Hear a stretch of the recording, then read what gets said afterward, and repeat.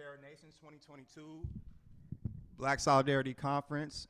And this year our theme is I versus we, repairing the nation. And appreciate everybody being here. My name is Mikhail. I'm one of the co-leads for Repair Nation, and I'll be your starting off host along with Mama Mia, and we're excited to have everybody here. Thank you. Yep. Yeah, my name is Mama Mia. Peace, everybody. The conference team will all be hosting today, and we're super excited to get this going. Yes, and yeah, we have our full conference team here. We have good brother Deli, Ajman, Shayar, Balaz, Krishna, and our co-founder too, Greg, is here setting everything up, and we've been planning for this for the whole year to have everybody here. So we appreciate everybody being tapping in with us. Yep, so today we're going to start off speaking on Black identity and cooperative mindset. Our goal is to raise awareness around cooperatives and why Black and Indigenous people are beginning to gravitate toward cooperative and cooperative businesses. We also have a few video reports lined up from our cooperative, our travels around the diaspora. Yes, and we really hope that you enjoyed this content for today. Like I said, we've been putting together this for some time, and we want to introduce today's chat moderator. We have Shayara. That's good. Blessed rising, everyone. Thank you for being here. We want everyone to comment, so please chat freely. There are just a couple of rules. The first is that this is a safe place for all, no matter your lifestyle or ideology. Be respectful to everyone's opinions, and please, no profanity. Yes, and we want to make it very clear that this is an open space for everybody, and yeah, everybody's open to say what they like, but please be respectful. And I just want to introduce Shara properly, because I didn't get a chance to let everybody know she's a co-owner of Rented Dispatch, and that's a freight dispatching company, and it's one of Repair Nation startup co-op projects. So I just wanted to shout that out for her. Okay, so for today's flow, this morning's session will be covering Black in the Diaspora, Building Community and Black Greatness workshops. There'll be 30 minutes each, and you'll have a chance to either stay on the main stage or pick the breakout room. The whole conference will be recorded, so you'll get to catch it later on our Repair Nation's YouTube channel, and be sure to subscribe while you're over there. Yes, and after our lunch break, we're going to have our keynote speaker. We're also going to have a build on cooperative mindset, a health and wellness, and a finance workshop. So we're going to have a lot of great information for everybody, and like always, we're going to hold down the culture with the African diaspora, so yeah. And we're looking to have our Repair Nation's co-founder, Greg Jackson, start us off with a little forward about Repair Nation and let us know what we're all about.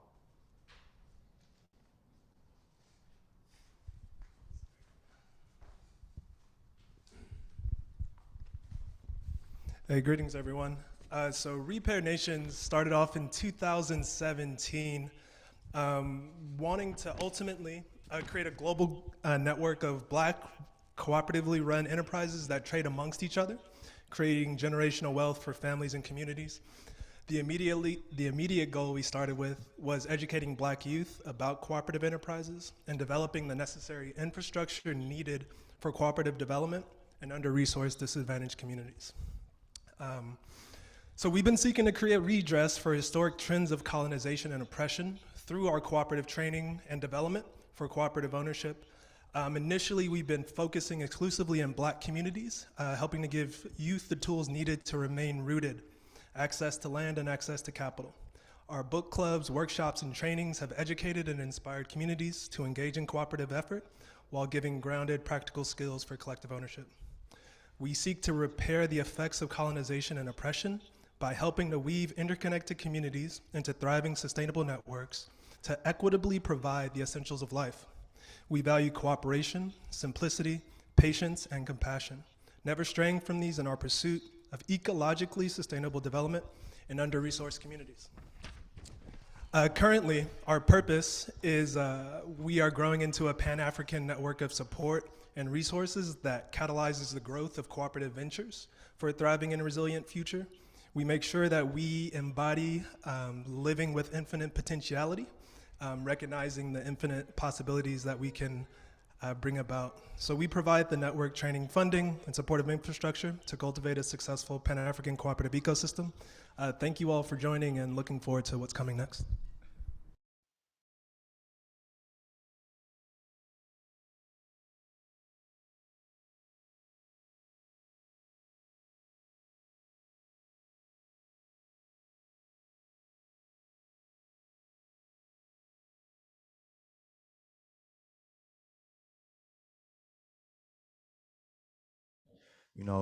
We want to make sure that we all on one accord. So Repair Nation's other co-founder, Tut Kingdom, and he's also the co-owner of Good Juju Vibes, and Kele Natoto, Oakland drum leader and a teacher of drums and culture out here in Oakland. They're gonna lead us with a libations. It's a pre-recorded libation ceremony they did for everybody, and so we hope everybody enjoyed it, and we're gonna get ready to cue up the video and play it. So give us 1 second.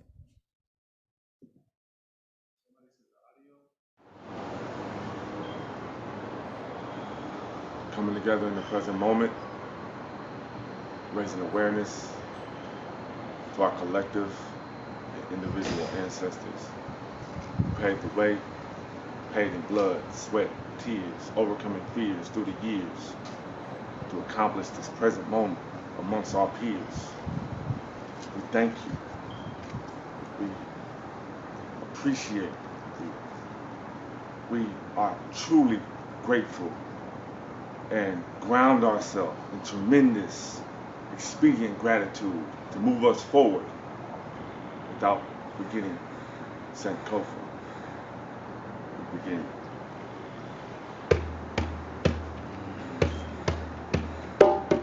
Grounding. The elements are the key to our survival.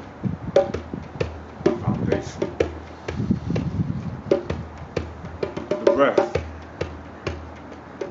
Father Time, the winds, north, south, east, west, we track Mother Earth to destinations through migrations, spiritual. We are one. The elements.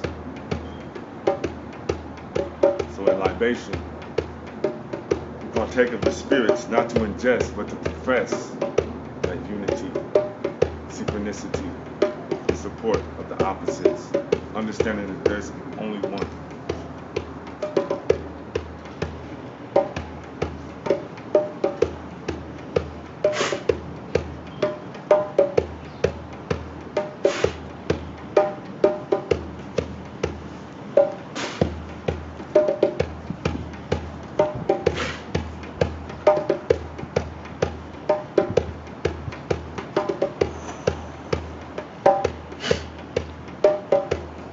Thank you, ancestors.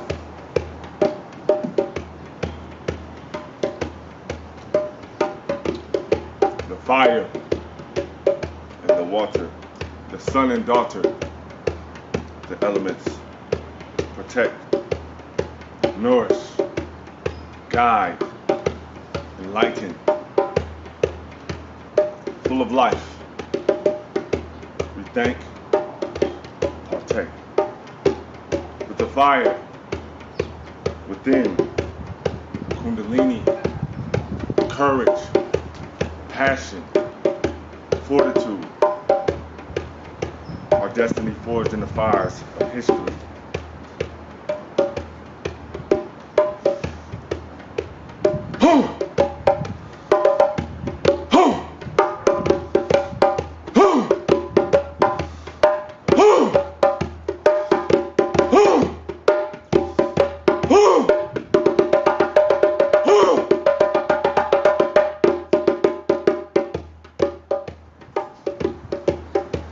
Great fire above as the sun transforms to the warrior. Give thanks. To life, libations is poured.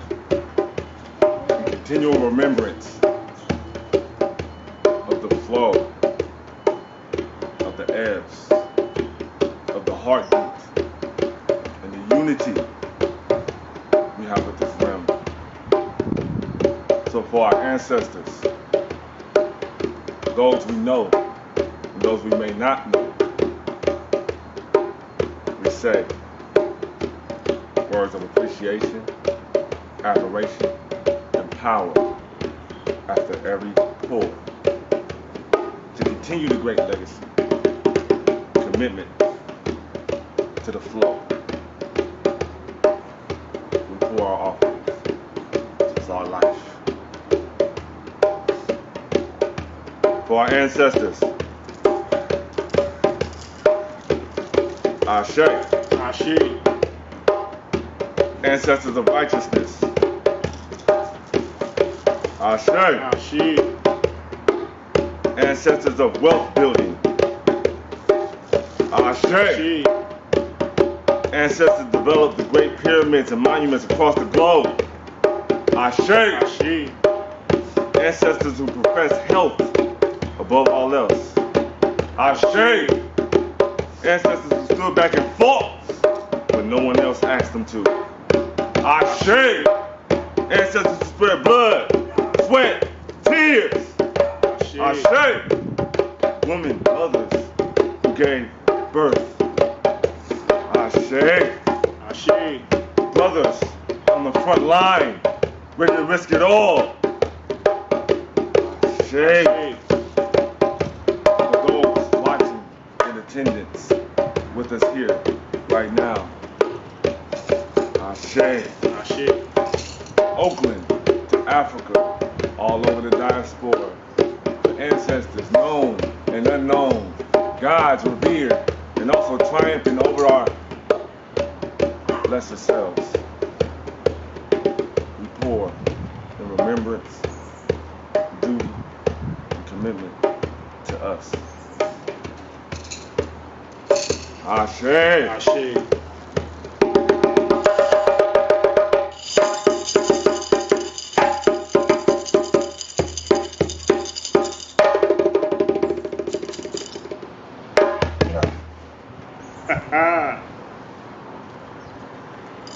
Ashe, Ashe. That was awesome. Thank you to Kele and Tet for that grounding, and that tunic was really beautiful too. So I just had to put that in there.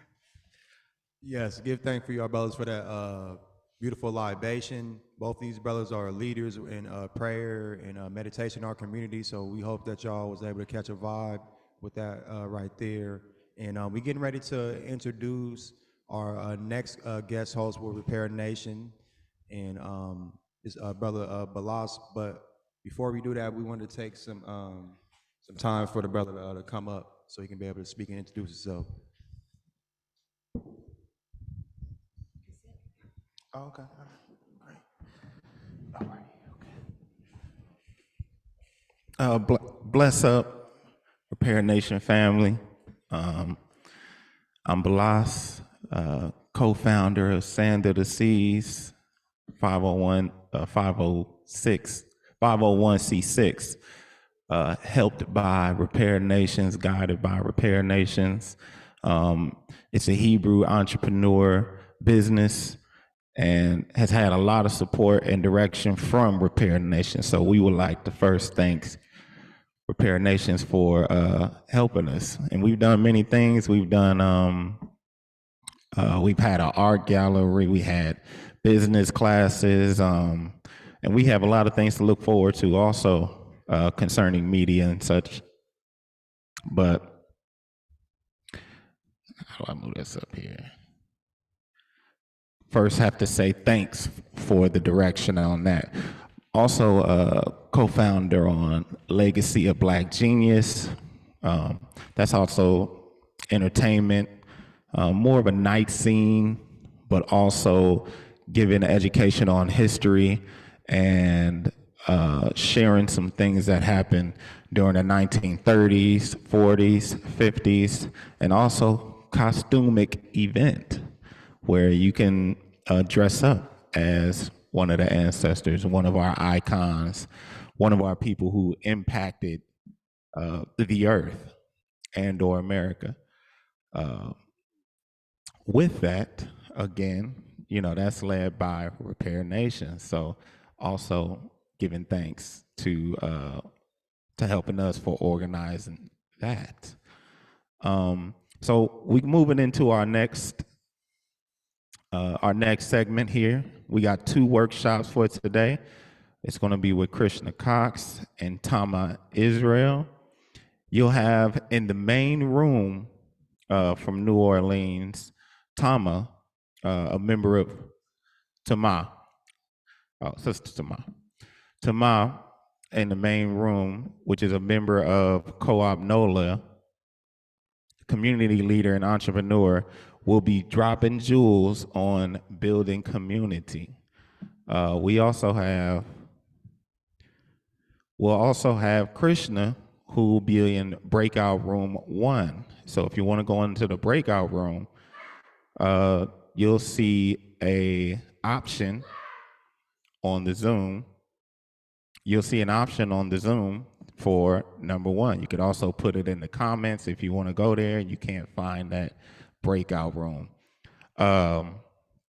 So again, with Krishna, he'll be following up from the Let's Build conference we had about 2 months ago, the I versus we, leading us here to the I versus we and Black identity. So if you want to get into some conversation on Black identity, hop into the breakout room with Krishna, and it should be an option on the screen for number 1. Breakout room. You can stay in the main room with Sister Tama. Okay. Is that option popping up? Okay, great. So now, be it that this is the main room, let's have our sister come right on up. And then we have Brother Krishna in the breakout room for Black identity. Type in the comment box if you're trying to go into the breakout room. Can't find it. It should be one. Main room is right here. All right, let's bring up our sister.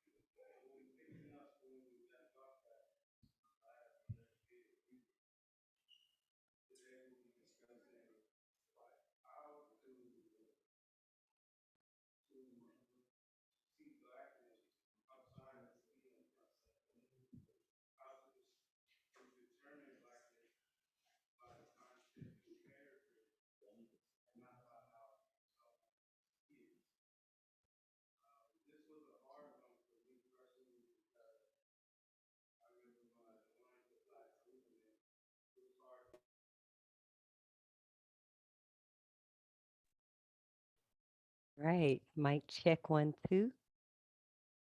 All right, we got it right.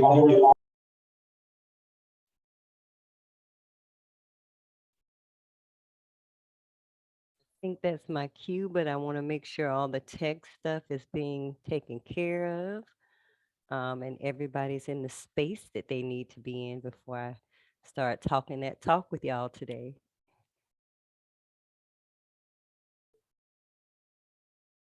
All right. Well, blessings, beautiful people. My name is Tama Yisrael, calling in from New Orleans, Louisiana. Grateful to be here today, grateful to share space with you all. And I'm hoping everybody is where they want to be and where they need to be for this segment of the conference. Um, I'm here to share a little bit today about building in community. And before I get into that, I definitely wanted to share one, a little bit about myself, my family, and how I see building in community. Um, I am a member of Cooperation New Orleans, a movement here locally to help create worker-owned co-ops, specifically in the Black communities. We have created the Black Liberation Co-op Academy as a tool to inform our community about cooperativism as a technology for our survival and liberation. I am also a member of a very musical family, Yisrael Edutainment. My husband and children are all musicians, and we've created a music school. We have a cultural organizing space, a record label, and production company. Um, and so I'll just say this, I see community building as building family and supporting those people who are in the community. My family is a very critical point in one of the reasons why I saw fit to actually build in community. Additionally, I am a member of the Nation of Yahweh, an organizing force across the country where we have our motto is one God, one mind, one love, and one action. And that model for community building has resonated through my life since I've met Yahweh and have moved into a more spiritual grounding in my walk. So I just wanted to share a couple of things and ideas around what community building should look like and what we need to connect to in today's climate.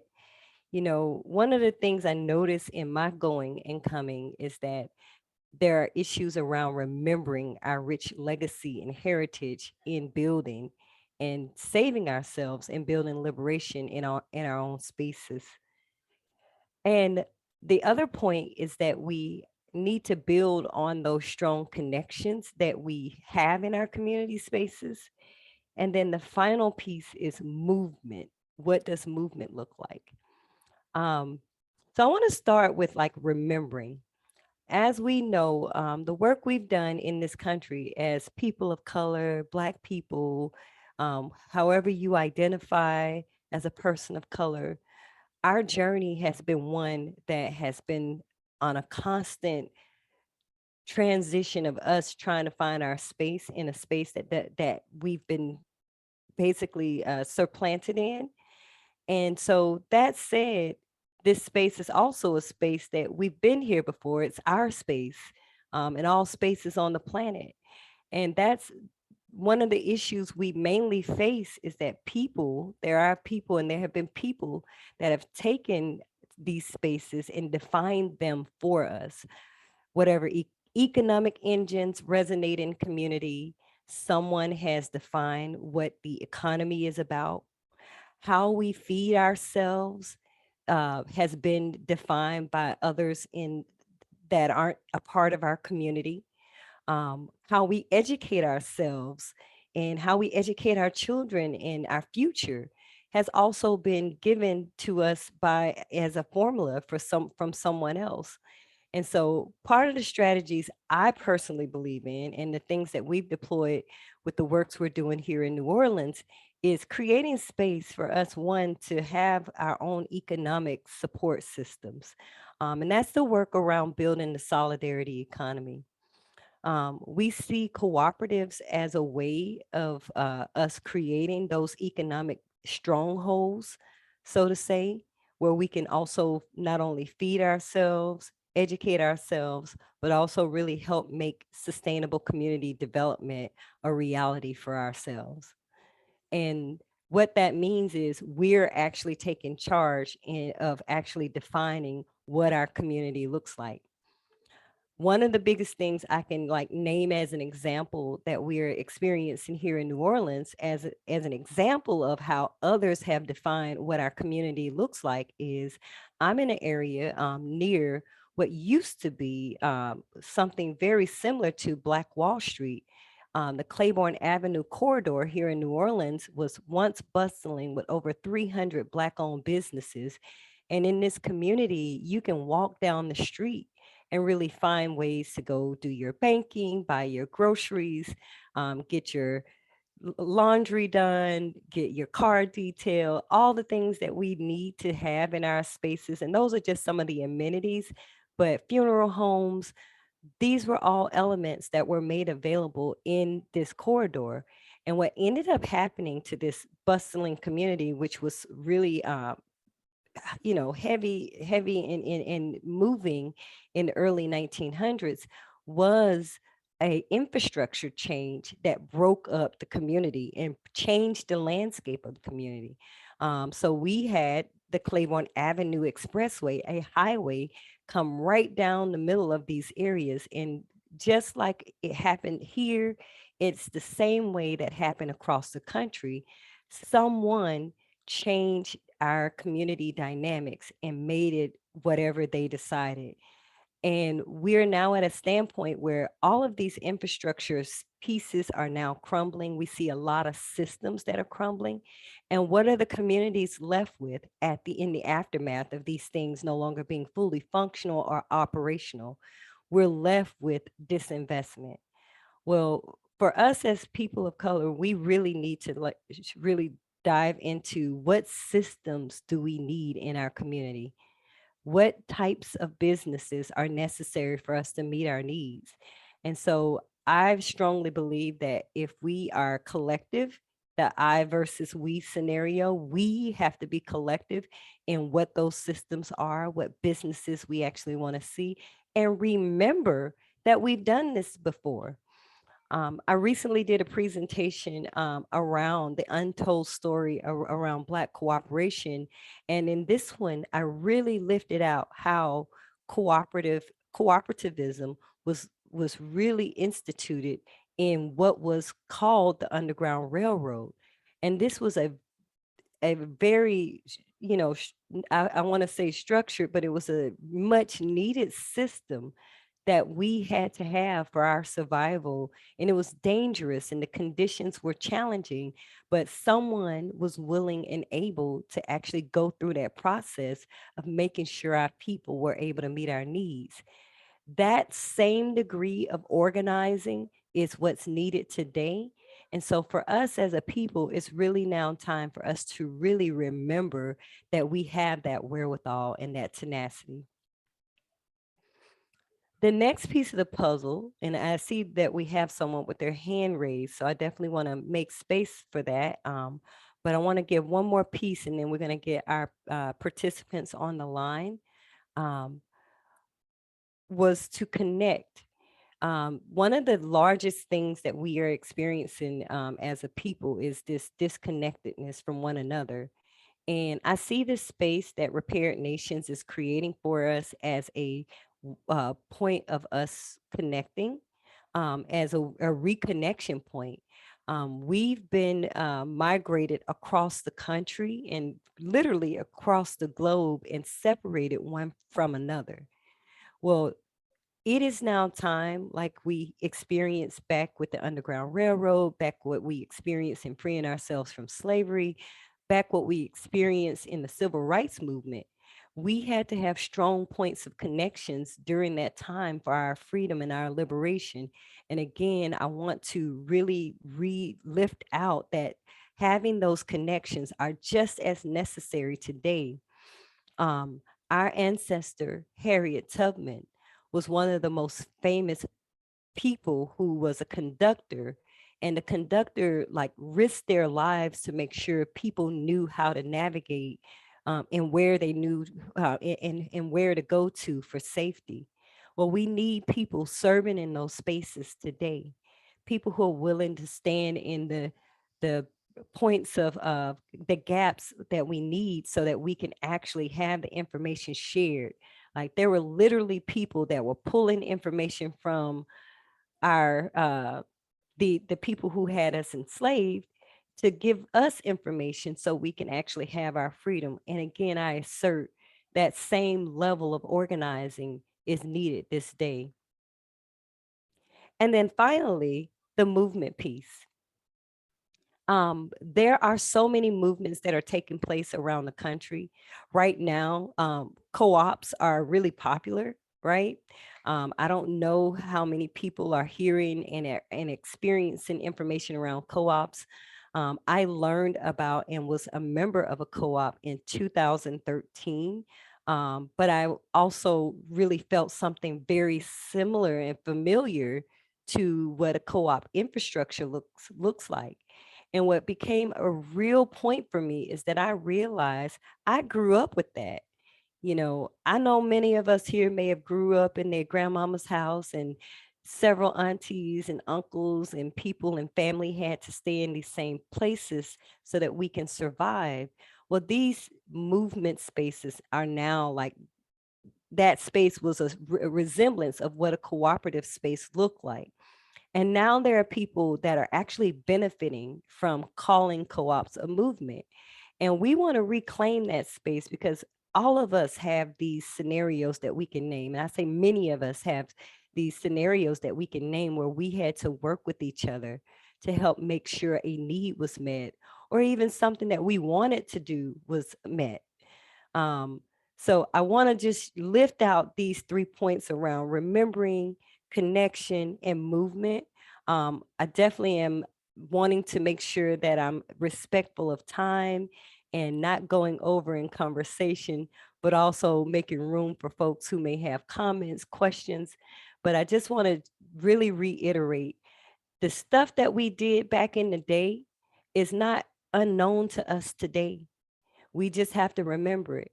And then what's needed today is some similar levels and high levels of movement and action and even risk. But the challenge is we have new tools that we can do today to use to make these movements a reality. So that said, I do want to leave space for our facilitators if there are any processes around comments, questions, feedback, or if I have more time to keep talking and talk, I definitely want to keep sharing.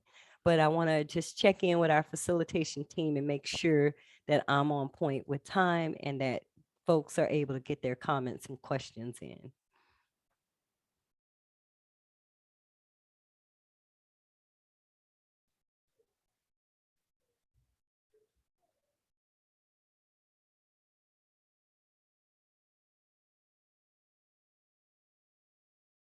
Right. Well, I'm not seeing, I do see a hand. Okay, and I'm good on time, but I do see a hand and I'm not sure if they are able to unmute to get their question out. So let's see if that can happen. Hi, that was what I was going to ask. This is Laura, and I was going to ask if you wanted us to type it in the chat, or did you want us to voice it? But I see you unmuted us. Indeed. I wanted to first thank you so very, very much. I loved that introduction and overview, and I really want to just respect, because that's like the most succinct and what do you call it? Brevity and conciseness. I guess when you're writing, those the briefest and most concise description of the work that is being done and needs to be done. And having said that, are you going to share later on the organization that you're with and the ones that you mentioned, or would you put them in the chat, or are we going to get them some other way? Or do you know? I can. Okay, great. And also, do you know if we're going to get be getting a copy of the recording, or do you have any idea? From what I know, this conference is being recorded and streamed on YouTube, and if Okay, I'm not mistaken, the playback will be available there. And I just dropped Cooperation New Orleans website in the chat. I have some other links that I will great. also share. Um, so absolutely. Again, I just wanted to make sure we were good on time, but I do have more stuff to talk about. So Okay, that thank you said, so I much. appreciate you. Were there anything, other thoughts that you wanted to share? I did want to ask you a question, and that is, in the current political climate we have here in the country, are you noticing an uptick in the number of people that are interested in joining? And the second question is how much collaboration with other either community groups or non-governmental groups, and even with governmental groups, do you all do? Um, or is it just, simply individuals? That's a great question. And I will say, let's start with the uptick in political advocacy around cooperativism. As a matter of fact, there are individuals and people that are actually looking to get more policy that are in favor of cooperative-based businesses. When I say policy, they're looking to create policies for more federal funding by means of the SBA for technical assistance.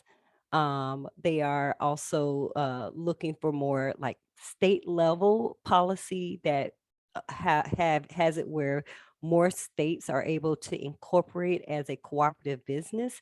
I will say that there are some challenges, especially if you're not in a state that has a cooperative business statute. And so there are limits on certain states that are favorable of cooperatives.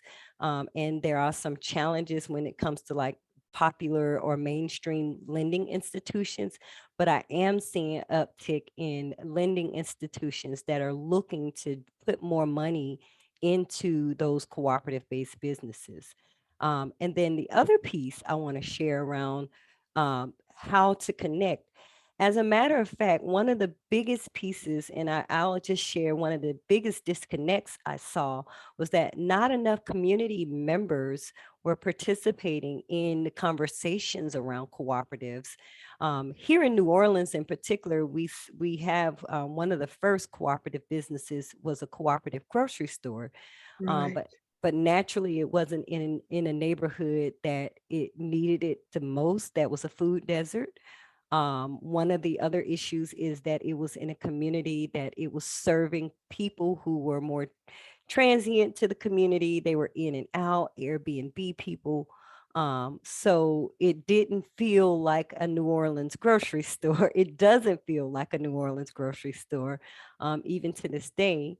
Um, but there are, what we saw was the need to create a place where those conversations around how co-ops can be used to bring in those community assets like grocery stores, home care cooperatives, et cetera.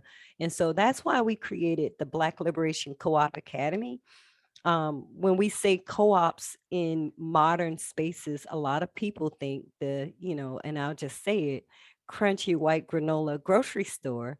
And it's not always the same. It's not always that. Cooperatives have existed for a long time. We just didn't call it that. So I think that there is something to how we organize in our communities already that we need to like we don't really relabel what we call ourselves. I think that there needs to be a different look at what we do as cooperative practices in the same level of institutional funding as well as policies that are in support of people that call their businesses co-ops should also be directed to the people who are doing these community collectives, mutual aid organizing, et cetera, because we're already doing this stuff, but somebody else is out there making this stuff popular and they're getting all the resources. So those are excellent questions and thank you for that. For sure. I'm in deep East Oakland, and the real deep East Oakland, where you hear about all the biggity oh stuff, let's put it that way. And I did want to just say one more thing, and that is when I grew up in the late 60s, early 70s, we had Black co-ops. And those were the places that we went to. And they were not granola crunching places. They served Black people. As a matter of fact, we went all the way to another city that was near us. We would get rides with each other to go there because that was the place that it was safe for us to go. So I just wanted to say big ups again to you. And last thing I'm going to say is I am a fund developer and a grant writer. So I'll be reaching out to you, and I'll put my information in the chat later on when it's open. Thank you. Thank you so much, Laura. I appreciate your comments, and I can't wait to connect with you. We have Lisa on the line. Lisa? Good morning, good afternoon, everybody. I am in Mexico, and I am from Richmond, California. And I escaped California last year to come to Mexico. But Tamar, I love your presentation. I'm definitely going to get in contact with you later. But what is your model? I'm trying to start a co-op here in Playa del Carmen, Mexico. And so what's your model? How are you doing your fundraising? And Laura, definitely put your information in the chat because we all going to be calling you. But how do you, Right? how are you raising your money? What model are you using to do the fundraising? Can you give us a little insight on that? Indeed. So with Cooperation New Orleans, we're doing a little bit of both. Like we're doing fee for service for some of our fundraising. We are also a part of a network of peer lenders. So we're a loan fund. And we also do some grant writing and some local fundraising for our loan fund in particular. So the network, the peer network that we are a member of is called Seed Commons. And I believe our friends here at the Repaired Nations are also very deeply involved with the Seed Commons network. And that's how we are all connected. And so there are groups that are like really looking to build those national and even international bridges around folks that are providing services to cooperatives. So they actually not only provide loans for us, but they also provide grants for our work so that we can provide what we call high touch technical assistance for cooperatives. And so that piece right there is what is used. The grant from Seed Commons Network is what's used to help provide that technical assistance and really help support the creation of cooperatives. But what we've done also is wrote some grants. We've, connected with some people that had these low barrier grants that were aligned with Black liberation. And we wrote grants specifically so that we can do the messaging and the rebranding of cooperatives in the Black community using the Black Liberation Co-op Academy. So that's just one. And then of course, the fee for service, there are others that can't afford to pay for services. When we say services, we mean technical assistance, business planning, financial planning and management, learning how to actually build out your business model and working on governance. So those types of technical assistance services we do offer as a fee for service for those who can pay. But there are a number of ways you can do fundraising. We actually did some individual fundraising to work with some as a part of our startup phase as a loan fund. And I have a 4-minute warning here. I do want to just, if there aren't any additional questions, I want it to be brief. I wanted to like make sure we understood that we've done this before. We need to reconnect. So I'm thanking Repaired Nations for like building these bridges, making the bold steps and being the conductors. We had members from Repaired Nation come to New Orleans. They spent time here with us. They learned about the people in our network. So we need more people that are willing to take that risk and bridge these connections together and stand in the gaps for those who don't have time to be on conference calls or whatever, so that they can learn about. Let's collect our efforts as cooperative and let's create a movement around our co-ops and whatever we're calling ourselves, whether we call ourselves a collective, a community group, mutual aid group. there are principles of cooperativism in all of that. So remember that those are our connection points, and let us continue to build together. And I'll be on for a little while longer, and I'll drop a few more pieces in the chat. And I'm thankful, and I wish I could have stayed a little longer, but I do know that that is my time. So thank you all so much for having me.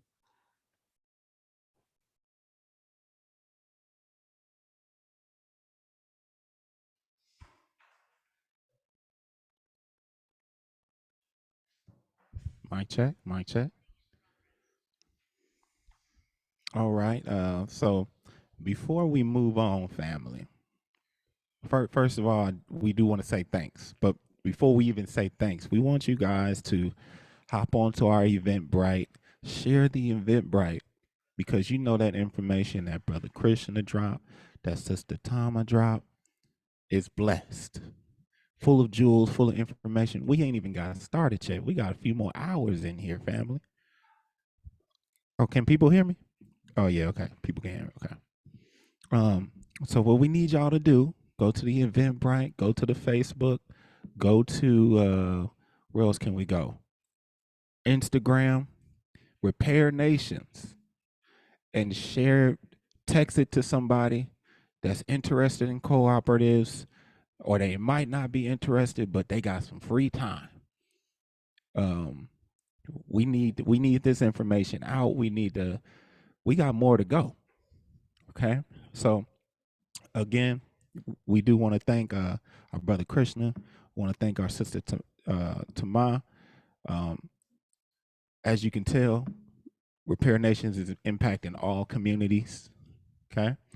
Now we're gonna go to our next host from Oakland, California, who's sitting next to me and radiates energy. I could feel the vibration moving past my body. We have Deli God. Okay, Deli God. Come on, Deli God. What you got for us now? Hello, hello, hello. So yeah, my name is Deli God. I am from Oakland, California. I own the House of Hayes Media Group. I do massage therapy. I wrote 2 books. I'm about to put out a 3rd in December. And yeah, we out here. Cool. Well, I could hear myself. So, in our next segment, John Pierre, Haitian historian and founder of Traces et Memoires, is coming up, speaking about the history of Haiti in the spirit of independence in Breakout Room 1. In the main room, we've brought together several folks that moved outside the U.S. Lisa Riley, founder of One Degree of Separation, La Playa, Mexico, John Curtis, and Victorious. Consultant Khalifa Consulting, co-founders of Universal Family Network of Accra, Ghana, talk about their expat journey. You should be able to choose your breakouts right now.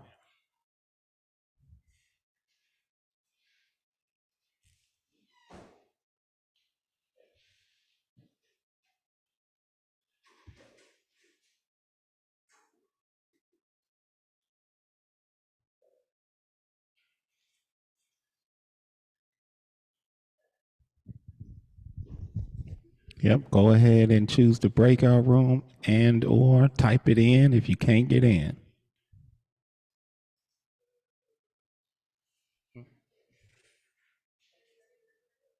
Or you can stay in the main room.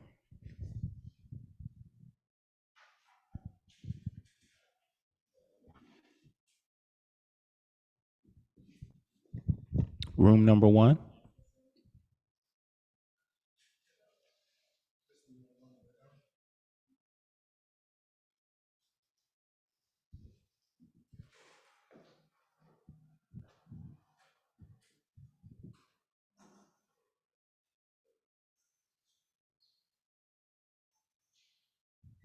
Yep, type it in, y'all. Type it in.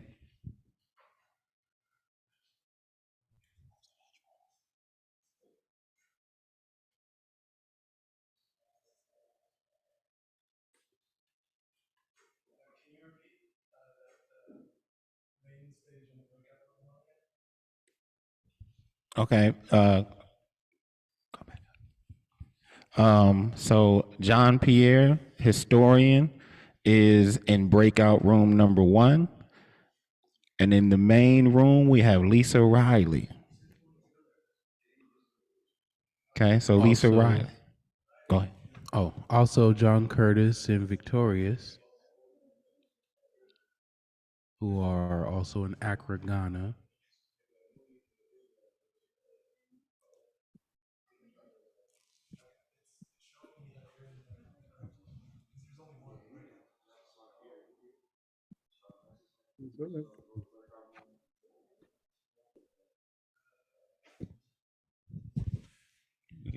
John Pierre is in room 1. Jean Pierre is in room 1.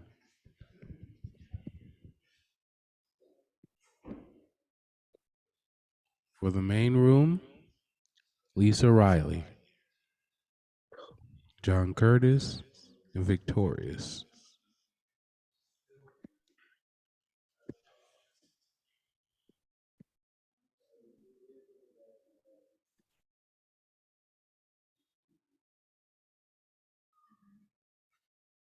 So we just have to unmute Lisa Riley when we get a chance.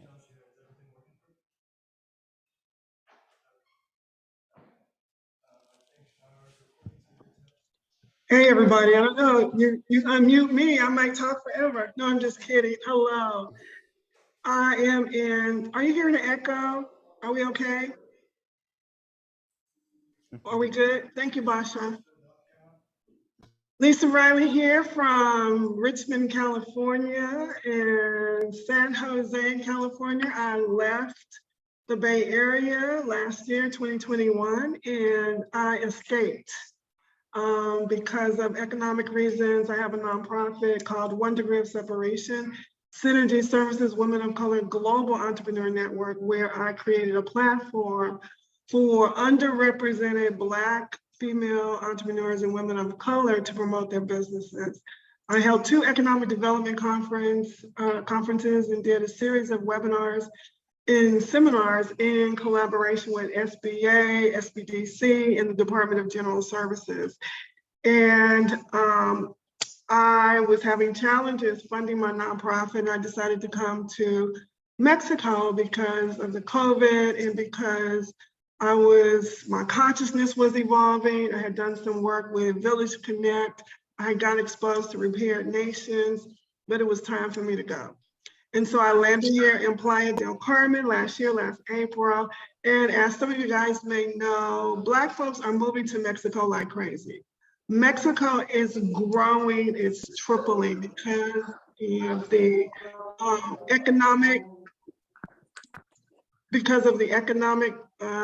advantages and because of the racism and disparity in the United States. I have 2 groups here, one called the Black Female Expat Sister Circle of Mexico, where I have over 600 women planning to move to Mexico and some currently living in Mexico. And I also have an organization that I just developed called Hermana. You can see our painting back here in Mexico.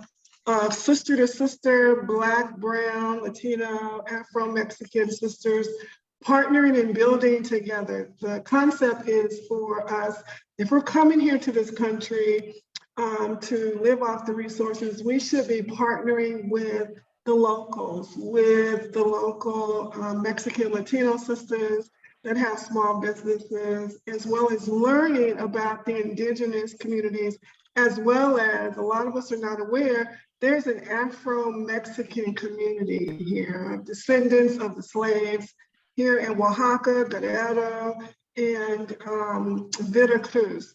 And so there is such rich resources and opportunities here for Black folks that are coming here. And I want to create a platform and an infrastructure to provide information and resources, because we need to do things differently in this country. If we're bouncing here from the United States, we need to do things differently, create a strong infrastructure, provide resources. Mental health is a big issue. People are coming here, bringing their businesses. They charge in US dollars here. And we're dealing with pesos. And here, the income level is a lot lower. So the average household income here is like $500. And so there are a lot of people bringing their individualistic, capitalistic mindset here when a lot of people cannot afford it. We're just trying to survive here. And so I just held my very first event, Hermana, where I engaged Black and Latina female entrepreneurs to host a vending event. I had keynote speakers with sisters that have grown their businesses here in Mexico, and other, I also recruited sponsors to help pay for the event and materials for the event. And I also used and partnered with a Mexican sister that has a holistic space here. She has a healing holistic space. You guys may know Mexico has a lot of energy here. There's an energy vortex here that's drawing all kind of healers and spiritual people, but it's also drawing people here for economic reasons. And so I'm here, I'm creating a home. I'm creating a safe space for people that want to come here and learn about Mexico, learn about Playa del Carmen. I've built relationships across the country. Mia was just here and met some sisters, and we're talking about partnering with Repair Nations to build a cooperative here and do education, because people are coming here bringing their individual businesses here, and some are failing. They're going back home because they can't make the kind of money that they expected to make. And then you have a lot of top-heavy businesses, but we're not partnering. We're not collaborating. We're not building. We have the capitalistic, individualistic mindset. And so I want to change the narrative and hopefully partner with some of you guys to come here and explore and build with us here in Mexico. How am I doing on time?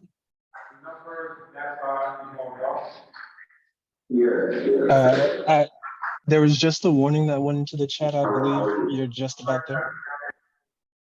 Okay. Any questions?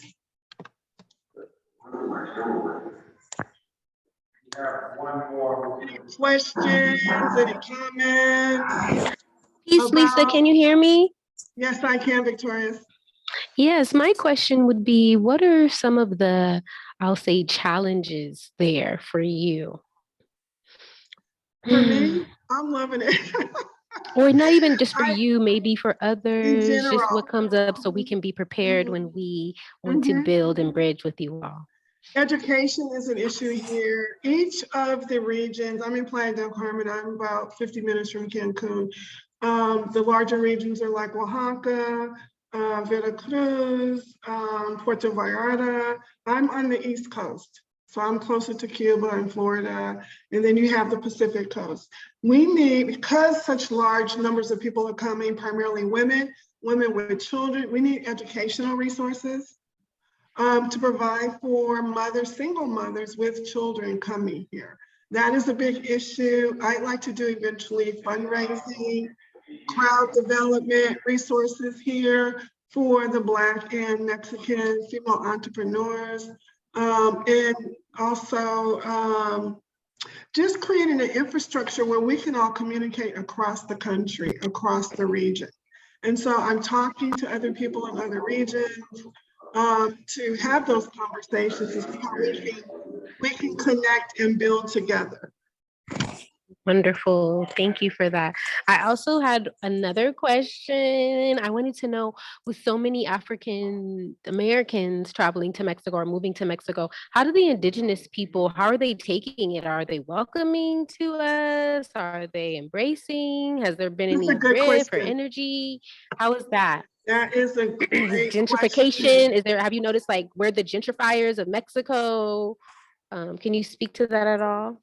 All that's going to happen anyway, just like anywhere else. But the indigenous people, a lot of them have a concern because we're coming here and we're not learning about the culture.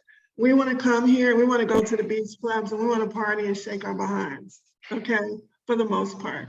And when you come here, I have my residency here now. I have my temporary residency here in Mexico. So I plan to stay here, and I'm semi-retired. And so I want to come here and learn how to do, grow gardens. So I'm connected with a community that's doing ecological stuff and growing gardens and stuff like that, and looking at sustainable communities.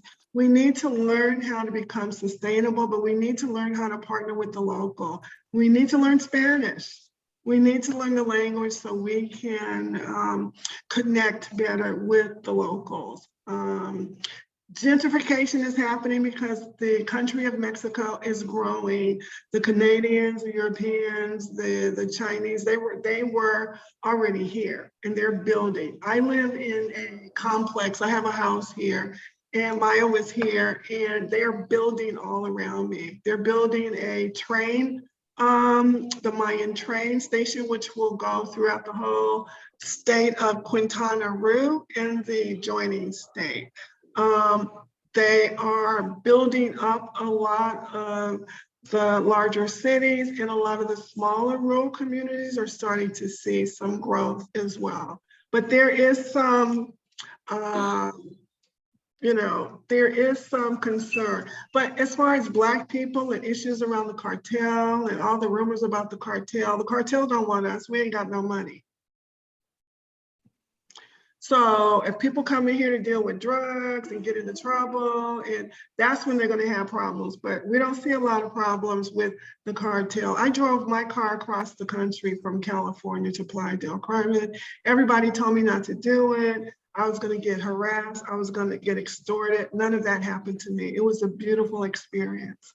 So we need to come here and act like we want to learn about the country and integrate with the people in the community. There's so many possibilities here, but we have to come here and do things differently versus how we've been doing things in the United States. Yes, yes. Gracias por tu información y trabajo. Gracias. Come visit. Any other questions? Victorious, you're on. Oh, cool. Okay. I just saw a note that said pass. I saw a note that said let's pass to Victorious. Was that right? And then I can respond to comments in the chat too. Thanks, everybody. Thank you for having me. All right, so my name is Victoria Swanjiro, and I'm currently based in Ghana, West Africa. And I'm the founder of Khalifa Consulting and the Universal Family Network. So the Universal Family Network is a mutual aid network. It's registered here in Ghana as an NGO, but basically it's a mutual aid network, and we focus around education and wellness. And so basically we call out to our network of educators and healers. That's I guess the communities that I represent as a former educator in the Oakland and San Francisco school district, and as a holistic healer, reaching out to these networks of educators and healers that are wanting to visit the continent, but also come to be a bridge, as Sister Lisa was sharing about her work in Mexico. And so with our mutual aid works, we reach out to these teachers and healers to bring laptops, books, school supplies, educational materials, because as Lisa was saying too, it's about this bridging. It's about sharing our resources and the abundance that we have as diasporans, Americans, because we do have an American passport. Probably most of you all on this call have an American passport. It has power, it has weight, it has strength. So let's utilize our privileges to support these communities that we're going into. If not, there will be upheaval, right? And so by supporting the youth and supporting education, it softens the hearts of the people whose communities we're coming into, right? It shows, oh, these people are wanting to give, they're investing into our children. And what way to better show your allegiance and love and camaraderie than by offering services and resources to the children in the community. And so that's kind of our angle with the work that we're doing, is coming with resources and it allows us to kind of move and engage with the people in a smooth way. We currently have 16 plots of land. We are securing our headquarters in Accra. It's a 5-bedroom, 4-bathroom home. We have a classroom that we have built. We have a library and a store that we have built. We have the community youth come. We provide after-school services, so out-of-school services. During the holidays, when they're off of school, they're with us. Sometimes 6 days a week, 7 days a week. Some days I'm just like, I'm not opening the gate because the kids come all the time. But it's a blessing. And we have another plot of land in the Ashanti region. And really, for what I can say that we need is we need more, I'll say, youth, right? Younger folks, you know, out of high school in their 20s and 30s coming over here. Ghana has a lot of people that come just for, you know, the holidays or visiting, or a lot of people that come to retire, but not a lot of people that are willing to put down roots and put in the work for what needs to be done, right? We need the infrastructure, we need the minds that, and the education that we have benefited from by being in the diaspora. So take your brilliance and let's bring it to the continent, partner with our brothers and sisters here, and create, you know, these sanctuary spaces, these intentional communities that we're speaking of. So I can go on and on, but I'd love to just hear from you all. Any questions, comments, concerns about repatriation, intentional housing, mutual aid? I'm here for it. Anyone? Oh yes, you can. Can people maybe unmute themselves or put it in the chat box? Because I forgot. You guys can unmute yourself. Okay, Marielle Turner has a question. Are we able to unmute them? And Rico is trying to raise their hand. Marielle, Rico, can we unmute them? I want to hear what they want to talk about.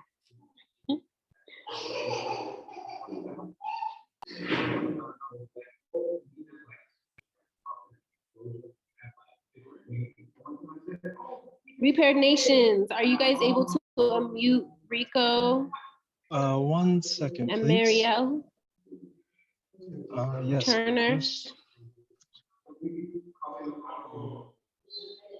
Or if you guys can put it in the chat.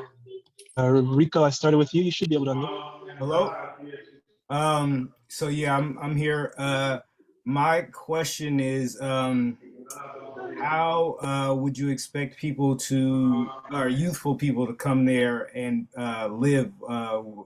Like, how do they pay for things? What sort of job resources or financial resources do you expect a person that's coming from America to have, or to be able to expect when they get there? You know, that's a great question, Rico Harris. So I would say, to be honest, there's so many possibilities, right? You can come with $5,000 and open up a barbershop, a hair salon, right? You can come, we really need a lot of consciousness around mindful eating. So some sister friends from Cali are opening up, they're starting out a vegetarian food restaurant, a raw food restaurant, because that's not here, right? So any idea that we have, if you're able to come with the startup cost, you can manifest it and manifest it here. What about apps like Fiverr, where you can work remotely anywhere in the world as an independent contractor or consultant, right? You can make flyers and graphics online, and people can pay you anywhere in the world $100 per graphic, $300 per logo, right? And so you don't need to be dependent on an institution, a corporation to say, give you a job. You can create your own business for yourself. It doesn't take much to get a domain name, have a website, and create your own platforms to share whatever services that you may have, right? The youth, like, we're young, we're creative. If you want it bad enough, you will make it happen. That's what I will say. If you want it bad enough, you will make it happen. Partnering also too with the people on the ground. That's what I did. The house that we are renting, that we're going to be buying, I had some of my people on the ground find the place, look into where can we get a 5-bedroom house affordable, right? And for under $100,000, we are in the process of securing a 5-bedroom house, right? Doing online classes, workshops, inviting people to come to Ghana for healing retreats and training on holistic health, right? That's my dream. That's what I wanted to do, and that's what I am doing, right? And it's through the help of others here on the ground and in our network that we're able to make it happen. So I would say for people that want to come, connect with us here on the ground. We will make a way for you. We will make it happen. Don't go blindly. Set things up for yourself, right? So some people want to just say, forget America, I'm out of here, I'm not doing anything, I'm not going to pay my taxes or keep up with this. I still do. I still have my business registered in the States, my business taxes, all that stuff, my bank account, because with doing business online, running my businesses, it's advantageous that I still am connected to America in some way to push the works that I want to do. So I would also say, set something up for yourself, either so that you can get paid virtually or digitally, or come with a little startup capital, maybe $5,000, $10,000, and it will take you along. It will take you far, especially now, unfortunately, the CD weight is dropping and the dollar is stronger. So your dollar now has more weight, almost 10 times as much. $1 now is about equivalent to 10 CDs. So you take 10,000 CDs, I mean, $10,000, it's worth 100,000 CDs. I'm sure that's enough startup cost for some basic type of business, maybe not a big, large scale, but what about manufacturing things like chocolates, which is a big, cocoa is produced here, but it's manufactured in the West. What about manufacturing things like mangoes, drying them out, ginger candy, cashews, right? We produce so much cashews here, but all of this is exported. If 5 of y'all piece up with me and we all put in 5,000, we can have our own manufacturing and manufacture our own cashews and our own chocolate and stop having to outsource, right? So these are just a couple ideas. We could talk more if you guys want to get into more of this, because you can see I'm excited about these conversations. Told these youth Rico to hit me up, khalifaconsulting.com, email me, and we can build more on strategizing to support people and coming over and creating businesses for themselves, for their family, for their community. Any other questions? Are you all able to hear me? Yes, I had one. Okay, last question, Marielle, and then Brother Soul Charge, one of my comrades here on the ground, is up next. And the last thing I would say is to networking, community building, right? I am at the home right now of Kala Cambone and Dr. Obadele Cambone, who are also from the diaspora. They have been here for 16 years. Their parents are here. I did a talk on their platform. They have their own app, so we can get off of these other apps and get on our own. They have one. I'll also put it in the chat, a BB to me. They asked me to speak on wound care, and just speaking online to their platform, we were able, people paid to come to these workshops. So just doing online talks, people send in their money anywhere in the world, you can get paid. So by networking, collaborating with others, your community will support you and your financial abundance and liberation. Marielle, I'm here. Yes, hi. I'm in Mexico in the same town as Lisa Riley. Hi, Lisa. Okay, we have a great time here. It's beautiful here. And we're so happy we're gone. The oppression is gone that I used to feel every day in the United States is gone now that I'm here. I wanted to go to Africa originally, and long story and everything, and just came to Mexico. But they were talking about vaccinations for Rwanda, where I was supposed to go. And I know they don't have to do that there in Ghana, but and that's wonderful. I wanted to get some information about because my ancestors are Ashanti. Like my from what I understand, there's a big festival there every year. I want to go to that and connect with my family. I would love to do that. And I was wondering if you would know anybody in so that I can connect with the Ingrams that came from the Bahamas are Ashanti from Ghana. And that's the family I belong to. So I wanted to know, who do I connect with there in Ghana to get, attached to my family? All right. Well, that's a whole long one, but we do have. And I had to sit down. Okay, thank you.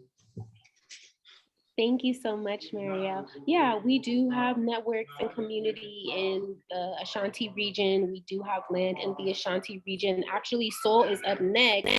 Soul helped to clear our land that we have there. And really, to be honest, it's sitting there. Our land, we have, like I said, 16 plots.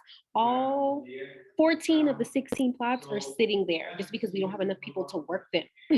We just put in our cashew trees and cassava and some other medicinal plants, but that's what I will say. Soul is up next. Inbox him, inbox me, tap in with us. You just have to be on the ground, connect with your ancestors, do your ancestry lineage. It's a long journey, but first step is just getting on the ground. Soul Charge, you there, brother? I'm gonna pass it to you. Quickly, my middle name is Victoria too. Yay! Okay, so. Greetings all, I am present. How are you? Wonderful. Yeah, so all that Victoria just said was true. I'm enjoying exponentially my experience here in Ghana. I wouldn't have been able to stay 2 years if it wasn't for the Universal Family Network and all of its benefits. I was sent here by my father and mother to change how the common people view church and spirituality. I've been studying metaphysics and massage therapy and chakras and Reiki since 2016. And I'm developing my movement called Soul Charge, where we come together and we honor, embellish the spirit inside of us, the electromagnetic frequency that is generated by our heart. So we do different activities to stimulate our chakras. And it was growing pretty large, maybe like 20, 30 people before I left California in 2020. And I'm still continuing here with men, women, and children. I've been going to many different regions like Takoradi and Abri, getting partnerships with people who have guest houses out there and who need support in renovating. I was just introduced Makel to my good friend, Brother Duke, who has a sanctuary type garden called Nature's Cradle that's right next to the Adam waterfall. And he's gonna turn into an Airbnb. I'm working with people, diasporans with Soul Charge directly, introducing it to Ghanaians as much as I can. And I'm also in 2 musical bands with our good partner, King Soma. He's teaching us how to play Ngoni, how to make Ngoni, how to make drums, and all of the beautiful decor that Victorious is wearing now. So we're learning about farming. At the end of the year, we're gonna have a doula training. I'm really excited as a man to be a part of natural home birth as a form of, just masculine and feminine coming together to curate righteousness. I think that the type of personality that I have is really well with feminine energy, and I want to inspire more men to take women's more seriously.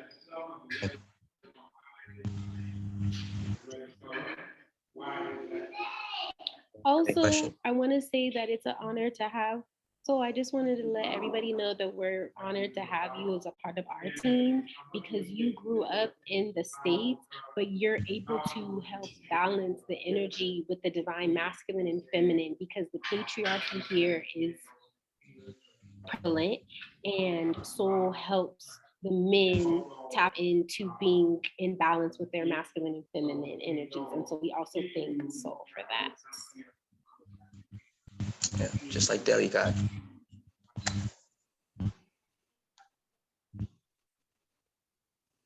Questions for our brother Soul? Please put them in the chat. Also, I would like to say that Clipper Consulting and the Universal Family would not be as successful if it wasn't for our team, like Soul, like Vivian, like Soma. So we're only as strong as the people around us. We are.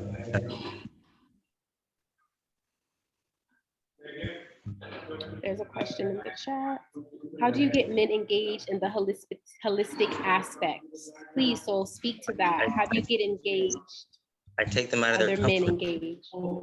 Take them out of their comfort zone. I remember I injured myself, so I soak my feet as often as I can with hot water, lemon, and salt. And I was doing it one day, and one of my colleagues was making fun of me. Like, oh, it's a ladies' thing. A ladies' thing. Self-care by women live longer than men. You should try it. So then the next couple of days, Victoria's ran him some water, and we soaked his feet. He loved it. I'm also teaching them about intimacy and massage and how it's different from sexuality. It's close. It's a close line, but intimacy is so much broader. Like just sitting with somebody and signing their hand, or sharing a meal, or just really listening to them when they talk. I like pushing people outside their comfort zones with mantra chants, dances, new experiences of self-care. Lisa's asking you, John, are you consulting or hosting any webinars? Yes, I have consulting webinars. I haven't had any ones planned at the moment, but people are interested in knowing more about soul charge, charging their chakras, and inner child. We can schedule ones or group ones. And I would say just do it. Just have events, just hold programs. At our house for my team, we had a wellness day where, we soaked our feet and we gave massages, like just having activities that are wellness-based activities engages everyone to be involved. And who's going to say no to a massage? What man is going to say no to having their feet in nice warm water and getting a foot massage? And then we integrate, meditation and eating well, so you just have to finesse it in there. Yes, I saw your comment, Lisa. I would like to get in touch with you and organize a webinar for your brothers. Yes, Lisa. I just gave birth to my firstborn son a month ago at home. I remember thinking in labor how my husband's energy was calming to me. It was him that took me out of my trance for the final push because my son was turning purple. He told me to fight, and now he is with us here today. I'm excited for what you are doing and how many women you can save. Peace be upon you. Give thanks. Basha.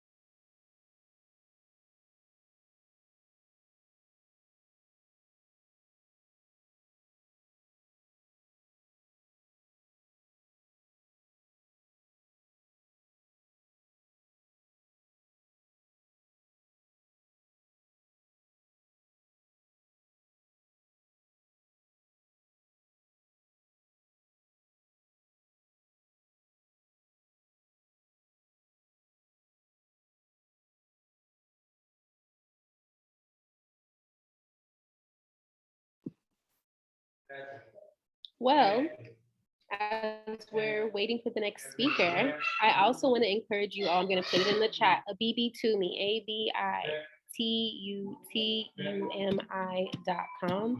Baba Obadele Kambon is teaching Tree right now.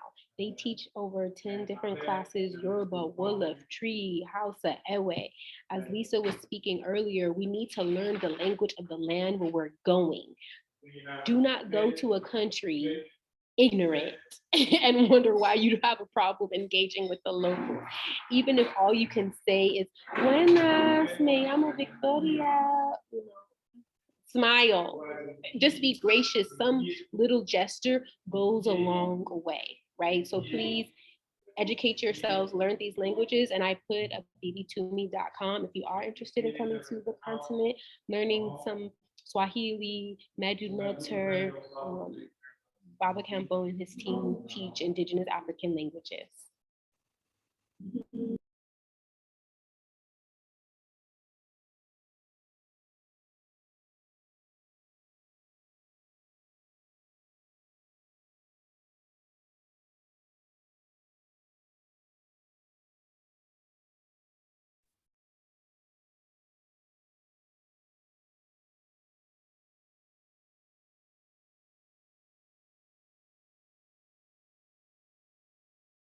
Hamana e Hamana is a beautiful event that brings together Black female entrepreneurs and Latina female entrepreneurs who come together and showcase their absolutely amazing talents.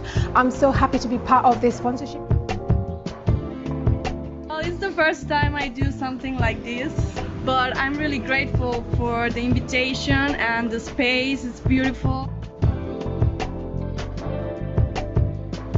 This kind of community is like something cool for us, like for women to know our works, and we can like share with other people like what we do.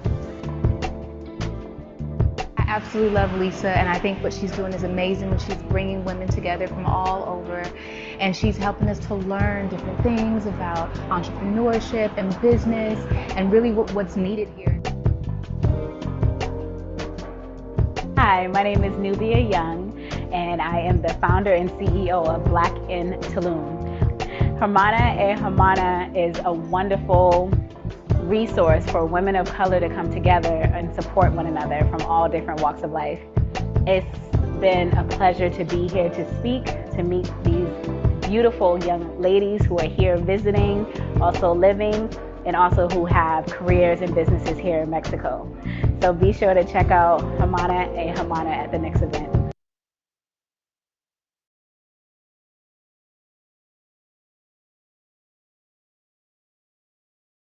Can y'all hear me? Yeah. Great. Thank you for all the great information. If you'd like to reach out to any of the panelists, Sha'ara will be posting their social media info into the chat. So next up, Repair Nation staff was able to travel to New Orleans and Jackson, Mississippi this year. We wanted to share with you some amazing connections we made with Co-op New Orleans and Co-op Jackson in room 1. In the breakout room, Repair Nation's great friend and cooperator, Yao Asare, has all the ins and outs of how to gain citizenship in Ghana without all the drama. If you ever thought about moving there, this is for you. The breakout room should open up now.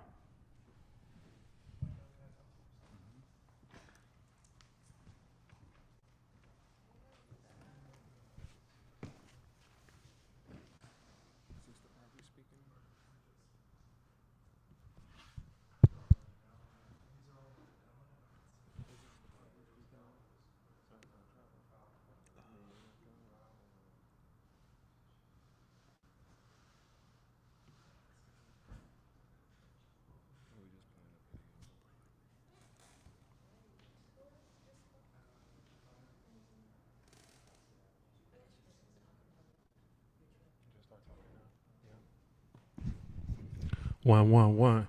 So in the meantime, while we get this video together, I just would like to highlight some of the memories that I had traveling with my brother Deli and Michael.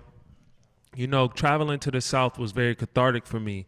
I have family that is from Louisiana. On one side, I'm third generation Oakland. On another, we've been out here for this. I'm the second generation, and both sides are from the South. One side is from Louisiana, my mom's side, or excuse me, my dad's side. And so there was a part where it was a time to get connected with myself. Going to New Orleans was interesting. It was so much culture. It was so much. It was so much passion that we were able to get from the people doing their organizing. You know, we sat with folks who have been working in their communities, helping people with housing, helping people create narratives that are healing to see and tell the history of their city. We learned about some of the political movements going on. Sister Tama gave us a great tour around the city. So we got to hear about the works her and her husband have been working on. So it was very inspirational. It was very inspirational because we're doing a lot of work out here in Oakland, and to go out to New Orleans and to see how they're moving out there. We came back with so much charge. Like we were overflowing with just energy. So one of the things that I really want to impress upon people is our people go back to Africa for sure. We went back to Ghana. We're going back, but please go back to the South as well.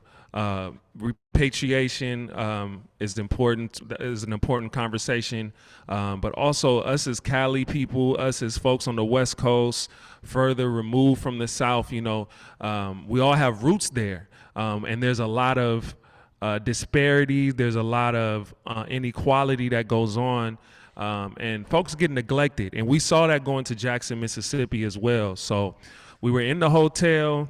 I turned on the water and it was brown. So this is in the hotel. This wasn't in someone's house. This is supposed to be a 3-4 star hotel. So the situation out there is very dire. We've heard about Flint, Michigan, but also know that Jackson, Mississippi is going through it as well. So we need to go back to the South to make those connections and to heal those connections that have been severed. Would you like to add anything, my brothers? Yeah. Like you said, go back to the South, but also reinvest into the South as well. There's a lot of empty buildings. There could be a lot more business flowing there just for the chocolate people out there. And I like the fact that it was predominantly chocolate people out there. You know, it's good to see, because I'm from Cali. We see a mix of everything, and that's cool. But you go somewhere that's predominantly like black chocolate, I'm like, wow, I'm loving this. It was hot and stormy at the same time. I enjoyed that. You know, you don't get that weather every day. What about you? Yeah, I appreciate y'all brothers sharing that, and I had a great time on our travels to New Orleans and also to Jackson, Mississippi. When I got there, I felt a deep connection, like a deep ancestral connection. And my grandfather also comes from Louisiana as well, and my grandmother from Georgia and Atlanta. So when I got out there, just the weather and the culture and everything, it gave me a sense of like, this is the way that we supposed to live, and how our ancestors lived, more immersed in nature and holding down our own culture, having our own businesses, like just being in a fully melanated space. So I really appreciated that. Also appreciated the rich culture that New Orleans holds, with a lot of Mardi Gras Indians and all the different arts and statues and figures they had around the town representing our ancient culture. Was very nice to see. And Jackson, Mississippi, it was just very slow. You know, it was a place I felt like I can just sit and meditate for some time without no kind of distractions. And also we did see that water crisis happen very early before we even left. Like the brother was saying, we seen the water quality was very poor, and we definitely need to go back to support, but also we need to go back and build out in the South. You know, in the West Coast, in the Midwest, is very expensive with high taxes and property value, but you know, we can go back and build ecosystems and sustainable housing for our melanated people in the South. So definitely appreciate the journey, and yeah, we got a video we recorded that documents our travels, and we look forward to y'all seeing it. So yeah, we're gonna cue it up in 1 second. Okay. Aren't aware, please go research Cooperation Jackson. Go research Chokwe Lumumba. Go research that movement, the Jackson Kush Plan. The work that they put in to, really put forth this vision of having Jackson, Mississippi be an industrial center for the South was very powerful. So powerful, in fact, that I think it has some consequences. And so I think more folks should know about what happened with that brother Chokwe Lumumba, and be aware of his untimely passing. It did not stop their progress, though. We were able to see the garden, the acre garden that Co-op Jackson has, as well as their 3D printing facility that they're building. So the work continues to go on. One thing that it showed me is that oppression is very intentional, and in California sometimes it can get masked with beauty and access. In Jackson, it's hard to cover. You can't sweep it under the rug. Every other building was empty. High school sized buildings uninhabited. For what reason? With homelessness right in front of it, you got people walking with no home in front of empty buildings, and we see a sample of that out here. But out there, where property is, not as expensive as it would seem, it doesn't make sense. So we got to go back to the South, reinvest in the South. Are we queued up with the video? Okay, it's time for y'all to check it out. These are At our Repair travels. Nations, we want to help Black youth launch Check it out. cooperative enterprises that lead to sustainable economic security.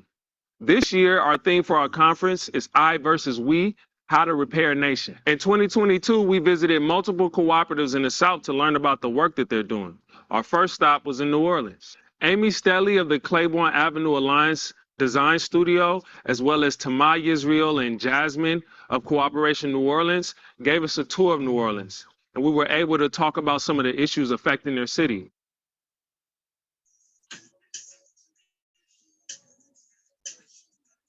Hear about Tulsa, we're hearing about Claiborne and the richness that was here before this monstrosity came in. You can see what it brings.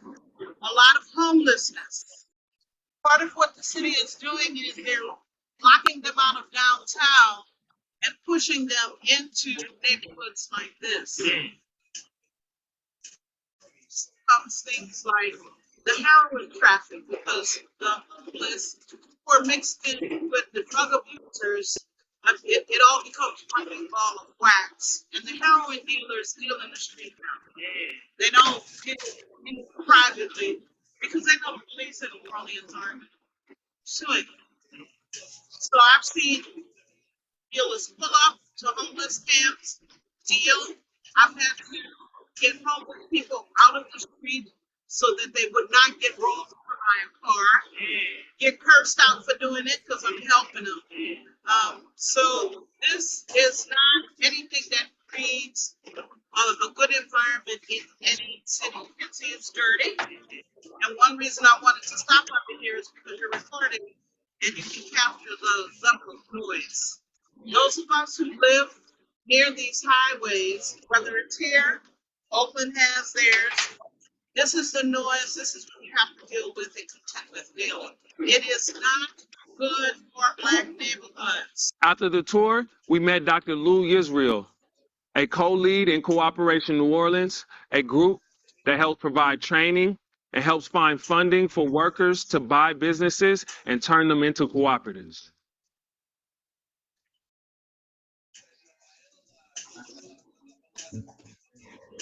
Well, wasn't born into it, but born in the ghettos of Chicago.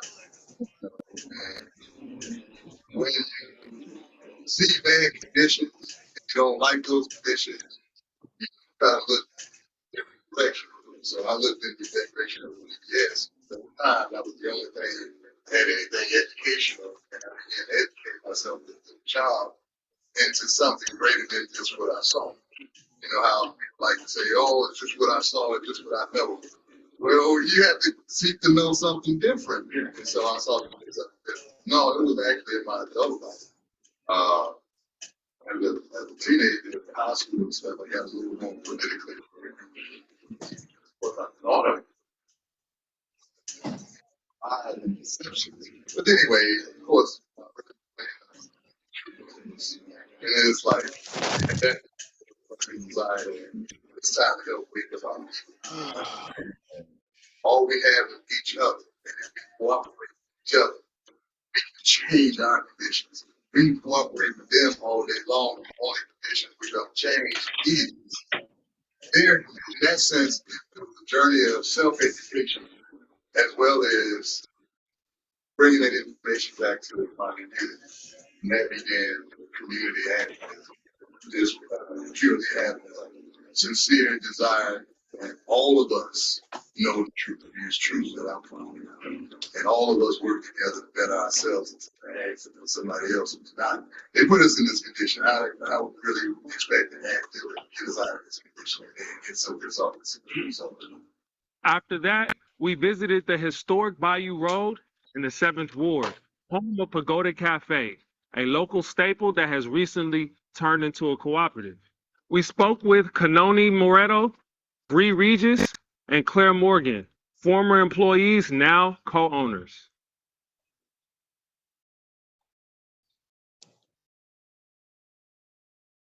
It takes a lot. It takes a lot. It looks like a small place, but we really do put our blood, sweat, and tears into this place. And sometimes it's a lot. Sometimes it's hard, and sometimes it's straight, and sometimes it's dead. It's busy. You just have to roll with the punches. Yeah, I mean that's what makes it so great that this will be a co-op because it's not just one person taking on that burden. Like Shauna, our previous or our current owner, was doing after her partner left. It makes it easier because like what I can't do, he could do. What Kiki can't do, Claire can do. I love that we work as a team. Like, there's no wrong way because we all are still learning. So if it's like she said, something she doesn't know or something you feel like, well, hey, I'm stronger at that. I'm stronger at that. But it's like we get it. There's not one person that can run this business together. So we all need each other. We all deal with trials and tribulations, with scheduling, with waste, with people following instructions. You're not going to have a perfect staff, but we're close to it. If you dedicate yourself to being a co-op member or just even a staff member, because we don't disregard staff members that aren't co-op members.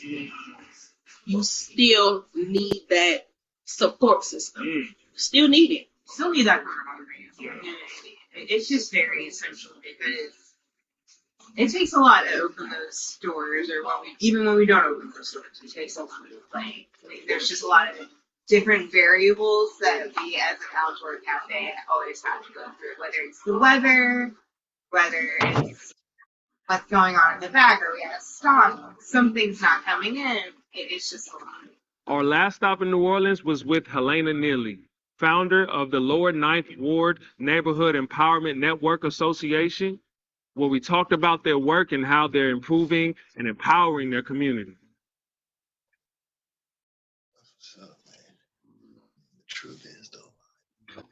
I'm a community organizer, citywide community organizer.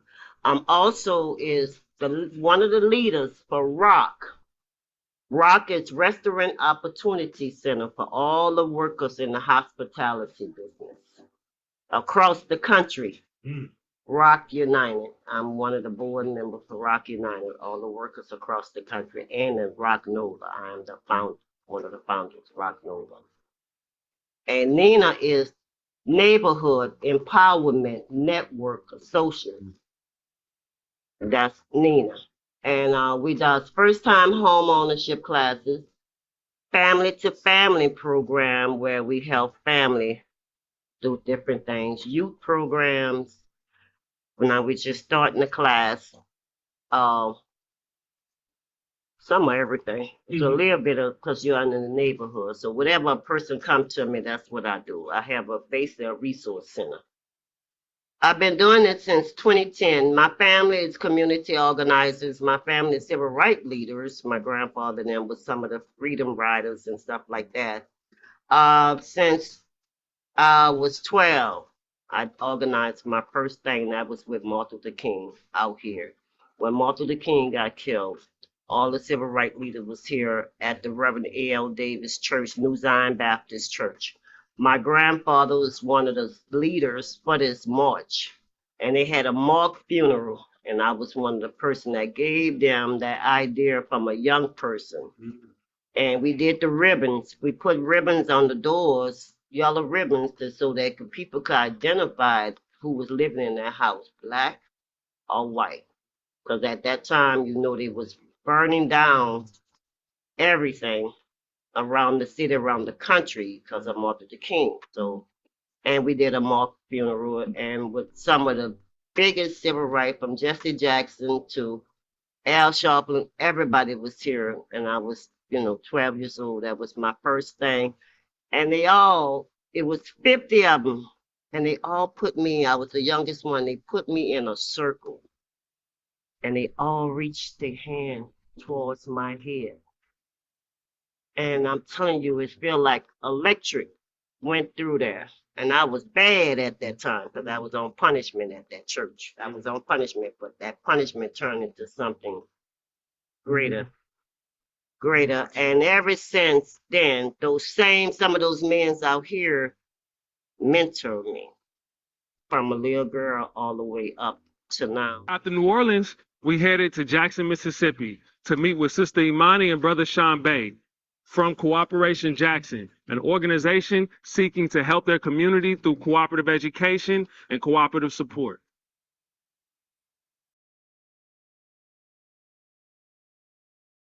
This vehicle to start cooperatives so we can have ownership of our labor and products, and vehicle to be self-sustainable in this community of Jackson.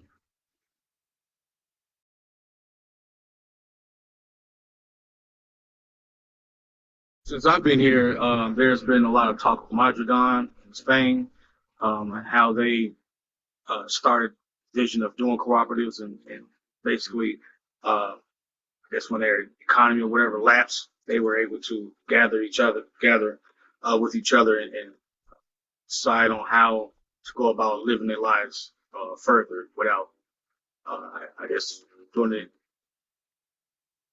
being involved like government wise, like more sustainable for themselves, people power. And also, cooperatives are not new to people in the Black community because we've had a history of coming together and establishing our own communities and working for each other ourselves. And of course, what's happened with that, when we establish our communities, others who do not like what we've done, being self-sufficient and independent, they come and destroy it.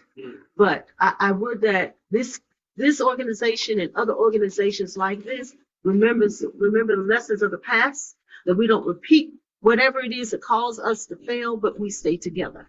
And right now, this is part of our struggle, is us trying to remain cohesive as a group and also take care of ourselves in spite of anything. If the government is not going to do it for us, then we need to do it for ourselves because we're perfectly capable of doing it. So that's also another reason, another thing that's inspired us. I know personally inspired me to be a part of this and wanted to do that because it's something that we need. As the cooperative movement continues to spread across the African diaspora, Repaired Nations is excited to bring education, resources, and community to each and every one of you. Welcome to the 2022 Black Solidarity Cooperative Conference.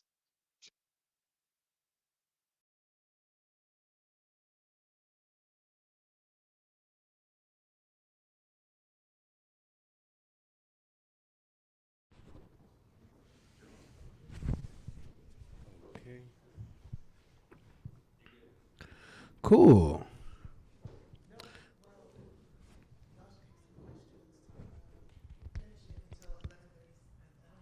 Okay, so let's take a few minutes. Does anyone have any questions or comments? Let's digest what we just watched. Let me pull up the chat.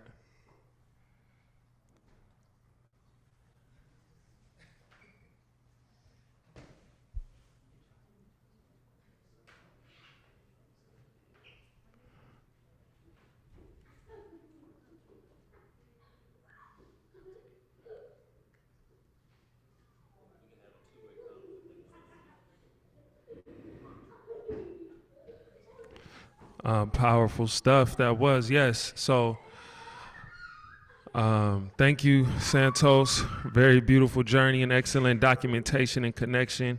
Yeah, we definitely made some serious connections. The work down south is extremely important, and we are connecting the work out here to out there, which is magnifying the momentum. Yeah, and we did meet some other businesses, small businesses that we highlighted on our page as well, that we didn't even necessarily go out there to interview, but there were some very entrepreneurial Black folks out there that we just had to highlight. Any other questions? Like, well, what was most inspiring about what you watched?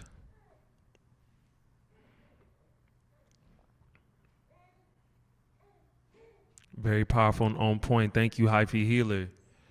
Appreciate that.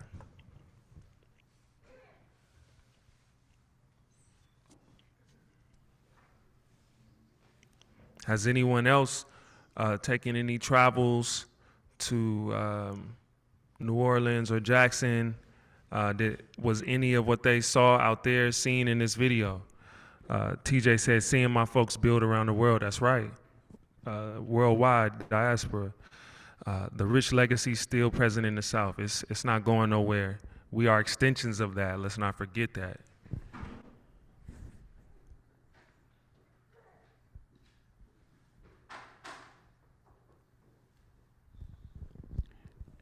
It's nice to hear the advancements. What advances have we made in Co-op Jackson? Outside of the seas? The fact that such a film exists is what moves me. Oh yeah, I'm glad we went out there just to shoot some film. We're going to be doing a longer doc. Just know that. Right, we had to condense our interviews into 10-minute, 15-minute segments. There were a lot of jewels being dropped. One of my favorite was when we sat with the sister in the 7th Ward, and she spoke about her history working in the South, but also just working in this world. You know, she talked about how she worked in the World Trade Center before 9/11, and how she was a head chef, you know, hired by the white owner, and you know, a lot of time the managers would hate on her and try to put her down, but the owners would come and see how hard she works and put her above the managers, you know. So she had all of these stories of just how she persevered, and how that energy was still with her in the South, and she's been helping a lot of people with that same warrior energy that she had even back then. She even saved her son during Katrina. That's right. That was a crazy story as well. Leela said, appreciate hearing the conversation workers are having as they transition from a traditional business like Pagoda Cafe, the process of conversion, the celebration of our legacy. That's right. They did speak on how difficult that was, yet smooth. The difficulty was one of the things they highlighted was the acceptance of the community. You know, you have people that don't like to see change in their communities, which is understandable. But if that change is towards a cooperative change, I would say to our community, let's give it a chance. And Pagoda Cafe had folks that were from that community that were now co-owners in that. There was a sister sitting off to the side in that interview that you didn't see, but she was speaking, who grew up. She said she used to play in that kitchen, and now she's a worker owner. So cooperatives can give a chance of progression to people who otherwise may have not had that level of access.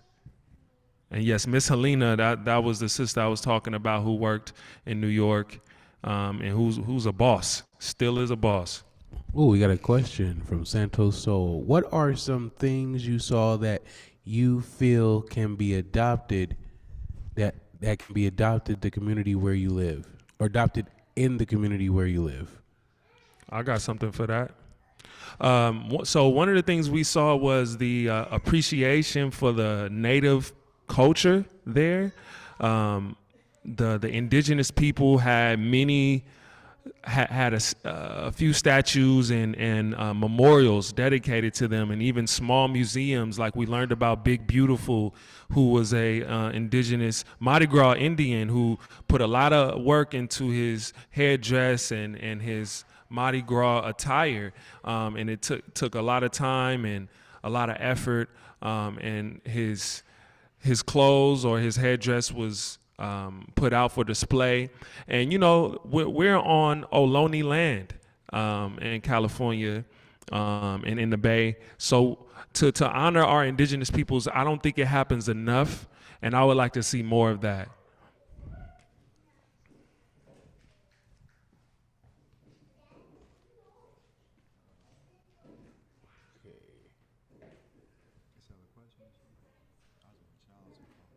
Okay, Michael, you want to say some things, brother?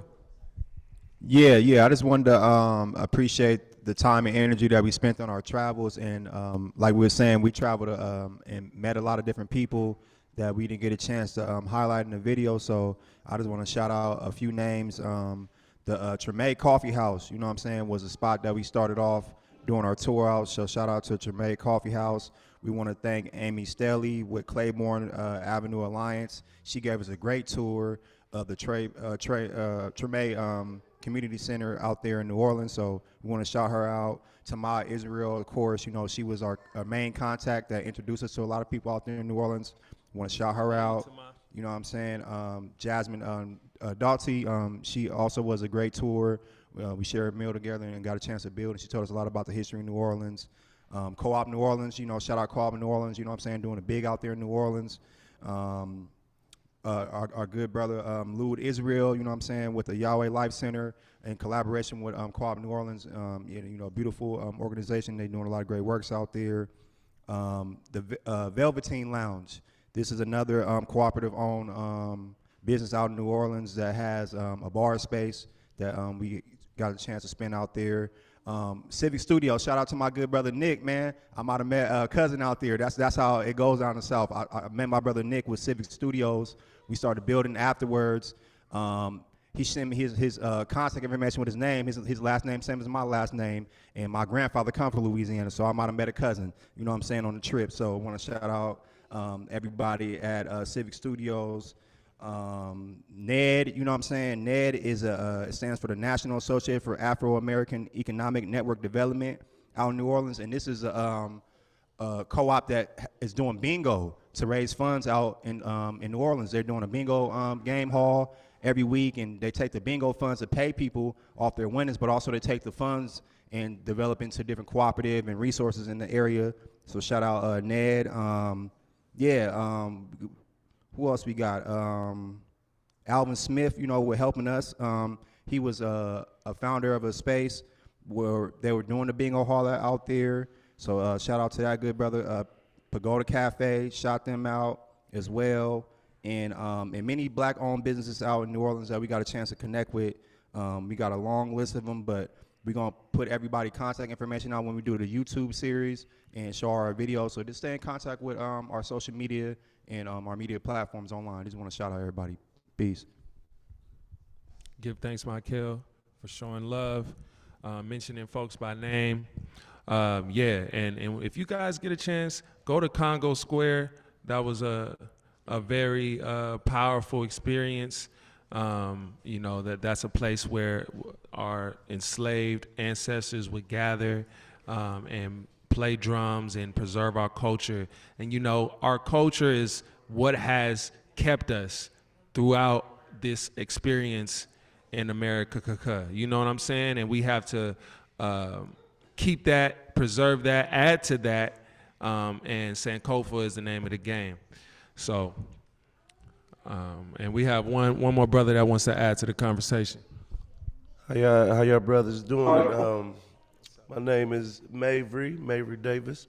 I'm actually born and raised in the Los Angeles area, but my life has taken me out to West Virginia, and it's just a blessing I'm getting to do this co-op development work in West Virginia, but it's bringing me back to my roots back. You know, I'm in Cali. I ain't never been to Oakland.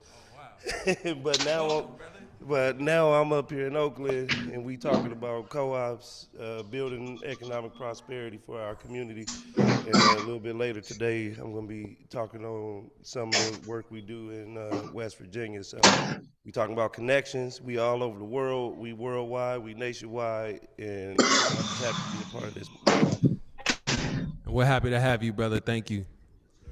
Yes. So any other questions, any other statements folks have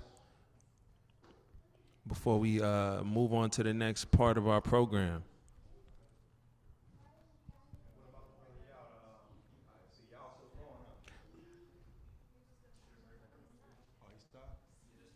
Okay. So you got like another 4 minutes.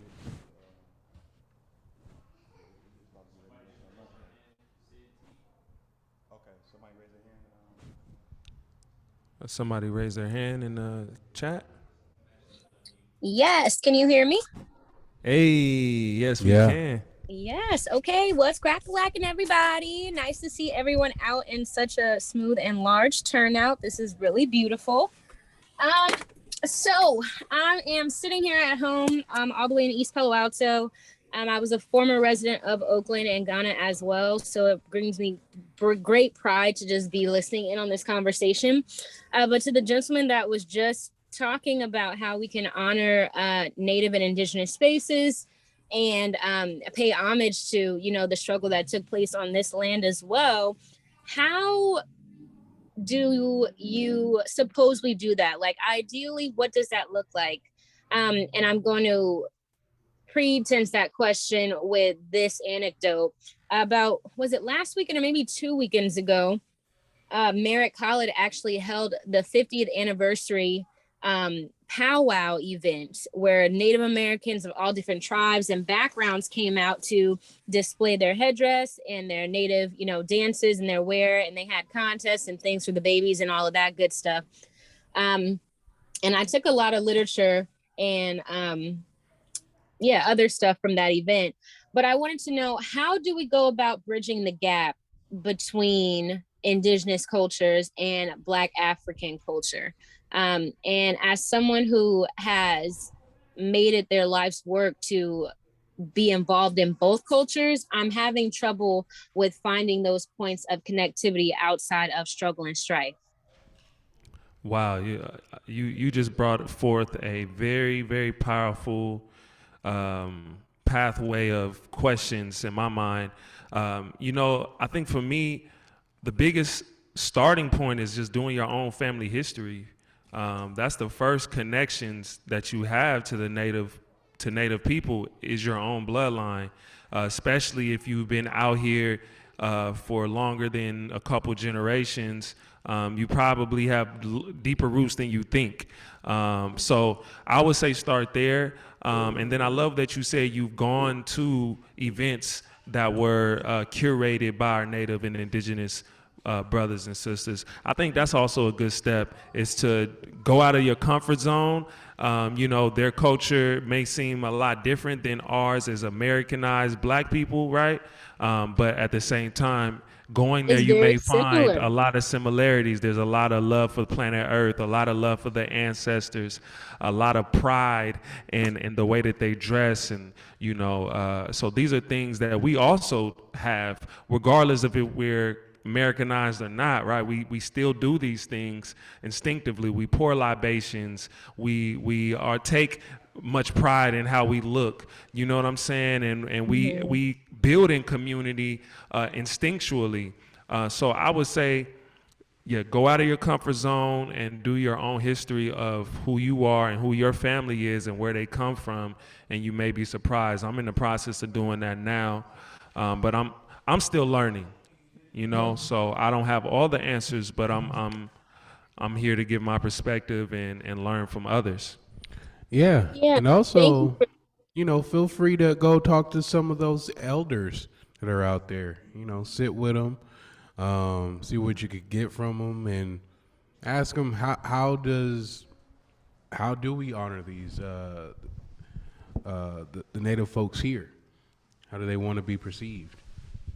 Yeah, because and just to add on to this, I'm aware of my own roots and my own connection to my native culture, with my family being coming up in the bayou, as well. But my question is, like, on a grander scale, outside of just myself as an individual, like, for instance, I would really love help with connecting the indigenous red market that goes on, every now and then in Oakland, which is where natives come out and they sell, their trinkets, and they display their culture, and they have their foods out. I would love help with creating an event where we can combine the Indian red market with something that of Black people coming out in their different types of dresses and their different, culture, bringing our foods, because, like, at the end of the day, it's clear that there's overlap there. Everything from the drum and how we honor land, water, and spirit, that's all very clear and apparent. But it's how do we bring these two groups together in cohesiveness, and and not just on the level of individuality, looking at both of us as who we are at the core of our being as people who are connected to spirit and melanated, and how do we come together and forge that relationship. Yeah, we appreciate you, sister, for this great question and this great segment. That's one of the main reasons we chose the conference theme, I versus we, repairing the nation, because what you bringing up is one of the biggest disconnects that we have is our history and our bloodline and our DNA. And a lot of times we fight amongst each other against these different titles and names, and you're Black, you're African, you're indigenous. No, I believe that we all are that. So we have to distinguish the separation between each other and then come to the common differences. What do we all have in common that can bring us together? So yeah, you know what I'm saying? We appreciate you bringing that to the light. And we're getting ready to break into our lunch break segment, where we will have folks be able to take a break, because we've been on for a couple hours now, and we got a couple other hours after this. So we want to give everybody a chance to get nourished, hydrated. If you need to take a fresh air, whatever you need to do, and we will be gone for like 30, 40 minutes. But in between time, if you like, you can check out some of these music videos we're getting ready to put up. We're getting ready to show a whole playlist of local artists and some different influencers within our own local community out here in Oakland, but also some global influencers too. So we got our good brother Oz God coming through, who's going to do the hosting of this segment, and we'll let the brother take it away. And enjoy your lunch break. And also, before we go to our lunch break, we would like to say thank you to Yao and our team for making those connections. In Jackson, Mississippi, they still have undrinkable water. Co-op Jackson is still helping the community during the crisis. So please keep them in your prayers, and also give what you can to help the community at cooperationjackson.org/donate. That's cooperationjackson.org/donate. Yes. All right, so give us a couple seconds as we get these videos queued up. Our first piece of material that you will be enjoying is from Raw Soul Collective. Raw Soul Collective is a collective I helped co-found with my brother Michael, who you just heard speaking of a second ago. And Brother Peace. We are supported by Repaired Nations, and we are a health and wellness cooperative or collective at this moment, working towards being a cooperative. And we push health and wellness. And so this song that you'll hear is called Sea Moss Baby. It's our new single that we just released. Sea Moss is something that some people may be aware of, some people may not be. I know a lot of my island folks in the diaspora are very familiar with sea moss, while others may not be. It's something that is very good for your body. It gives you 92 of the 102 minerals that your body needs, as well as many other benefits. So do some research. Dr. Sebi is somebody that pushed it. Rest in power to that brother. And we wanted to create some music to educate folks about it. So give us a second and we'll get that queued up. Peace and love.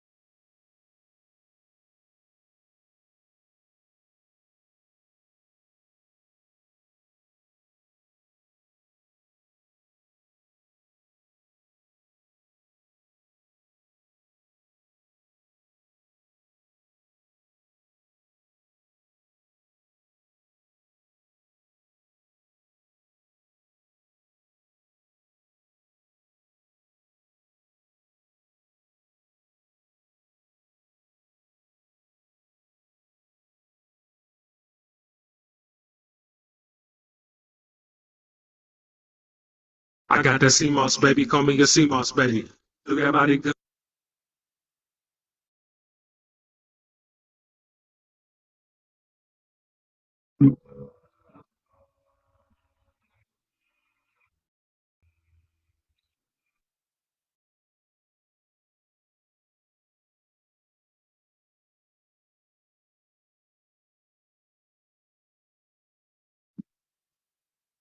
I got that sea moss, baby. Call me. I got that sea moss, baby. Call me your sea moss.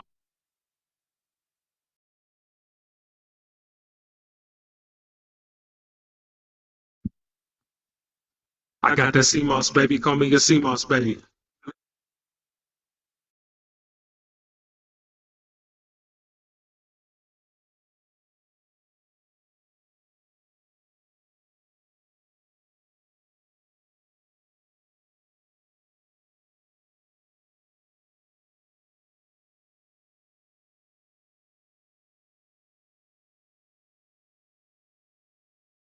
Yeah, I'm gonna take you to the treetop.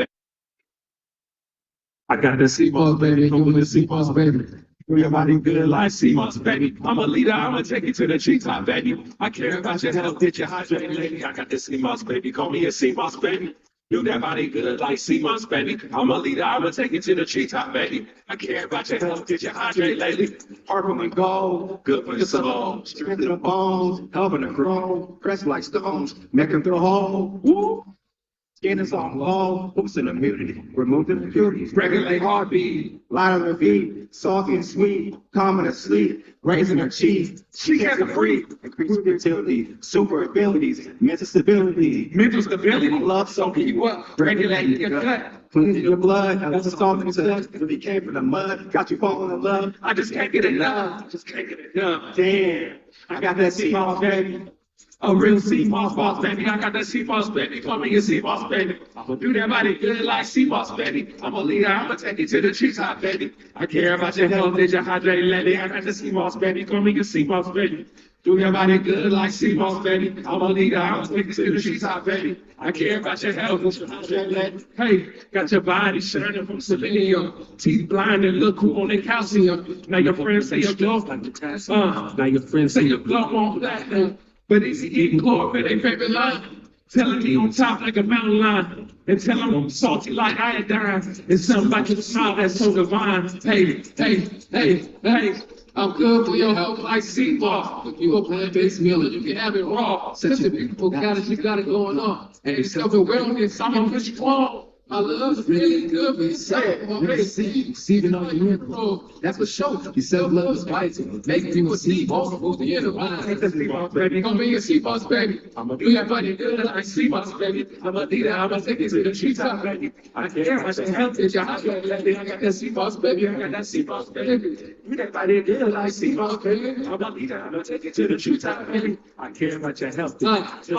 Information in your body, I'ma hit it up. My intention to come help you whip it up. I can see you thriving and glowing up in alignment. My sermon to flesh you up. When you first get it, gotta clean it up. Put it in some water, just warm it up. Soak it up few hours, then you blend it up. When it's looking like a gel, then it's good enough. We be breathing in toxins ridiculous. In the hood, we twisted with traumas like licorice. Gifted with promise, but obstacles killing us. Got us living life so strenuous, looking for a lick, trying to come up quick. Short-term thinking, man, we came up sick. Sometimes self-love gotta turn it up. Put some sea moss in your cup, you ain't get enough. Nah, you ain't get enough. Get some sea moss, baby. Boss up. Hey. Yeah, I want floss and of course, girl. One swole when the sun rises up. Yeah. Everything you get right. An overnight spoon and ready in the morning. I'm a general. When it's your closing. I hear your body calling. But I best right now. Got a lot of dreams to invest right now. Pure God, this hair, skin, nails flawless. Even when you walk, you be honest with me. Like gel, we stick together. Even when the cancer advances like the weather. And storms form. We blend it all together. Restore, revitalize, reborn. Reaffirm this. Juice cleanse, break fast on purpose. No stress on the cause, cause you work. Hey, one job, one love less work. Got that sea moss, baby. Call me a sea moss, baby. Do everybody good like sea moss, baby. I'm a leader, I'ma take you to the treetop, baby. I care about your health, it's your hygiene, lady. I got that sea moss, baby. Call me a sea moss, baby. Do that body good like sea moss, baby. I'm a leader, I'ma take you to the treetop, baby. I care about your health, it's your hygiene, lady. Let's get it. You can cut that. That's it.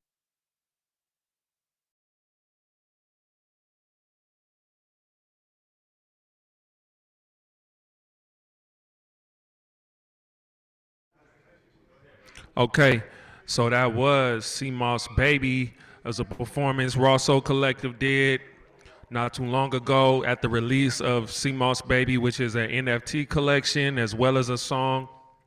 And the Rosso Collective also has CMOS for sale that we sourced from Tanzania.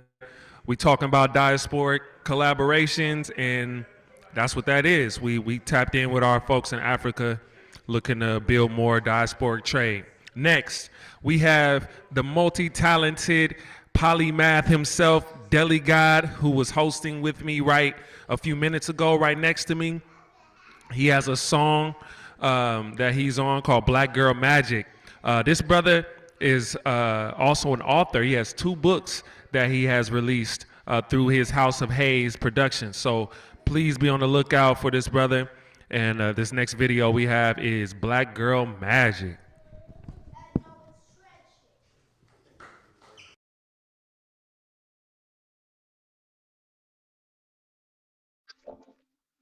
Yeah, got my shades on in the dark room, thinking about the spells you do. Yeah. Scouts. Me and you.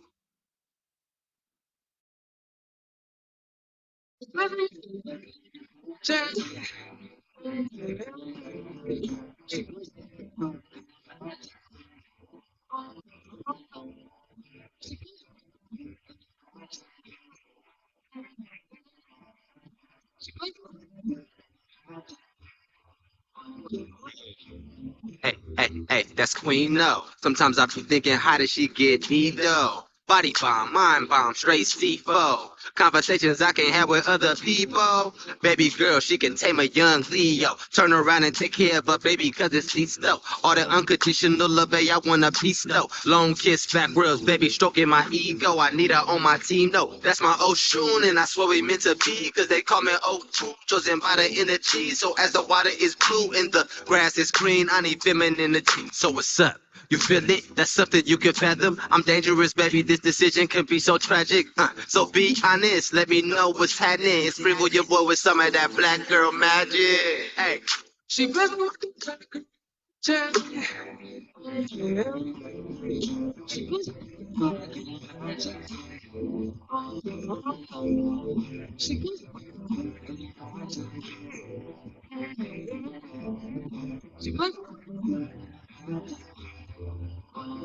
me all up in my feelings, her essence is so appealing. The way she smiled at me, the feeling is really healing. She don't mind hiking trails, sitting back, steady chilling. She makes me want to serve this love. She is revealing this love. She got me giving out hearts at the beach during twilight. Talks about the birds and the bees. This a high life, feeling like she my main squeeze. Her black girl magic makes my spirit feel at ease. You're my Shakti to my Shiva. Besides you, I can handle your body. I can do what you want to do. I just want to please you in every way, every day.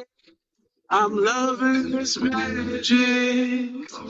I'm so grateful to be in your presence. I love your essence. Provide them blessings. Many gifts from God. That's no question. You got all that magic melanin running through your physical vessel. So glad that I met you. Such a beautiful soul that you withhold. Love is magical. Connected to my soul. Inspire me. Help me grow. When it's me, tap into my full potential.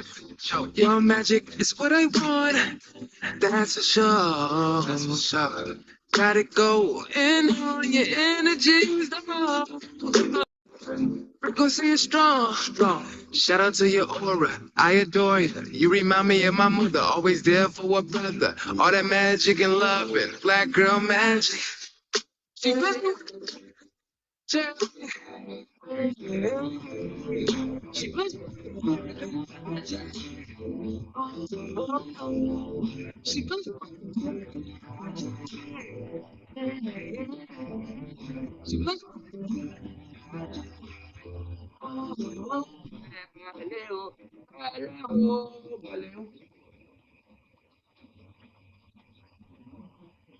We come in peace, Baba.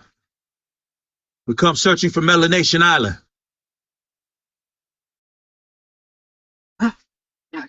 Yeah.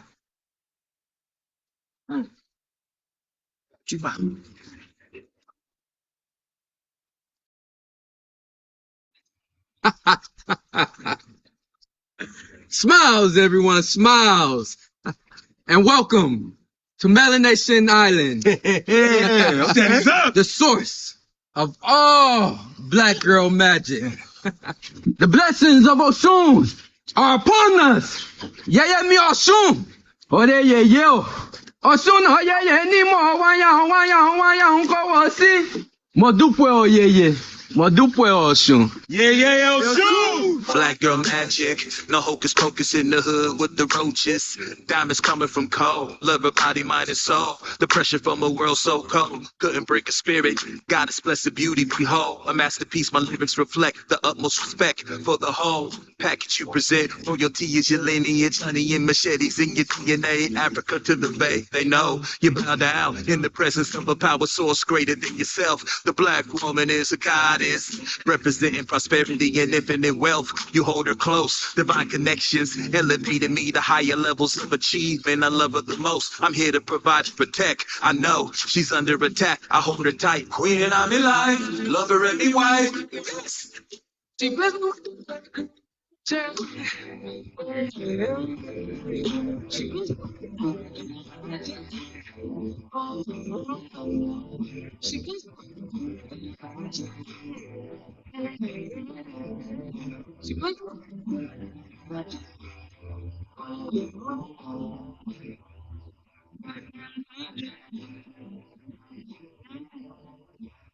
You know that you got it.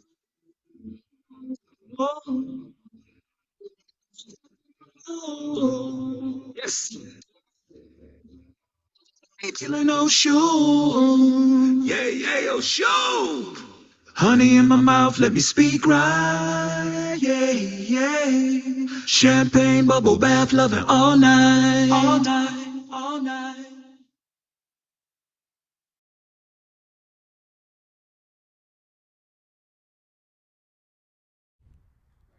All right, peace, y'all.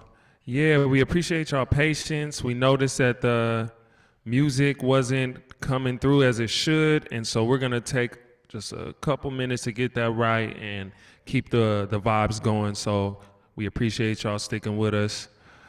We love y'all. 1 second.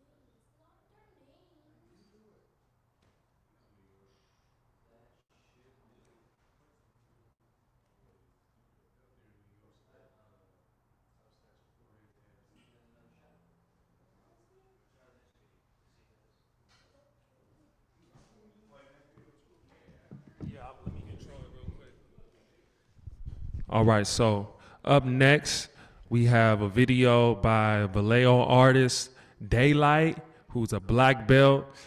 She calls herself Bay Area's own samurai.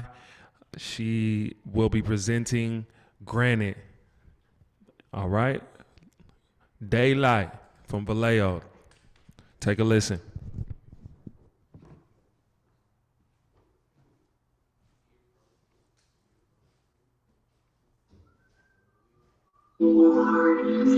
Uh-huh.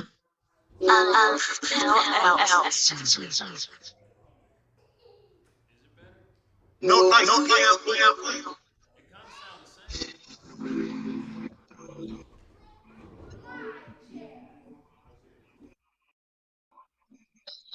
Yeah.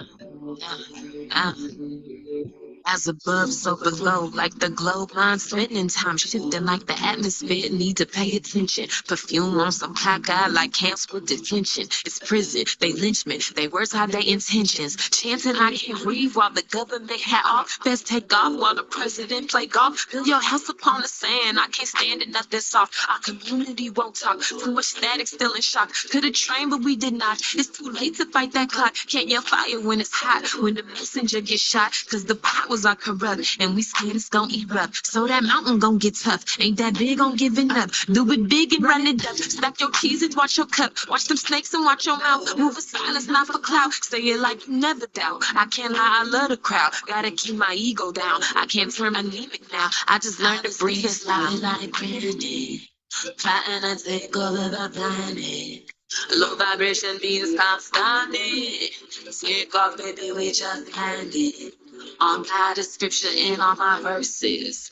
We breaking generational curses. We breaking generational curses. We breaking generational curses.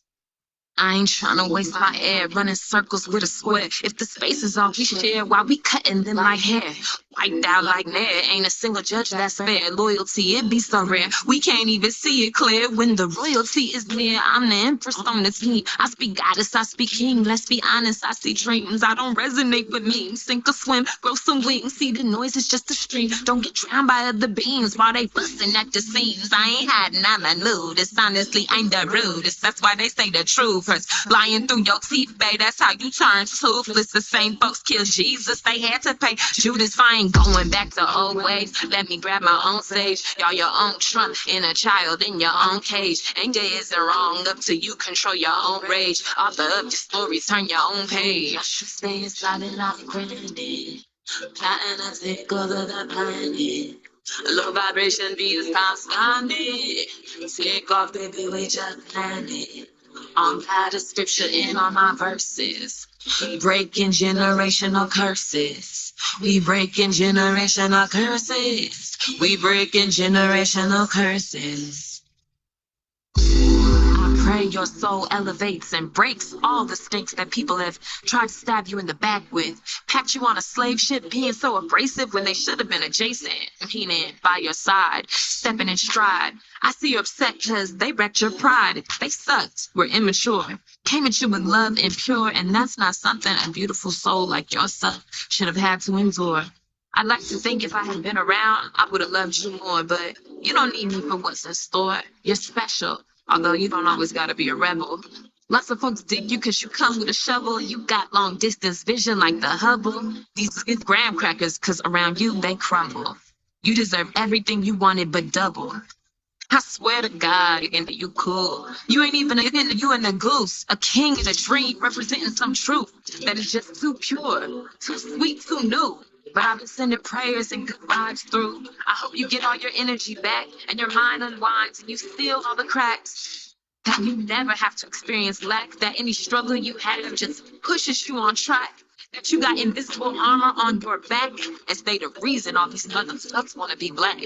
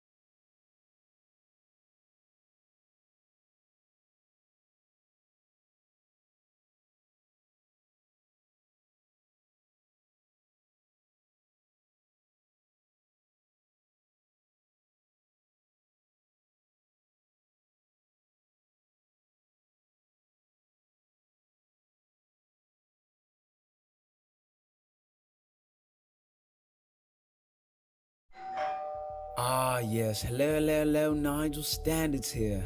In a chaotic world that is constantly demanding one's attention, we find ourselves in a carefree setting of divinity, a tranquil utopia, if you will. In every land, you need rulers. In every kingdom, you need command. So in this spiritually elevated environment, we have two perfect individuals who collectively cultivated this angelic paradise. Hajj God, ruler of his domain, and his queen, Honey Gold.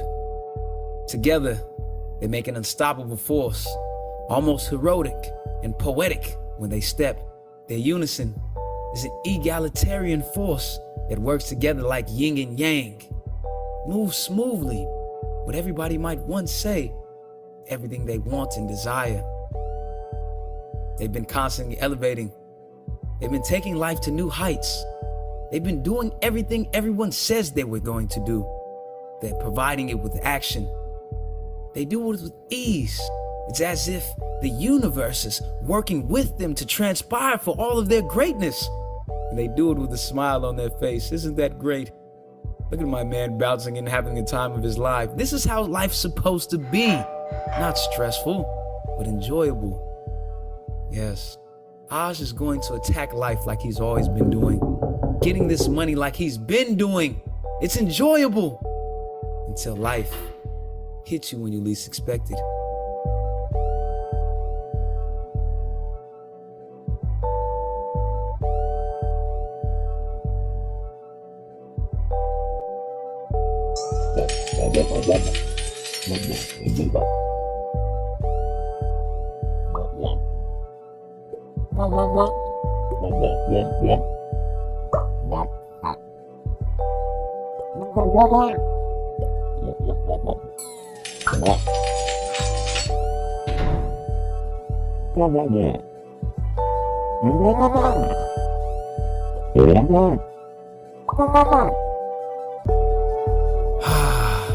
What do you do when you've been sitting at the top and now you've hit rock bottom?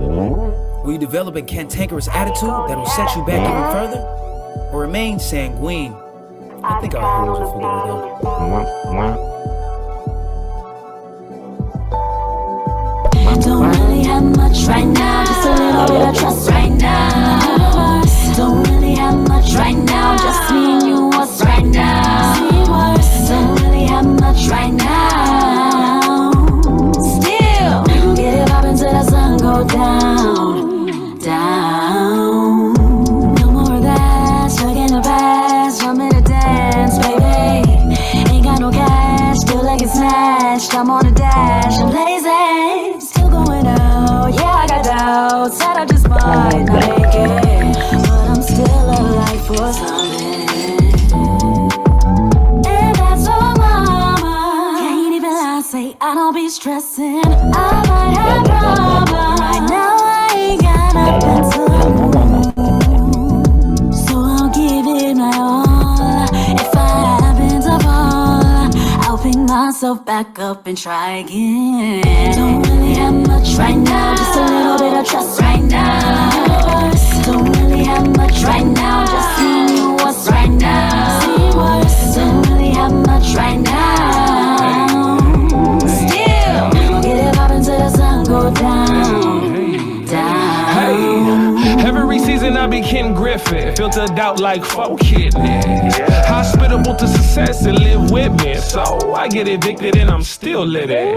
I boss up Bruce Banner, kick shit off Bruce Lee. New vision imprinted, more passion, ooh wee. All in it, authentic, poppin', carbon, and yo, time ain't free. Off the porch, yeah, my true north be the sky, baby. God endorse me, making hella noise like a new baby. Hey, what you mean, like really though, I really go. Heavy drive, 10 muscle cars, hey, way past Murphy's Law. I tend to manifest gold out of this job. Don't really have much right now, just a little bit of trust right now. Don't really have much right now, just me and you, what's right now? Don't really have much right now. Still, get it poppin' till the sun go down, down. Just when we thought everything was all figured out, life was back like a toxic ex. What will our heroes do? Well,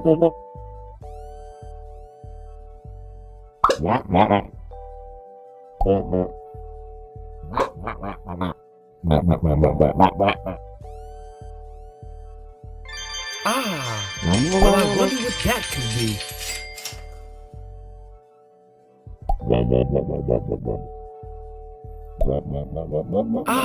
Well, let's check and see what that is.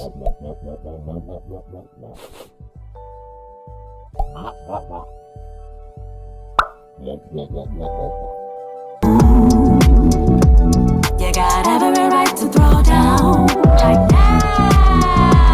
You got every right to throw down right now. You got every right to throw down right now. You got every right to throw down right now. Every right to throw down. Every right to get loud. Considering all of the shit that go down.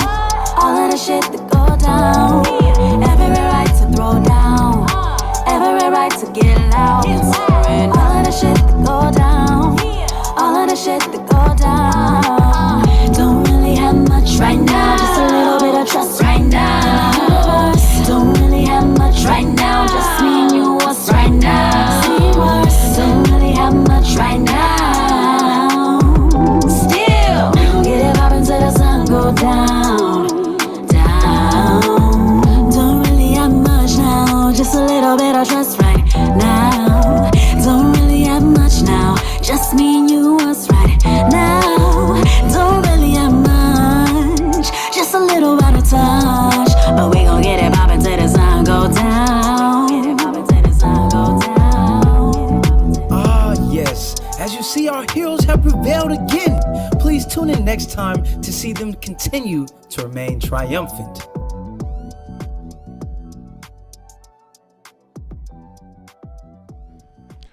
All right. So that was Right Now by Oshgod and Honey Gold Jasmine. Yeah, I love that video. Touching on some relevant topics, housing and security. You know what I'm saying? It's very common in the Bay. And we've all had experience with it at one point or another.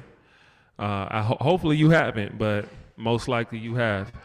All right, so let's keep it moving into the next video, which is coming from Brother Peace, a member of Raw Soul Collective, a very multi-dimensional artist, a musician, painter. He makes his own jewelry, and he's a health and wellness advocate.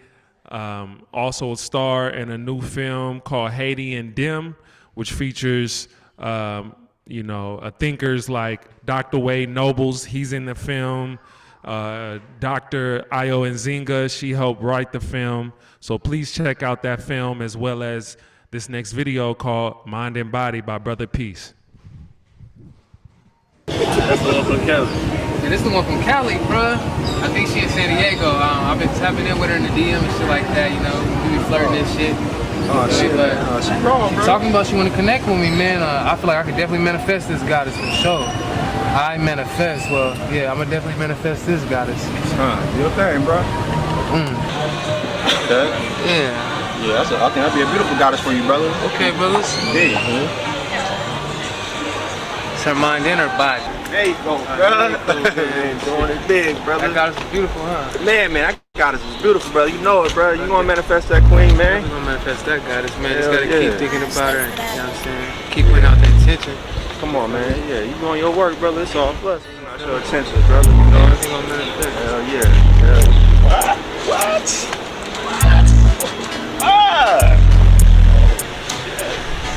It's your mind and your body, oh yeah. Tell me if you really want me, oh yeah. I always see you on your IG, and I know you be looking for me. Yeah, I know you the one for me.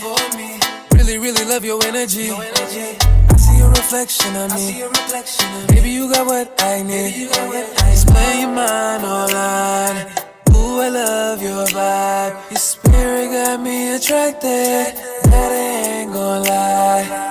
Girl, you got that fire. I'm an Aries, I got that fire. We can get together and vibrate high. It's your mind and your body, oh yeah.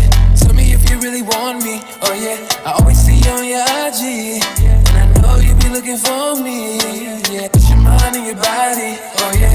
Tell me if you really want me, oh yeah. I always see you on your IG, and I know you be looking for me, yeah. Your mind and body, your mind and body, yeah, yeah. It's calling me, it's calling me. Your mind and body, yeah, yeah. Your mind and body, yeah, yeah. It's calling me, it's calling me. I love the way you think, I love your mentality. I love your body, such a beautiful physical being. It's your mind and your body, oh yeah. Tell me if you really want me, oh yeah. I always see you on your IG, and I know you be looking for me, yeah. It's your mind and your body, oh yeah. Tell me if you really want me, oh yeah. I always see you on your IG, and I know you be looking for me, yeah.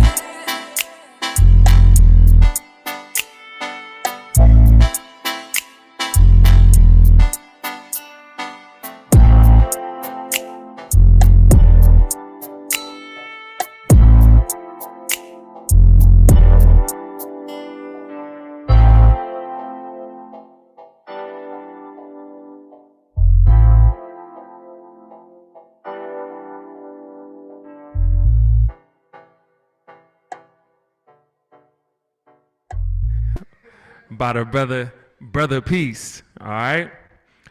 Go ahead and search for that one. I know you're gonna want to run that back. Next, we got one last video before we transition. Emma Masai has a powerful video. This brother is a videographer, a photographer, and music artist, and a Pan-African leader out of Tanzania. Excuse me. And so this video, if I'm not mistaken, features the legendary Mama C, who is a Black Panther. She moved to Tanzania with her husband and Pete O'Neill, and they've been doing amazing work. So please peep this amazing video by Emma Masai. I don't want to mess up the name of the video, but it's an amazing piece of work. Let's get it. Tumia juani ulia kivulini, kuna usiku kuna mchana. Nayuliza hodi kama umesahau, mimi sijasahau. Dunia ipo sawa ila watu geu, acha dharau. Nimesimama na kuona kuwa sote ni ndugu, kiatu kimekwisha kuitafuta pesa. Hii ni kanuni mbaya, au na pesa unanyang'anywa heshima, naifuta izana kwenye hii stanza. Tazama nyuma kabla ya kwenda, watoto nini tunafunza? Video za gharama, nusu huchi kwenye ulinga. Baada masika inafuata kiangazi, machozi yao kwenye nafsi. Naijenga nyumba Kongo au najenga nyumba Marekani, kweli upatikani. Unataka kunifananisha na nani? Cuban Malimba au Marijani? MCs wanaanguka angani, tafsiri ziko hazalani. Uzefu wa soul na kimauzui, mnasubiri nini kwenye fani? Tuungane tuache utengani, maskani sasa kuna amani. Kama umesahau, kama umesahau, kama umesahau, kama umesahau. Naitazama atlas nione wapi na kwenda, kote umetandaza miba, wanavisha woga. Kama umesahau ule usiku wa jana, nguvu kazi nadondoka kwa vita. Tunza mwili, tunza akili, usijechoka. Nani atatekea? Nani atatunza zama za nyuma? Wazee wanapotea, zione baraka. Nani atakumbuka magome ya mti? Utamaduni, kivuli cha mtu mweusi kwenye usiku mkali, wanamwita mchawi. Ulihisha tuma wenye maumivu, umbali hupi wa safari, songa mbele kwa tafakari. Ethiopia kwenye mesikali na komaha kwenye zote hali. Hifa metambaa nyikani, haturudi nyuma kwa kushindwa. Kata kona, kila muda soma hona. Mashariki mbali wanavyosonga, kule wanafikiria kushushana. Afrika tumefika msingi ya mapinduzi na ugunduzi. Kama umesahau, kama umesahau, kama umesahau, kama umesahau. Kumbukumbu imarisha maarifa kuyatumia, misingi kuijenga, binadamu ni hazina. Wamesahau utamaduni wa lugha ni kutumia tafsida. Welcome new ideas and changes. Kama umesahau, kama umesahau, kama umesahau. Wapo wanaoiangalia Afrika vile inapotea, alafu wanacheka. Wapo wanaoiangalia Afrika vile inapotea, alafu wanacheka. Yes, yes. Shout out to Emma Masai. That was a powerful video. Multi-generations represented. You got the youth, you know, you got the younger adults, and you have the elder represented all in one. So that was powerful. So I hope that you guys enjoyed all of those local artists. The links to their Instagrams and their social media will be in the chat. So look out for that. And we're going to move on and transition into our next segment. In this next segment, we're going to be highlighting mindset. And so we're going to have Galen Logan from Village Connect, who's going to help lead us into this next segment. Galen is a thought leader and founder of Village Connect, which is an organizational development consultant workshop and seminar facilitator. That's what Galen does. He is a conflict resolution coach and motivational speaker, as well as he offers counseling and community organizing. And the name of his workshop is Are You Programmed? All right, so I'm gonna give you guys some time to go into the breakout room. Oh, this is going to be on the main stage. Excuse me. So just give us a couple seconds to transition. Peace, Galen. How you doing, brother? I'm blessed, brother. Thank you so much, and much props and love to the artists who put those videos together. I was definitely not only entertained, but I was educated and enlightened and motivated. So I just want to give them some flowers. Oh, well, we appreciate that, brother, and we are ready whenever you are. Okay. Well, without further ado, I just want to first and foremost, I love giving flowers. I want to give much props and love to Sister Mia, Mama Mia, Brother Greg, Brother Tut, and the rest of the Repair Nation family for what you do, what you stand for. And yeah, much appreciated and much love. I also want to thank and acknowledge all the truth seekers, all the truth tellers, and all the truth workers. You know who you are. And we know that you don't do what you do because you need acknowledgement. We know you know what you do because you know it's the truth and it's needed. So much props and love to all of y'all out there.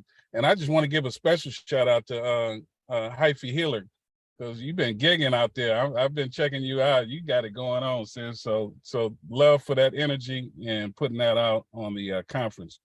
So Black identity and cooperative mindset. Black identity and cooperative mindset. So I want to break that down, but also want to tap into the topic that I was asked to speak on, which is, are you programmed?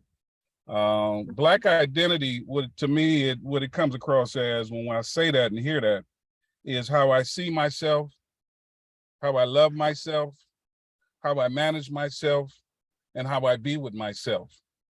But when you throw that extra little piece on that cooperative mindset, it shifts into a whole nother realm. It shifts into a whole nother way of us showing up in the world and with ourselves.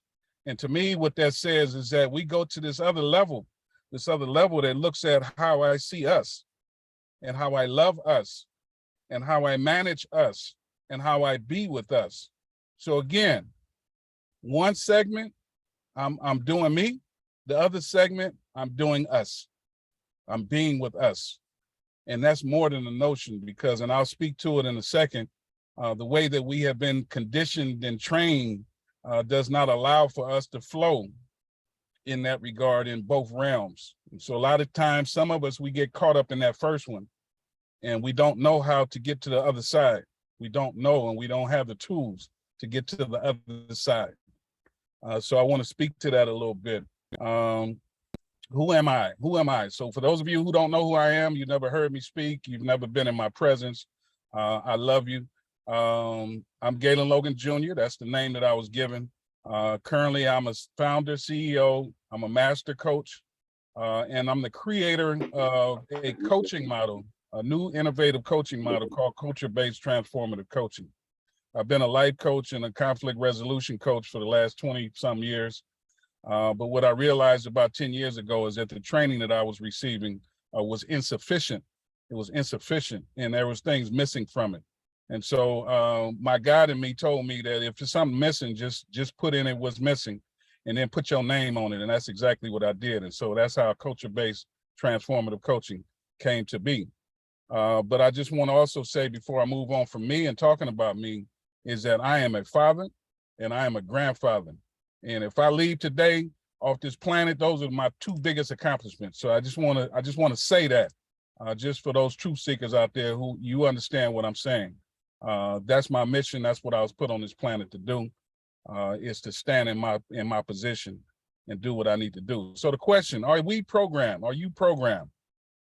And I'm gonna walk through some of this stuff, but I also want to leave room at the end for us to have some dialogue together. I love to be interactive. I love to engage. And so I really, for those of you who are willing to chop it up with me, I love to hear your thoughts around what I covered in these next few minutes. But the question, are you programmed? And so here's the simple answer, y'all. Here's the simple answer. I'm gonna let Mr. T tell it.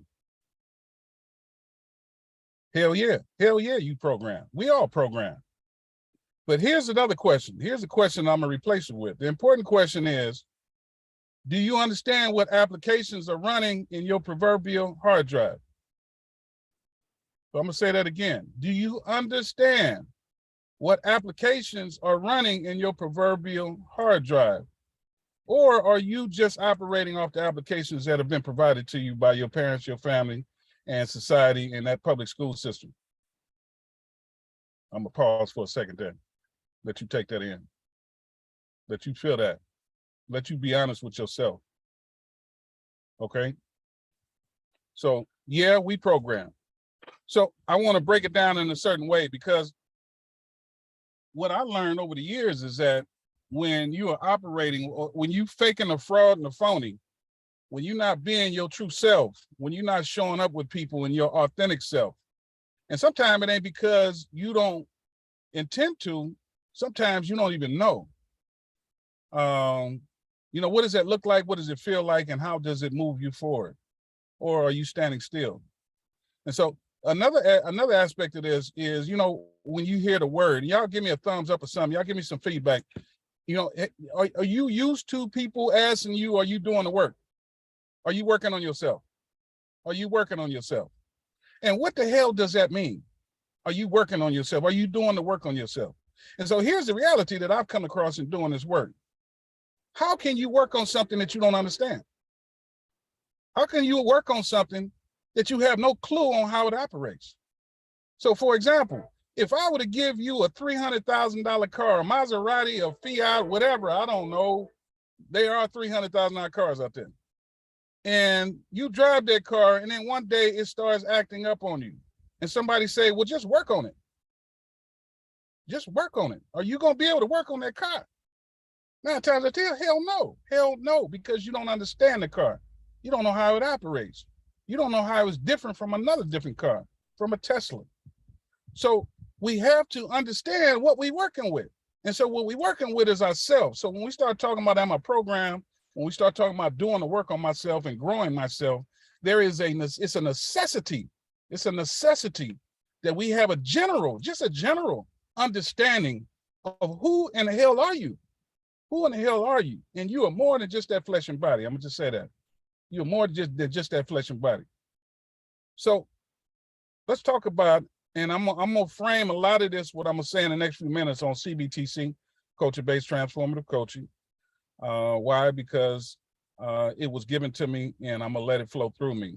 So when we start talking about core self, your core self, not what you wear, not what you have, not where you live, but your core self. And when we put that together with hypocrisy, because when we faking a fraud, it's hypocrisy. So when we first came into the world and we came home from the hospital, our lessons, our training began. And we began to get programmed. So we started getting introduced to applications that would tell us how to operate. Okay. Now the operating system comes from up above. Okay. Now it's our job to manage that and to choose which applications we want to allow to run on top of our operating system. And there's some applications that we get that don't fit our operating system, so they won't work. Okay. So coming into the world, we're fed a level of misinformation, and that is a never-ending cycle, y'all. It's going on and on every day of the week, every second of the day. We are receiving messages We're receiving messages about who we are and what we should be doing and where we should be going and who we should be interacting with and who we should not be interacting with. Anybody ever heard, and y'all forgive me for my language, anybody ever heard or said the term niggas ain't shit? Anybody ever heard that or said that? Anybody ever heard that term when you were a child? Niggas ain't shit. Who is a nigga? What is a nigga? And is it you? Think about it. So when we get false information, it creates false narrative. What are false narratives? False narratives are stories. We begin to develop a belief that we were fed around certain things, around ourselves in particular. And we create a story around that belief. Anybody out there love Stevie Wonder? Anybody listen to Stevie Wonder music? Stevie Wonder, one of the greatest artists in the history of this planet. There's one particular song that he came out with back in the 70s, Superstition. Anybody superstitious out there? You may say, no, because I don't believe that black cats are bad luck and all that. No, I ain't talking about that superstition. Because there's a hook in that song where he plainly says, when you believe in things that you don't understand, you do what? You suffer. When we believe in things we don't understand, we suffer. Y'all don't hear me though. Are you programmed? Are you operating from who you really are? Or are you operating from an application that has fed you beliefs that don't really match you? So we got the stories, and then what happens is that popular culture and mass media, they reinforce certain stories to make us believe that what we believe in is real. Gangster, pimp, hoe. Popular culture and mass media feed us the story back and reinforce that is normal. That is normal. That ain't who we are. So we get misinformation, we get false, it creates false narratives, which are stories. Those stories are reinforced by popular culture and mass media. And thus we have what? Hypocrisy. Hypocrisy within the self. But nobody wants to walk around and say, I'm walking a lie. Nobody wants to walk around and say, I'm not being real. I'm not being totally authentic. Do I need to shut up? Okay. So hypocrisy, and then the cycle continues with misinformation. So how do we break out of that? How do we break out of that hypocrisy? Well, the first thing is that we want to first and foremost begin to have a conversation, engage in a dialogue with somebody or some people around purpose. What is purpose? Why are we on this planet? Every living thing on this planet has a purpose. Every living thing has a purpose. It feeds into an equation. Why aren't we that way? And our purpose damn sure ain't going to school, getting a good job, making money, and then buying a big house, and then flashing and blinging, and then you die. That is not our purpose. That is not our purpose. And there ain't nobody told you that. I'm telling you that right now. That ain't your purpose. Next is principles. What are your guiding principles? What's the story that you tell yourself over and over again? What's the music that plays in the background in your mind on a day-to-day basis that directs you towards your purpose, your higher purpose? Do you know? Have you looked into it? Have you written it down? Do you repeat it? Then we have values, and I'm gonna call them core values. Do you know what your top 5 core values are? Do you understand what your core values are? How does your values fit into the equation of you fulfilling your purpose? Understand that, know that. My life purpose today is to diligently stay mindful that it's a natural and healthy act to engage in the process of introspection, seeking and discovering the treasures embedded within me from an ultimate power source.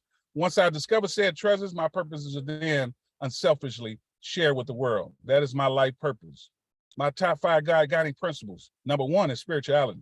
Number 2 is personal growth and development. Number 3 is my family.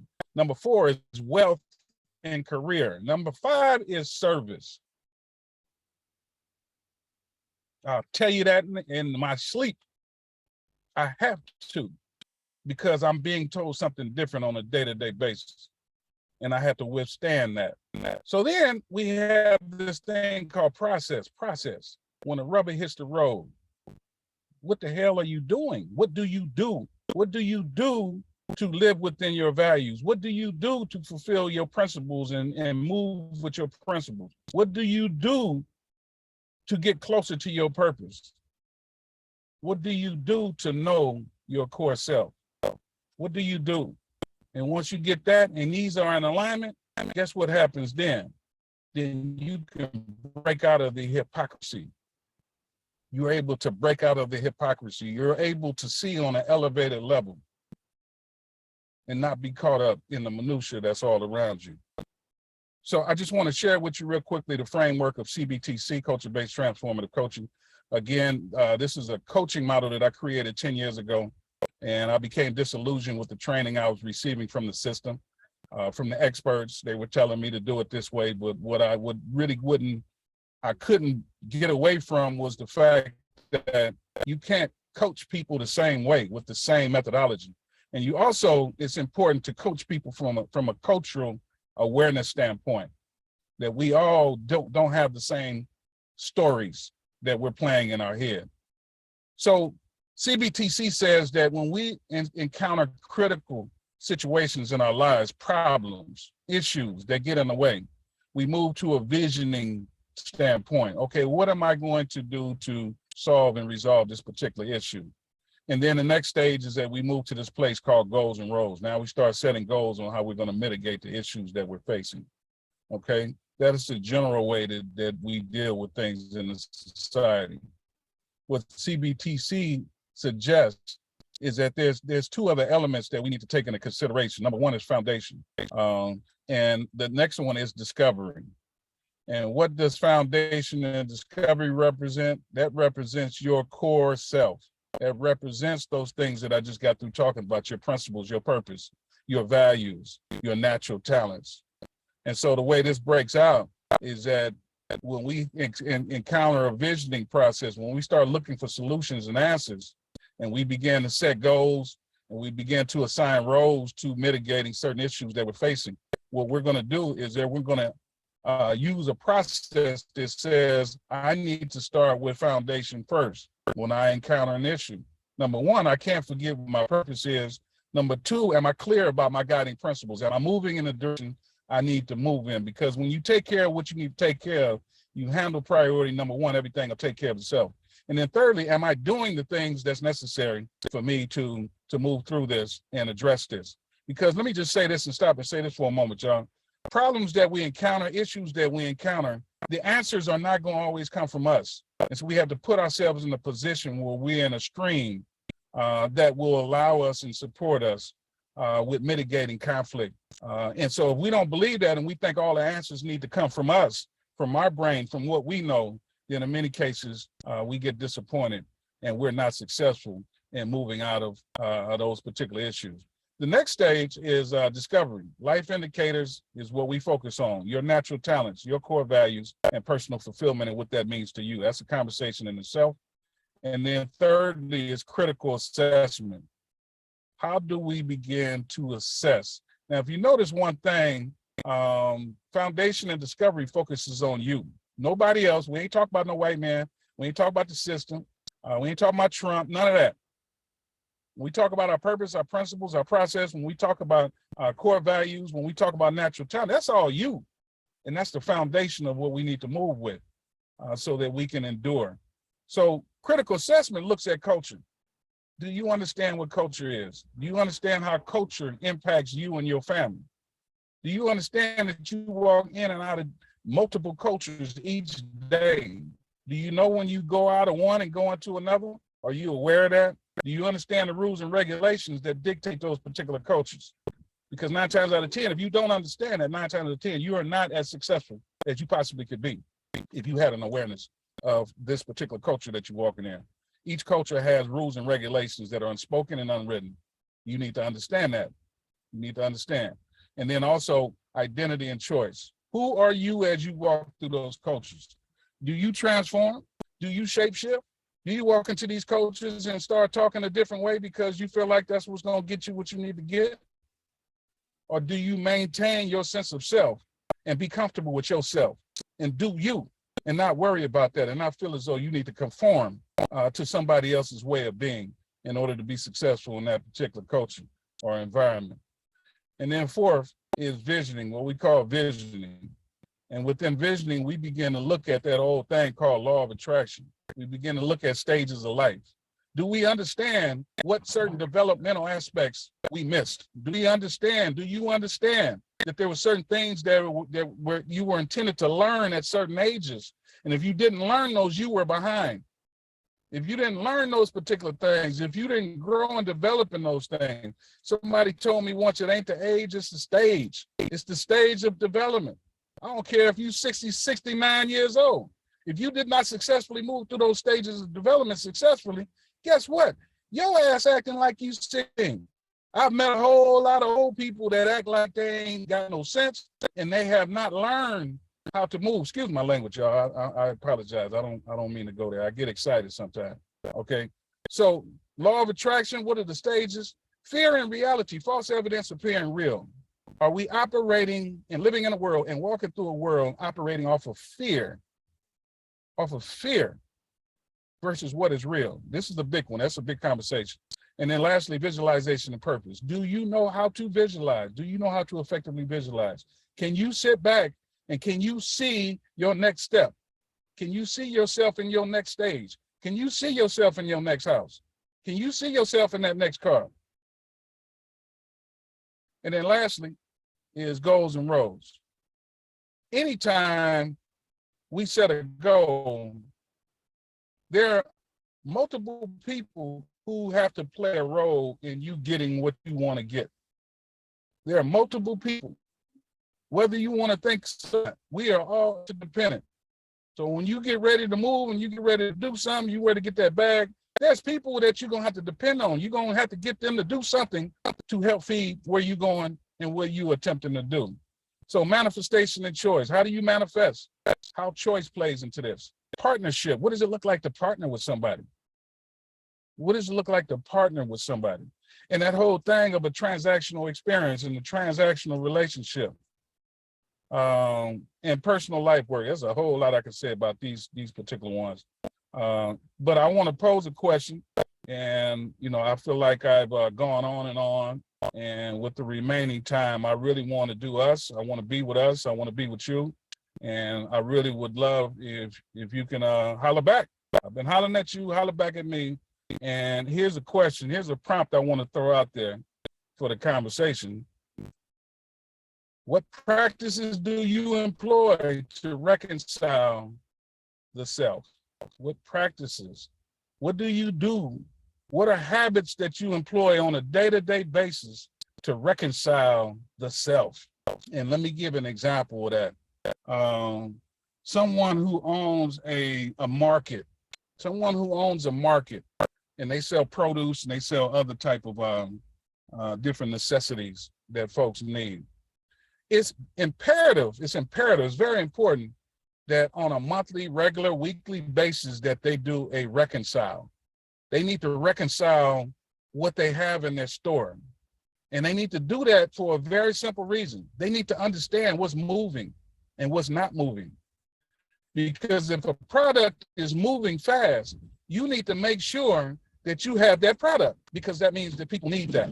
And if you're not reconciling, you're not going to know that. And so you're potentially going to lose customers, because if you don't have it for them, they're going to go somewhere else and they might keep going back to that other stuff instead of yours.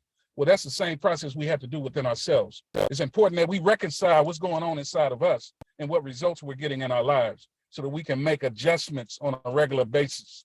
So we can make adjustments and we can strengthen those things that need strengthening.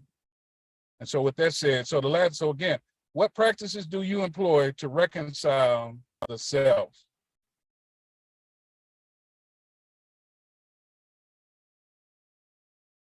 Anybody? Got an answer?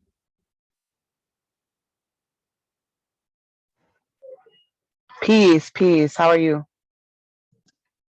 Bless. Thank you.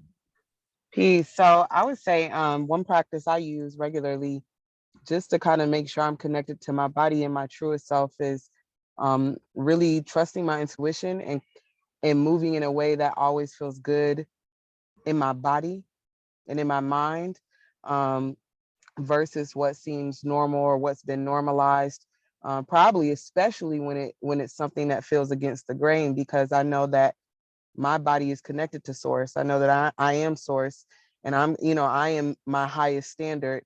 And so when it comes to whether it's whatever, making business moves, the way I'm collaborating and interacting with community, or however I'm just moving in this space and doing my thing, like really tapping into, okay, is this a move I'm making because I feel like it's the highest vibration inside of my body, or because this is what it seems like I'm supposed to do? And so I feel like the more I do that, the deeper that connection with self is developed, because myself sees me trusting myself. And it's like, okay, cool. And so we're building with me, and so I feel like that's how I do that on a daily. Thank you, sis. Thank you. That's potent. Anybody else? Yeah, brother Galen, man, this brother Tut, man, phenomenal, powerful as always, brother. Really appreciate your knowledge and your being direct with it, not withholding, telling us the honest truth.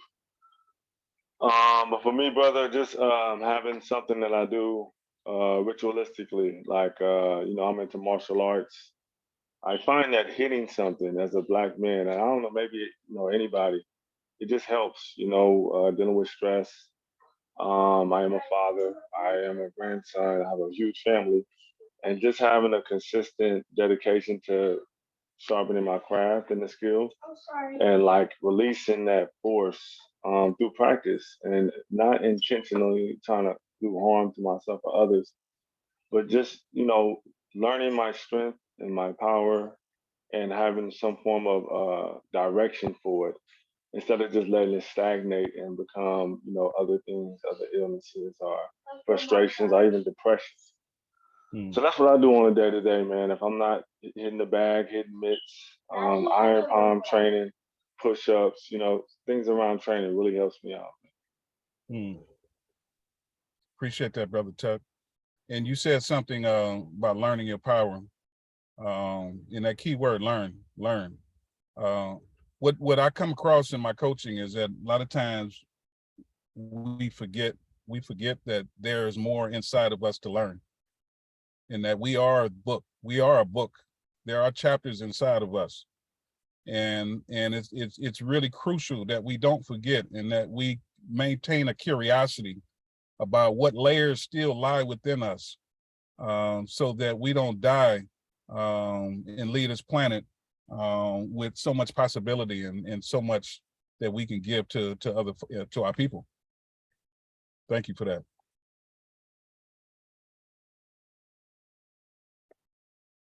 And it looked like we got somebody in the chat room, Leela, I think.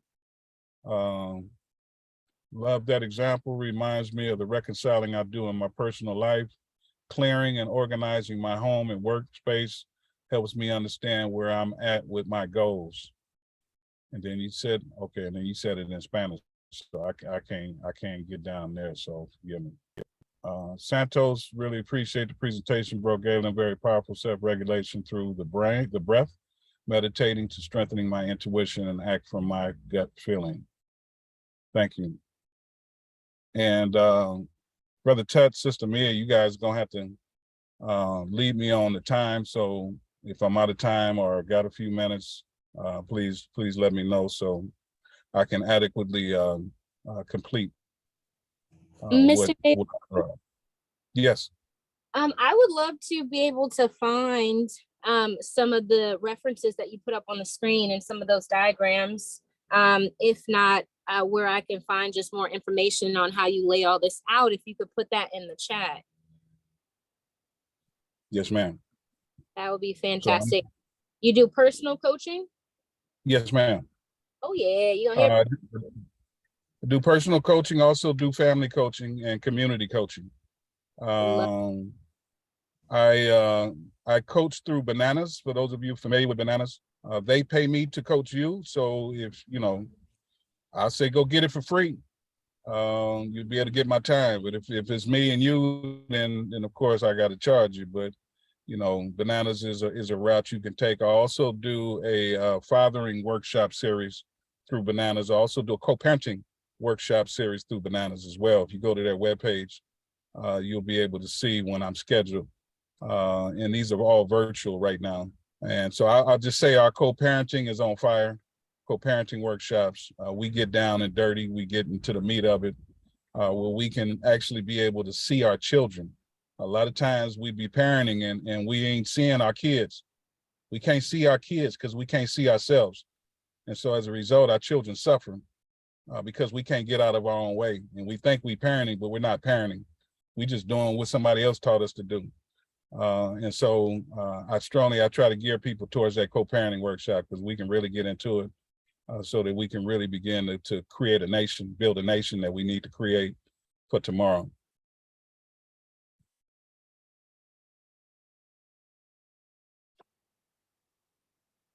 Anybody else? And I'm asking the question about what your practices are so that other people can hear, because they may not know, they may not have the same tools you got. So those of you who've shared, thank you so much, because you're sharing some wisdom, you're sharing some guidance that other folks may not have. And so we always want to attempt to make a space so that folks can get laced. I would say my practices are asking myself simple questions and try to focus, like what is my one word? I picked it up from the internet. It was this one YouTuber, but my one word for this moment, like, because sometimes I'll have a lot of words in my mind, a lot of different thoughts and impressions. And so if I just can focus on one word that is coming up, it helps simplify maybe what direction I'm leaning, whether it be anxious or at peace or, light or heavy, just kind of where I am on that compass. It may help for the overthinkers. Yes, sir. Thank you. I like to go to the water. Recently, I've taken up hot tubbing. I don't know how many of y'all like to go to the water, but just sitting in a really hot bath has been really revitalizing for me. Although it's not solving all of my problems, it is definitely helping me soothe at the moment. And I've gotten back into reading books on my shelf that I've already read before, and that's consoling me in different ways.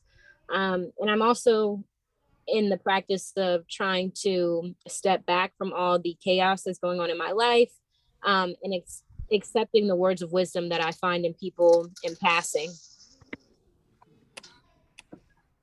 Thank you, sister.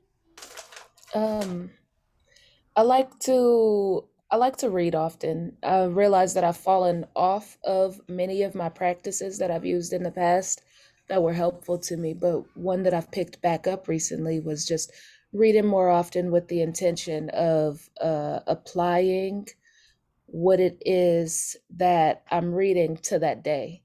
And so I look for opportunities, say when I'm with my friends or family members, to also apply things that I find in the books. Right now, I'm reading a book about inner child work, and it's been really helpful, not only to me, but I've been sharing it with friends and family members as well, and it's been really helpful.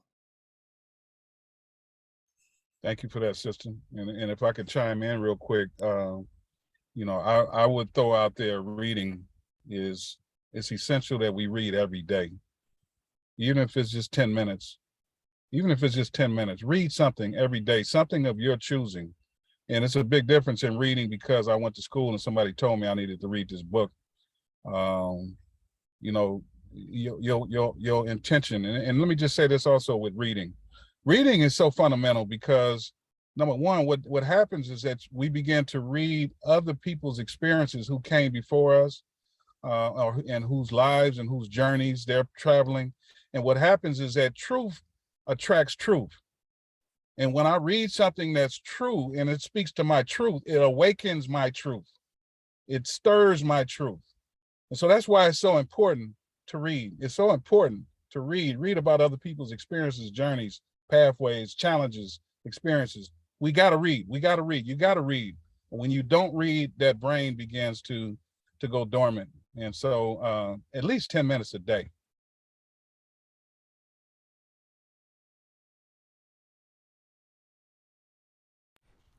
Yeah, I like to ground myself in reality, but live in my own reality, a virtual reality or whatever it is that I perceive. I'm a fantasy, yes, like a fantasy world. So it's like I'm grounded in reality, but I stay in the fantasy. So it's like I might look at $1,000 as $1,000,000, you know, because in reality it is. Like I'm poor, you know what I'm saying? So it's like when I get 1,000, somebody else might be like, man, that ain't nothing. You know, I run through that all the time. My rent costs 10 times that, you know, but 1,000 in my fantasy world is still $1,000,000 to me because I'm coming from a poor place. So it's like staying in that fantasy realm and not letting the reality of the real world get to me. Because again, I have to remember that I'm living in someone else's fantasy.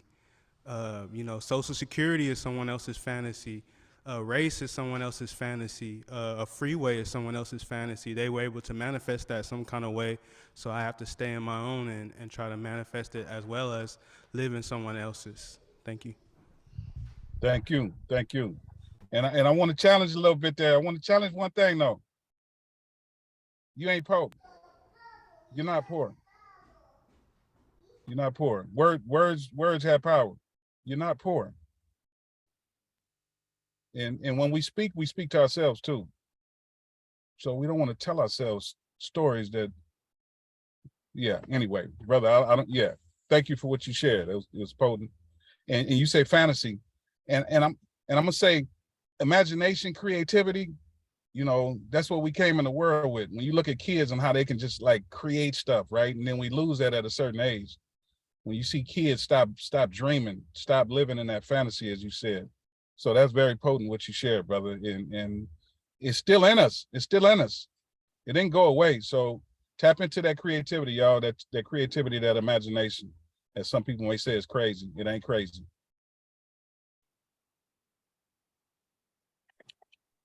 Hey y'all, I'd like to share. This is Honey Gold Jasmine. One of the things I do is I'll meditate and intentionally identify the places in my body where I'm holding tension. And I know like one of those places for me is my jaw. And as a music artist, in a way that's it's kind of ironic, right? Because I have to use my voice, I have to use my throat, but I actually can tell that I actually hold myself back a lot. And that holding myself back turns into me holding tension, like in my throat, in my like heart area. And I know that's even a deeper meaning, right? Like those particular areas are the places I kind of have to utilize to share my thoughts with the world from a heart-filled place. So I tend to like sit and meditate and really like identify those areas where I'm holding tension and then breathe into those areas. So I'll think of my heart and like literally center my energy around my heart and breathe through my heart. If the tension's in my hand, I'll like pay attention to my hand and like breathe through my hand and just kind of remind myself that I have to flow with it all. Because I think also comes from me really holding myself back from flowing into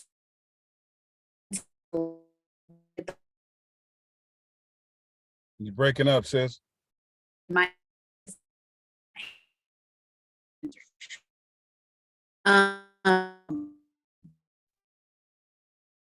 into that how I keep it simple. I just and remind myself that it's all there to be utilized for a reason.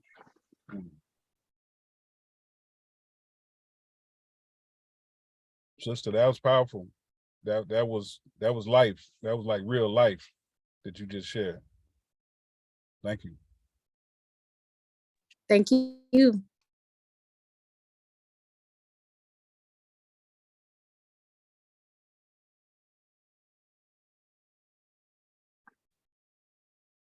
Okay. I see a question. Building up foundation. Can you share more about building up foundation? Yes. So, as I mentioned and as I showed on the slide deck, CBTC, culture-based transformative, our first step, our first approach, our first tier is foundation. And what that encompasses is 3 specific areas. It includes a conversation about purpose. A conversation about purpose. And many times, we can look at it as though purpose is something that we find or that we acquire, and it's not. It's not. Purpose is a way of being. It's a way of being. But again, when we begin to integrate that conversation, it's something powerful about when we even say the word purpose and we associate ourselves with it. The brain, the mind, the subconscious, your spirit, it takes what we give it and it does things with it. I'm just putting it in a simple term. It does stuff with it. Okay. But if we never give it to it, I heard somebody say once, it's sort of like, we feed our bodies with bacon and our minds with bread. But both have to be fed, both have to be nourished, both have to be given in order to sustain life. And so the thing is that we want to encourage people, and we challenge people to start this conversation about purpose. What is your purpose? You ever had experience where you were talking to somebody and they cut you off? And I used to get this from the elders when I was younger, and they used to say, "Get to the point. What's your purpose? Why are you talking to me? What's the point you want to make?" And it makes you get to the point. It makes you narrow in, and it makes you get to the point. And when we look at what we do in our lives, what actions do we take? What habits do we embody? And when you start asking yourself critically, why do I do that? What is the purpose for that habit? What is the purpose for that activity? And when we start looking, we begin to be able to see things that we have, habits that we have that serve no purpose whatsoever. It serves no purpose. It does not speak and lead us to where we say we really want to go. And so it gives us an opportunity then to shift our habits, shift our behavior. But again, like the man or the woman that has the market, if you don't know what your products are doing, and if you don't know your inventory, if you don't know what it's doing and what it's not doing, you can't make those decisions. You're not motivated to make those decisions. So again, what do we focus on and what do we stay mindful of? And it's really important to put ourselves around people and interact with people who understand that, so that when you dialogue with people, you're constantly reminded, because we all forget. I don't care how much information I get. It's all about the information and applying that information. I have a whole lot of information, but am I applying it? And sometimes I need folks around me to remind me, are you applying what you know? The next one is guiding principles. Guiding principles, again, is like a CD that you put in your car or in your music box. You're making a conscious choice to choose this music for whatever reason. And sometimes we forget that we can shift the game. We can shift the paradigm just by changing that CD and saying, look, I really wasn't conscious of what I've been telling myself. Now I want to be super conscious of what I'm telling myself. And I just need to get intentional about that. If you repeat something over and over again, if you repeat something 30 times a day that corresponds to who you are and where you're going, it's going to have an impact at some point. It's going to have an impact. And then lastly, process, of course. What do? We only got so many hours in a day. You only got so many hours in a day, and you only got so much energy. How are you applying it? How are you spending it? So that's building up foundation. First and foremost, we have to become mindful. We have to become mindful. And then we have to get really, really clear about who we say we're being And is our purpose, our principles, and our process in alignment with that? Does our core values support that? Sister Laura, go right ahead. Hi, Galen. It's me, Laura, your long lost friend. Hey, hey. How you doing? Good. Listen, I wanted to say something about, you made the comment that some behaviors are not necessary, something along those lines. And I have found recently that even my negative behaviors serve a purpose. Mm-hmm. For example, I can notice if I'm eating a lot of sugar or if I'm letting the dishes stack up in the laundry, there's something going on with me internally. And I have to practice those behaviors because I don't have a coping mechanism at my fingertips yet. It's growing. The second thing I wanted to say is this whole thing is a process. We're not born with it. All this stuff that we're talking about, we have to learn it. Somebody has to give us the information. How you get it is fine. If you get it from TD Jakes or you get it off a billboard, whatever it is, we have to learn it. And for some of us, it could be a lifelong process. It's like an onion, I've heard. You peel a little bit back, you peel a little back, peel a little back, and a whole lot of other stuff just keeps coming up.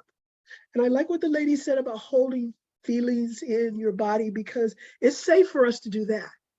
It's safer for us as Black people, especially as Black women, to suppress all our feelings, negative or positive.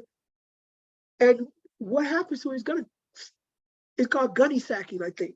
And you holding all that stuff into your body, and your back is hurt, your neck is crooked, you get bad skin, and all of those other manifestations of holding feelings, good and bad, inside. And so I just wanted to put that out there because it was just like in my head, it's like, wow, this is something I just recently learned, is my behaviors, whether they're, especially the ones that are negative, like that sugar, it's on me. The sugar is on me lately, and I'm realizing what it's all about. I know what's at the core of it, and I have tools to address it. Thank you so much for doing this and for listening. Thank you, sister. Appreciate it. Good to hear your voice. So that was amazing. Thank you for all of those reflections. And Brother Galen, thank you for stimulating all of these thoughts. And I think everyone is in an introspective mode right now. So I want to say thank you for that.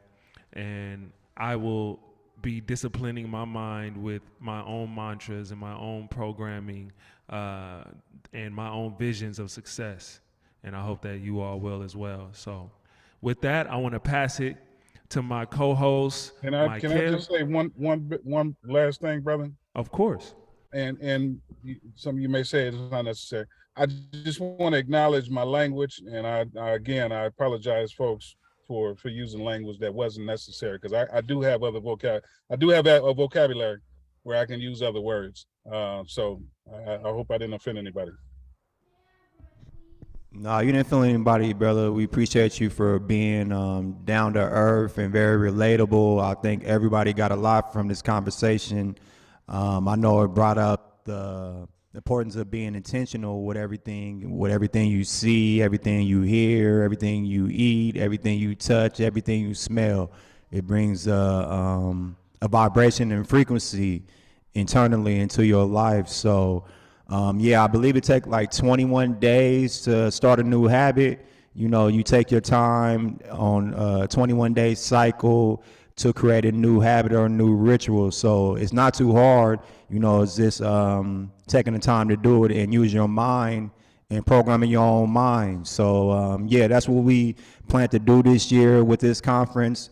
The theme was I versus we, repairing the nation. So we've seen that the mindset was a very important topic for us to touch on, because we feel like we have a lot of people who have melanated bodies or Black bodies but don't operate in the mindset of being indigenous, original Black to this planet. So we definitely wanted to highlight that. And we're getting ready to get into our next segment, which is our keynote speaker for today. And for this segment, we have a very powerful brother, Michael Hemotep. The brother is from Detroit, and he hosts a radio network station.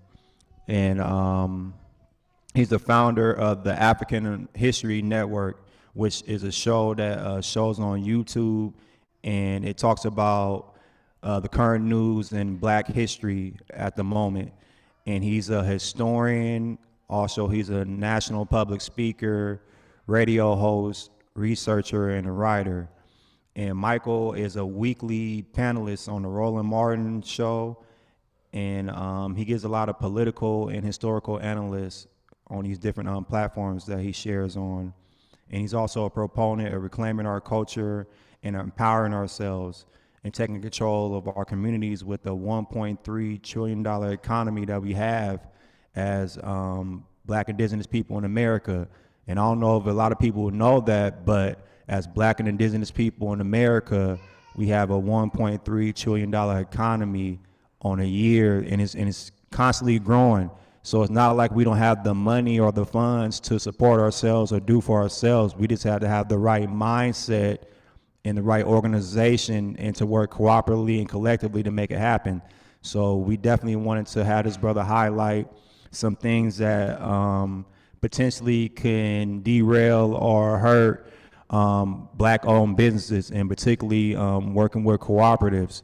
So we appreciate having the brother here, and we see you on the screen now, Michael, and we want you to introduce yourself to everybody, and yeah, we're looking forward to your presentation. Give it up for Michael Hemotep. All right, thank you. And what's your name, brother, who introduced me? Brother, my name is Brother Mikael, and I have met you a few times. I thought you looked familiar. Okay. Yeah, I feel bad I didn't go on the radio show the other day, but last time I seen you was in Detroit at Baba Kalendi Ai's going home celebration. Oh, yeah. And I went on my way to say hi to you, and the first time I met brother. you was in LA. So appreciate you, brother, for doing your thing and being on here with us. Thank you. I thought you looked familiar, man. Okay, good. Thank you for the introduction. All right, Mod Hotep, everybody. How you all doing today? All right. Can you all hear me okay? Okay. All right, good. I wanted to check the audio. Okay, so I'm Michael M. Hotep, founder of the African History Network, host of the African History Network show. I'm a talk show host, researcher, lecturer, writer, and historian. So I'm glad to be here. Sister Mia Jackson reached out to me a few months ago. She saw a presentation I did on my Facebook and YouTube channels dealing with 17 reasons why African-American owned businesses go out of business. And she said for the conference today, she wanted me to speak about some of the history of cooperative economics, because I have presentations dealing with that as well. Some of the history of cooperative economics and African Americans using cooperative economics, using the co-ops. And then also I'll deal some with some information dealing with why African American owned businesses go out of business. Okay, so let me share the screen. Now I can share the screen, right? I have a PowerPoint presentation, so I can share the screen, right? I should be able to share the screen. Okay, I think this is what I want right here. Okay, this one right here. Can everybody see this? How African people use cooperative economics to fight against white supremacy and racism. Can everybody see that on the screen? Can you all see it? I can't hear anybody.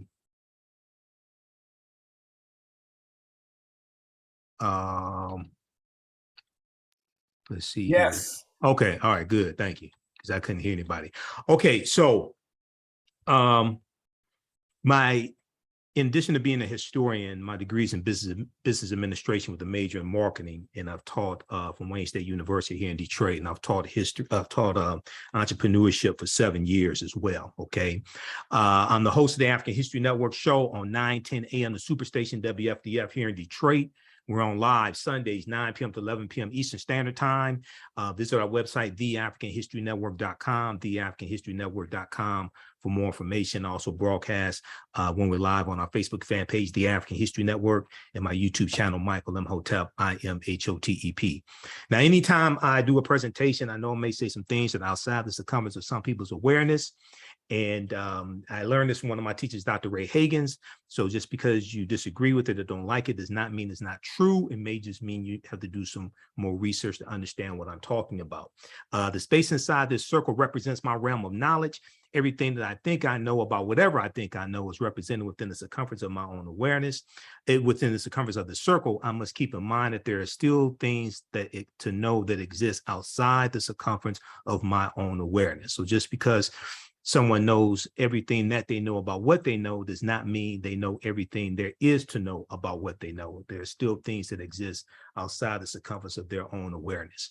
Okay, so we have a deep, rich history of cooperative economics. And one of the things I want to do in this presentation is differentiate between cooperative economics and white capitalism dressed up in red, black, and green.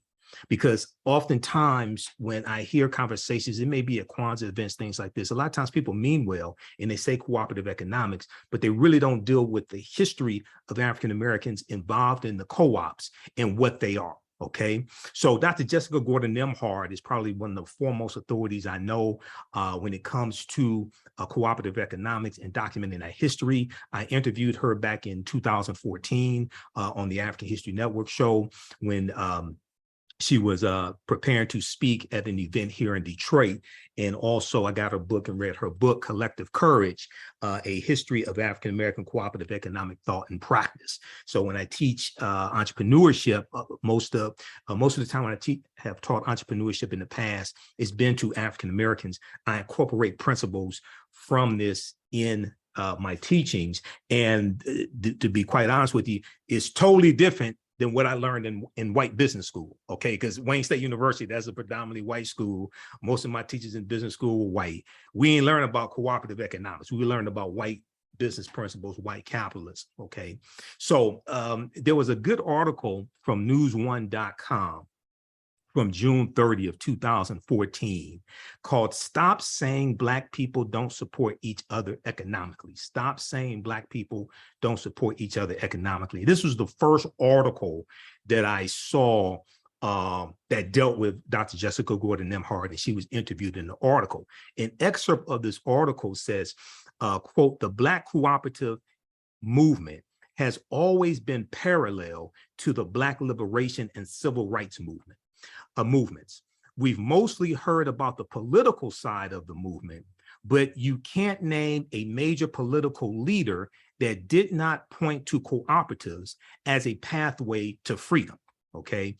Now, when we talk about Kwanzaa, the fourth principle of Kwanzaa, Ujamaa, okay, cooperative economics, deals with to build and maintain our own stores, shops, and other businesses, and to profit from them together, okay? But oftentimes when we have these conversations, and I've spoken at numerous Kwanzaa celebrations going back to 2010, oftentimes we don't really get into a deep conversation of what the cooperatives are and some historical cooperatives that we've had. And I'm not knocking anybody that has, you know, a LLC or sole proprietorship. Yes, we need to support those businesses, but cooperatives are different and they're formed oftentimes for a different purpose.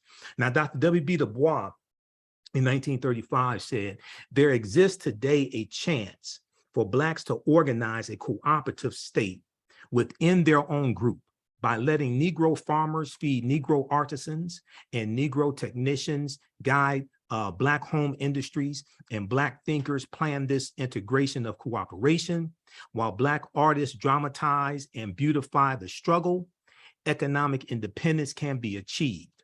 To doubt that this is possible is to doubt the essential humanity and the quality of brains of Black people." Now, there was a good article. I spoke, I did a presentation back during African American History Month in February this year for a group here in Detroit. And I talked about cooperative economics there. And in that research, I came across this good article from 2021 from ABC News. By the way, you know, it surprised me a little bit, but it's by ABC News. And it's called Mutual Aid Networks Find Roots in Communities of Color. And one of the things that this article does is it deals with some of the history of African-American cooperatives, but it also deals with how African-Americans and people of color are using cooperatives during the coronavirus pandemic, okay? And the article said, amid the unfolding disaster of COVID-19, have been moments of generosity, whether it's people pulling together support for college students who've been tossed out of dorms, or collecting money to help restaurant workers, street vendors, and movie theater employees pay for their medicine, groceries, and rent. These mutual aid support networks and the mutual aid societies and support networks, these are a type of cooperatives. These mutual aid support networks in which communities take responsibility to take care for one another, rather than leaving individuals to fend for themselves, have proliferated across the country as the pandemic turns lives upside down. The nonprofit organization Town Hall Project created Mutual Aid Hub, to track all of the various collective efforts when coronavirus began its rapid global spread in March of 2020. Back then, it counted only 50 mutual aid groups, but by May of 2020, the number grew to more than 800 in 48 states, driven by what the hub's lead organizer, Shivani Desai, called a, quote, grassroots explosion of organizing, a grassroots explosion of organizing. Now, while these informal networks have sprouted up in response to the pandemic, mutual aid organizers and scholars say they have existed long before then. Few are aware of their deep roots in communities of color, especially in the African-American community, where such networks have been built for centuries. Margot Dalal, executive director of Detroit Community Wealth Fund and an Indian American woman, she said, quote, the concept of cooperating and pooling resources within a community is rooted in communities of color. The article goes on to quote Dr. Jessica Gordon-Nemhard, who was interviewed for this article. And it said, Dr. Jessica Gordon-Nemhard, author of Collective Courage, said Black mutual aid societies date back to the 1700s. Free African Americans pooled resources to buy farms and land, care for widows and children, and bury their dead. Many of them are going to go on to start credit unions when banks would not serve them. And credit unions are, even today, one of the most prominent type of cooperative, because when you are a member of a credit union, you're part owner of that credit union, as opposed to a bank, which is a different structure. Many started credit unions when banks would not serve them. Sociologist and civil rights leader Dr. W.B. Du Bois wrote about enslaved African Americans pooling money to buy each other's freedom. Now, the African Union Society in Rhode Island was established in 1780 as the first Black mutual aid society on record, the African Union Society. And when you go look at a lot of these organizations that we created in the 1700s and even going into the 1800s, we use the term African. Well, it's Free African Society, Grand African Lodge, African Methodist Episcopal Church in the early 1800s, Richard Allen. You're going to see us use the term African. The African Union Society in Rhode Island was established in 1780 as the first Black mutual aid society on record, Dr. Jessica Gordon-Nemhard said. The second was the Free African Society, which was founded in 1787 to provide aid to freed slaves who were denied resources by white institutions. One of the most famous examples of the mutual aid societies are the Black Panther survival programs of the Black Panther Party for Self-Defense from the late 1960s, through which members distributed shoes, transported elders to grocery stores, offered breakfast programs to children, and more. They also had the sickle cell anemia screening, and they provided all types of services. A lot of people, you know, when a lot of people talk about the Black Panther Party for self-defense, they talk about the guns and the the black leather jackets and berets. But one of the most powerful things they had were the programs that they organized for the community to meet the needs of the community. In many major cities, more than half of Black Americans were part of at least one mutual aid society by the 1800s, according to Dr. Jessica Gordon Nemhard. Well over half of the societies she's researched were started and run by Black women who continue to be vital in mutual aid networks. Okay, let me repeat that. Okay, well over half of the societies she's researched were started and run by Black women who continue to be vital in mutual aid networks. Dr. Gordon Nemhard said she believes mutual aid is part of the history of all communities, but especially of communities of color that face obstacles accessing resources. Quote, mutual aid and co-ops are a way for groups that have faced discrimination to have some level of economic stability. Part of my work is to remind African Americans that mutual aid is part of their history too. Okay, so this is a really good article from ABC News from January 2nd, 2021. Mutual aid networks find roots in communities of color. And when we look at this history of these cooperatives, these were principles that we brought with us to this country from Africa. These are principles we were practicing in Africa, especially West Africa. Now, I live in Detroit, which is Motown, the Motor City, and where Motown Records was founded. And when we research Berry Gordy, we find that Berry Gordy's family owned a co-op with an $800 loan in hand from the Gordy family's Berry Co-op. Berry Gordy set out in 1959 to apply some of the principles he learned in the auto plant, because he worked at an auto plant here in Detroit, I think it was General Motors, in the auto plant, to the production of records and the creation of music groups and solo artists. He envisioned a process by which a, quote, kid could walk in one door an unknown off the street and come out the other a polished performer, end quote.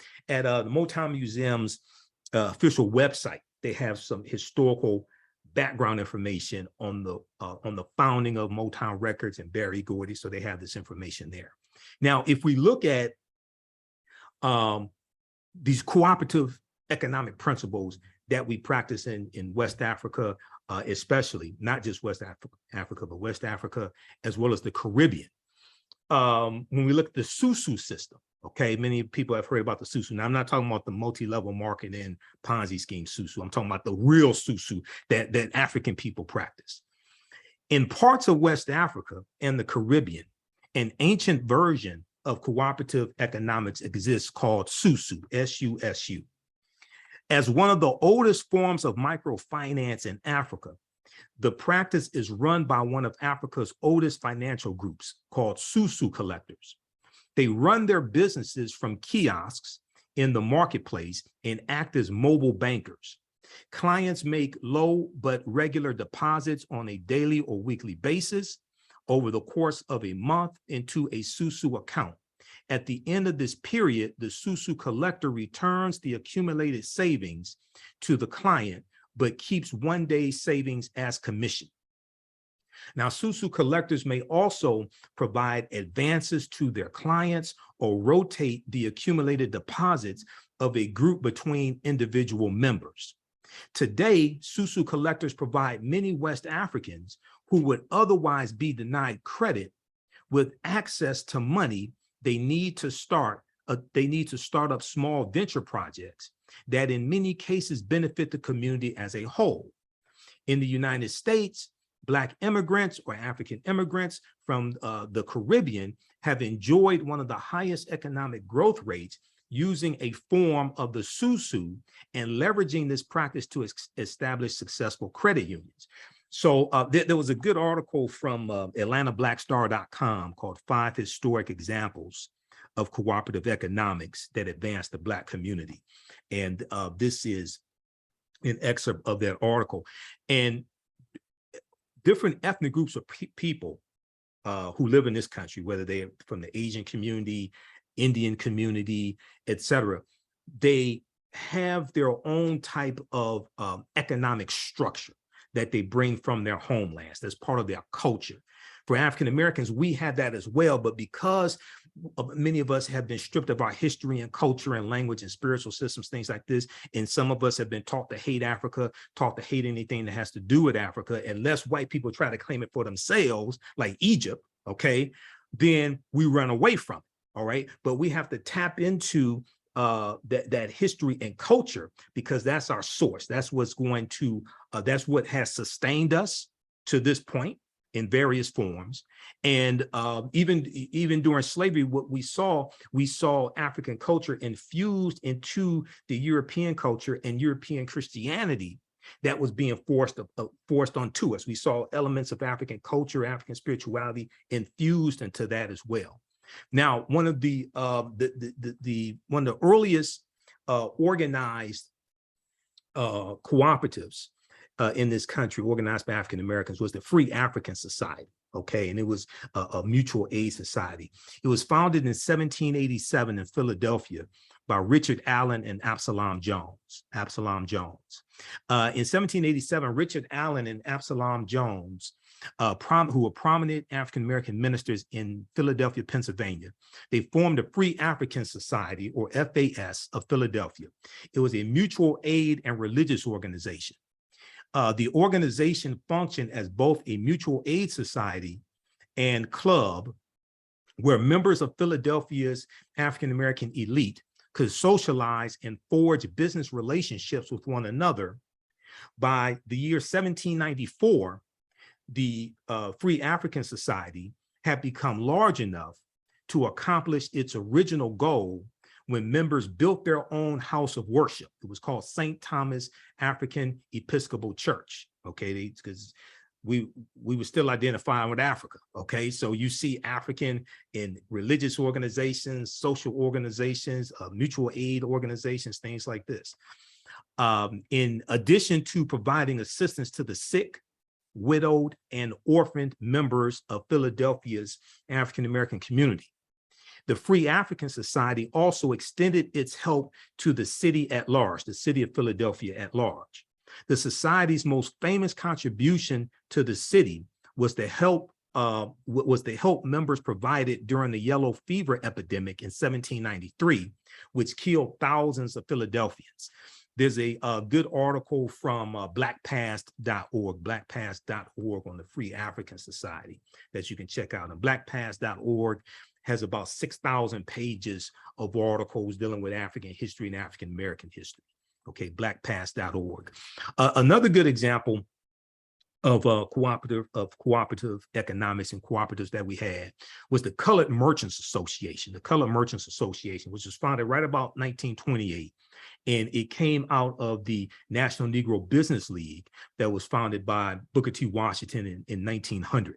Okay, and here, this picture here is a member of members of the Colored Merchants Association, and you see Booker T. Washington in the center in the front row. In 1928, the National Negro Business League of Montgomery, Alabama, established the Colored Merchants Association, or the CMA. Now, this was a cooperative organization of African-American grocery stores. And grocery stores, between grocery stores and funeral homes and life insurance companies, these were some of the biggest types of businesses and most prolific businesses that we had, because you have to eat and you're going to die. Okay, and many of us are going to buy some type of life insurance policies or burial insurance policies, things like this, but especially grocery stores, because you have to eat. All right, so the purpose of the Colored Merchants Association was to reduce the operating costs of African-American retailers through mutual support, by them working together, not trying to compete with one another, but trying to work together, buying in bulk, cooperative buying in bulk, so they get economies of scale and they get a lower cost, and collective marketing. in a harsh market dominated by white-owned chain stores. So what they were doing was organizing so that they could better compete against the chain stores like the Kresge's and the white chain stores, the Kresge's and the Woolworths, things like this. The Color Merchants Association spread to nearly 18 cities, including Chicago, Philadelphia, Nashville, Dallas, and New York. The CMA built its national headquarters in New York City in October 1929. Chapters were organized in cities with 10 or more stores. The Colored Merchants Association members paid $5 per month per store and were required to meet designated standards. By 1930, 253 stores were part of the Colored Merchants Association network. These are Black-owned grocery stores. Today, now, so 1928, 1920 census, there's about 11 million African Americans in this country. Today, with about 50 million, I'm not certain we have 253 African American owned grocery stores today. Maybe barely, with 50 million of us, maybe barely. But this is what they had in 1930. Okay. Now, the CMA model was markedly successful. Associated stores reported increases in business and profits. Members received support services from the association, such as intensive training in merchandising techniques, sales training, advertising, and management resources such as market analysis, inventory and bookkeeping systems, and collection and credit procedures. This is what we were doing 1928, 29, 1930. I mean, when you study this history, I mean, this is mind-boggling. Another good example, and probably the largest, is the Colored Farmers National Alliance and Cooperative Union, because this organization grew to have 1.2 million members. Okay, they were founded in 1886. Okay, in Texas. Now, despite the fact that both African American and white farmers face great difficulties due to the rising price of farming and the decreasing profits that were coming from farming. Okay, and we know that the economy is shifting from an agricultural economy to an industrial economy. The Industrial Revolution starts in 1790s in Manchester, England, and we're going to see it hit here in the U.S. as well. Okay, farmers faced great difficulties due to the rising price of farming and the decreasing profits that were coming from farming. The protective organization known as the Southern Farmers Alliance did not allow African American farmers to join. So a group of African American farmers decided to organize their own alliance to fill their need. And when we look at these cooperatives, they're usually trying to fill a need that the community has. They're not created to make a profit, even though it's okay to make a profit, but that's not why they're formed. They're formed to fill a need that the community has. Okay, the Colored Farmers Alliance Cooperative Union operated under fear and harassment by white farmers, but managed to operate several cooperatives in the late 19th century before having to disband. And what happened was they were getting death threats. And when we study this history of these cooperatives, the really successful ones, a lot of them had to disband to save their lives because they're getting death threats, they're being attacked, they're being killed, etc.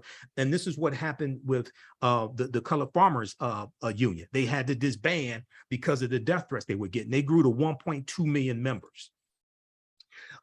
So there was a good article from Vice.com that dealt with how Black co-ops can fight institutional racism, how Black co-ops can fight institutional racism. And Dr. Jessica Gordon-Nemhard was interviewed by Vice.com also. This is an article from August 9th, 2016. On page 6 of this article, she was asked the question, what she said actually in response to a question, how do co-ops function in a capitalistic system? She said, we have examples all over the world. And sometimes how that looks is it's a small enterprise that allows smaller individuals to compete. Take a group like Land of Lakes, which is one of our largest agricultural corporations. It is actually a cooperative of dairy farmers that all own Land of Lakes together equally. And Land of Lakes buys its milk and produces all the dairy products. So the cooperative has the factories, does all the production, does all of the marketing, handles the business side. That frees the farmers up to do their dairy farming, knowing that they have a market. If they operated individually, they would not be able to afford a production plant or afford all of the advertising. But owning it all together, the individual farmers can now afford to compete. So she was asked the question, what role has cooperative economics played in Black communities in the United States? She said, African Americans have engaged in some form of collective economics throughout our entire history in America. Sometimes it was tilling kitchen gardens on Sundays when we weren't working as enslaved people and sharing the produce. Sometimes it was putting in dues to bury loved ones. We were also organizing cooperatives during slavery to buy other African Americans out of slavery as well. By the 1700s and 1800s, we had more formalized systems of collective economics that were more enterprise driven, like insurance companies and collective farming. Eventually, we had collective grocery stores, like the Colored Merchants Association that I mentioned, credit unions, and healthcare. Europeans eventually recognized the model of cooperatives around 1844, and it formally came to the US. But we were already practicing these principles in the US, even during slavery, and these were principles we brought with us from Africa. Keep that in mind. Now, African Americans then started forming official co-ops in the 1860s and 1870s. By the 1880s, labor unions were actually helping workers to start their own co-ops, and African Americans were involved in that too. And just keep in mind, we start seeing these large labor unions cropping up like 1866, the year after the Civil War ends, the National Labor Union. And these labor unions largely were created to protect jobs for white men and lock African Americans out of the skilled trades, because there were at least 262 skilled trades and crafts that African people had in this country from 1619 to 1865. And then when slavery ends, and then we can start entering into labor contracts because of the 1866 Civil Rights Act, which was giving us the same rights that white men had and allowed us to enter into labor contracts and negotiate labor contracts. Now they want to lock us out of the jobs we have been doing for free for 246 years. How am I on time? Mia or whoever the timekeeper is, let me know how am I on time, because I do have more information, trust me. I'm at 28 minutes because I got my stopwatch here. So how am I on time? Who can let me know? What's the relationship between segregation and cooperative economics? Segregation and cooperative economics. One of the things we learn when we study cooperative economics is the stronger co-ops have members who have a strong sense of camaraderie. So how do you find people who already have that feeling and get them to do co-ops?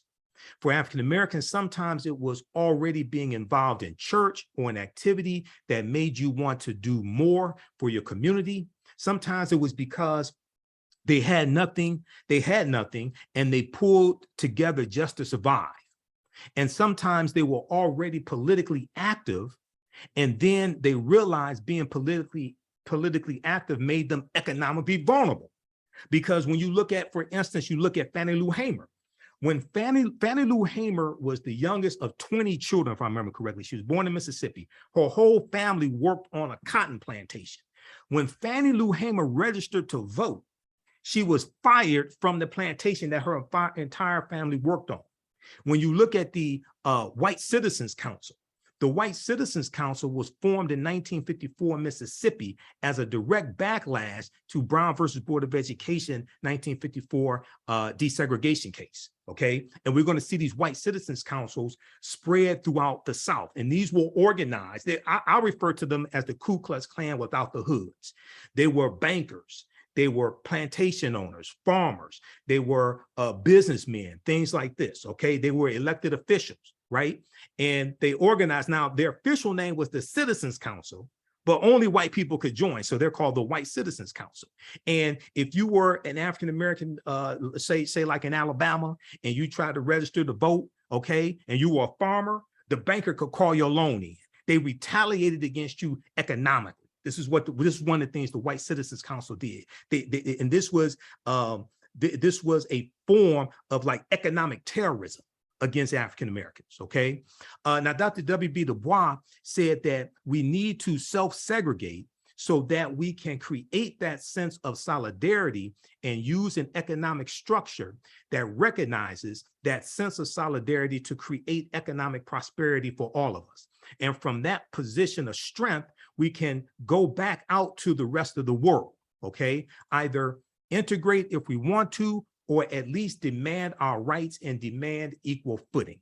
So check out, this is a really, really good article here. It's an extensive article from Vice.com from August 9th, 2016, called How Black Co-ops Can Fight Institutional Racism. Okay, now how am I on time? Because I didn't hear anybody say anything.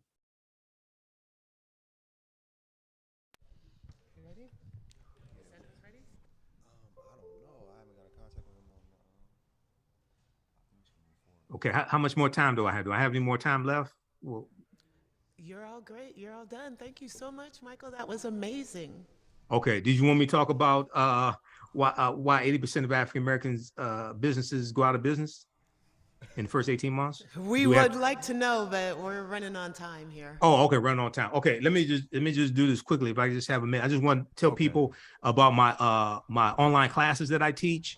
Online history classes. So visit our website, theafricanhistorynetwork.com, theafricanhistorynetwork.com. I teach 2 online history classes, 8-week classes. The first one that we do this, we're doing this on Wednesdays now. Ancient Kemet, the Moors, and the Ma'afa, understanding the transatlantic slave trade, what they didn't teach you in school.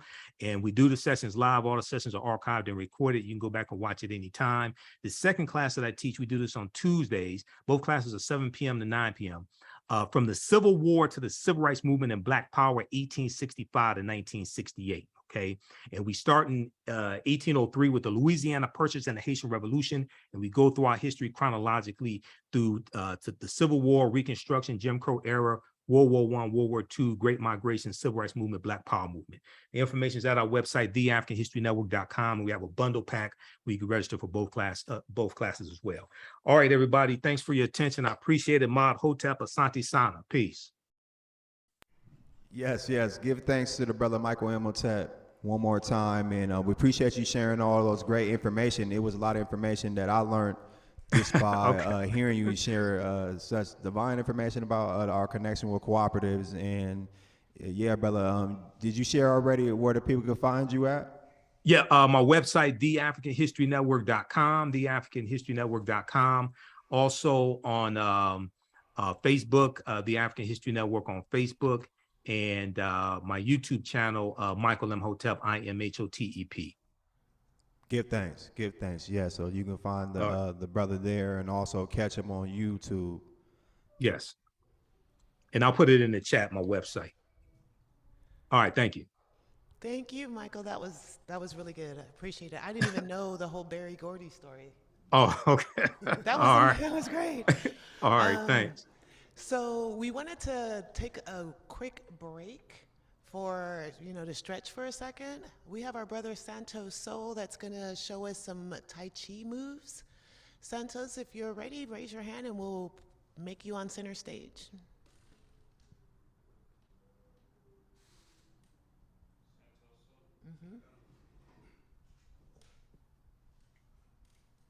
Peace.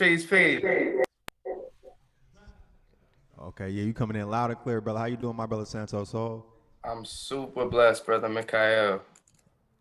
Yes, and this is our good brother Santos Soul, also affiliated with Raw Soul Collective.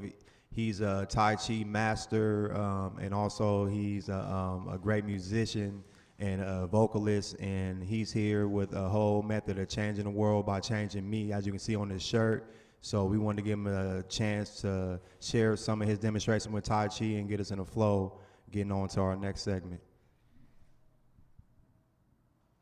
Thank you for the welcome, and thank you so much, Repair Nations, for your labor of love and bringing us together. Just generate some energy. You know, we can just rub our hands together. Shikamo and Asante Sana to Brother Michael Imhotep for that download, that transmission, as well as all of the speakers that have spoken before me. While we are in this place of receptivity, because that was amazing. I really want to invoke the breath. The breath. It's so important that we take intentional breaths throughout our day. But in particular, when we are digesting massive amounts of information, we want to oxygenate our body as much as possible. So I'm going to invite us, before we get up to move, to just take a nice big inhalation in through the nose at the count of 3. 1, 2, 3. Nice big inhale. And let it all go. Let's do that one more time. Nice big inhale, inhale, inhale, inhale. And let it all go. And one last time. Nice full inhalation, breathing all the way down to our lower belly. Inhale. And exhale.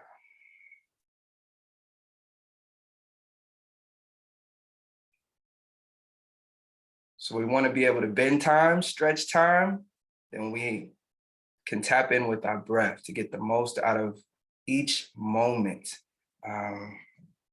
So I hope that you're feeling as good as you look. Gonna invite you, I'm standing up currently, whether you're standing up and or seated, it's so important in our culture and our community that we take stretch breaks. A lot of our culture is oriented either very top heavy or very sedentary. So if you're able, I invite you to stand up and gonna invite us again with the breath to bring our hands up overhead, like so, on an inhale and exhale, allowing our hands to descend right down the center of our body, palms not touching. So if ever you feel overwhelmed, if ever you just need a moment to yourself, reaching up and exhaling, coming straight down. One last time, big, big, big, big inhale. This movement is a reset, energetic reset, and exhale, coming down the center. Clearing. So I do want to take a moment to say that I'm very honored to come from a lineage of profound African, indigenous, Black men, martial arts and Qigong breathwork instructors. Any mistakes or shortcomings in my transmission are my own and not of my teachers that come before me. With that, I'm gonna invite us to bring our hands up over our heads, interlocking our thumbs.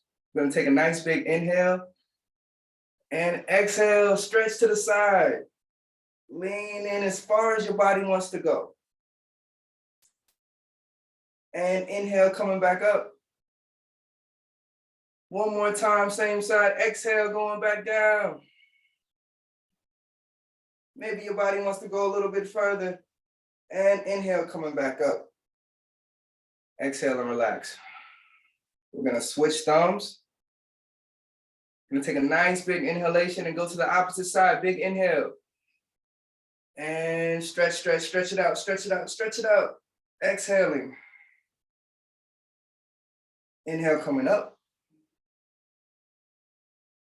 And exhale, same side, going back down.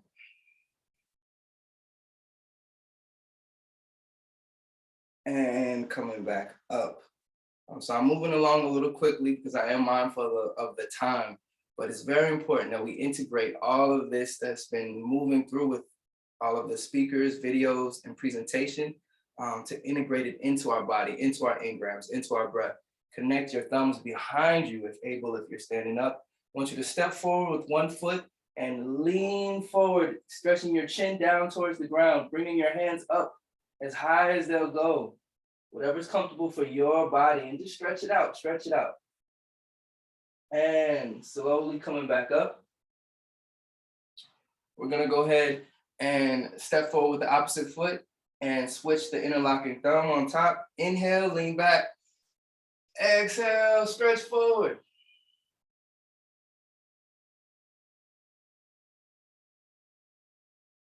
And coming up. And we'll just reset. So these are little movements that we can do while we're seated.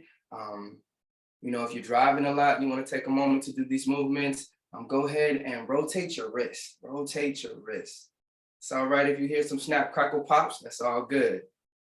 Switch directions. Tendons, ligaments, and joints. We can't be remiss to not put some love and energy into our tendons, ligaments, and joints. One finger, each one going back. All fingers back. All fingers forward. I'm watching the clock. Opposite hand. All fingers back, all fingers forward. So I'm just gonna share a few breath work exercises, maybe just one or two. These are Qigong, energy work or breath work exercises. So it's important to know that, you know, cultures, original people, original culture, you have Sekem out of ancient Kemet, you have Ngolo, Bantu region, Congo, you have Prana in the Vedic and Indian traditions, you have Long out of the Tibetan traditions. Every culture around the world has a word to describe the inborn energy in the breath, the energy that's around us wherever we go. So again, let's see, let's adjust a little some. I'm standing about shoulders width apart. Even if you're seated, you want to be able to do these movements. Our youth, our elders, intergenerationally, we can all do these movements. I have a slight bend in my knees, okay? My feet are shoulders width apart. I'm gonna invite you to bring your palms up about shoulders level. Inhale as you draw them back. Exhale as you extend your palms out. Inhale, opening up to the sky. And exhale, palms are gonna cross in front and come back down towards the ground. Again, not touching. So what we're doing is we're activating, stimulating our lymphatic system, which is the warrior aspect of our immune system. Big inhale. Sending the breath out, empty the lungs. Exhale, exhale, exhale, exhale, exhale. Big inhale, opening up to the sky. Big exhale, crossing in front. Palms come back down towards the ground. Let's do this one last time. Our tongue is at the roof of the mouth. It's a little secret there. Inhale as you come up and back. Exhale, extending out, sending the breath out. Inhale, open up. And exhale, coming down. So these movements are helping us to tap into deeper states of consciousness as well, relaxation, so that we can absorb a lot of this information that we've been receiving.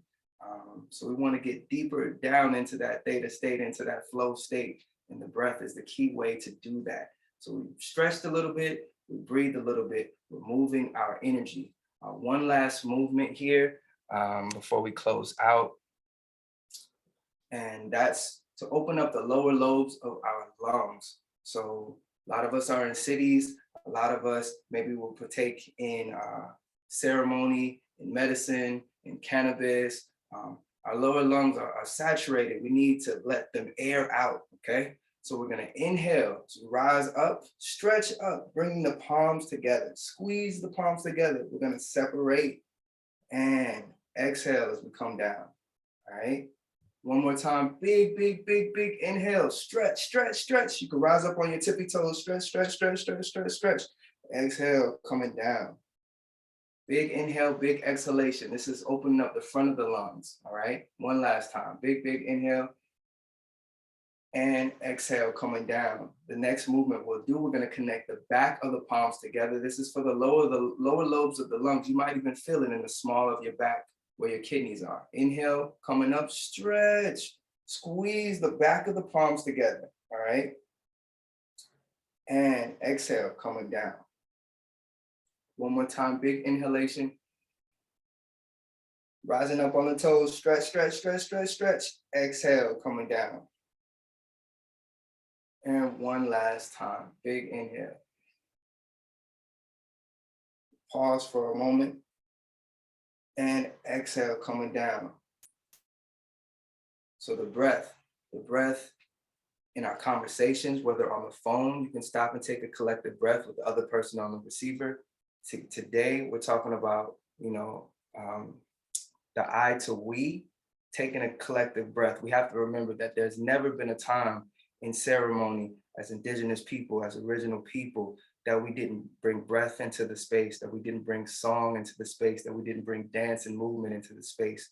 So it's really important that we use these tools to harvest all of this information, all of this that's being transmitted and remembered. So wealth.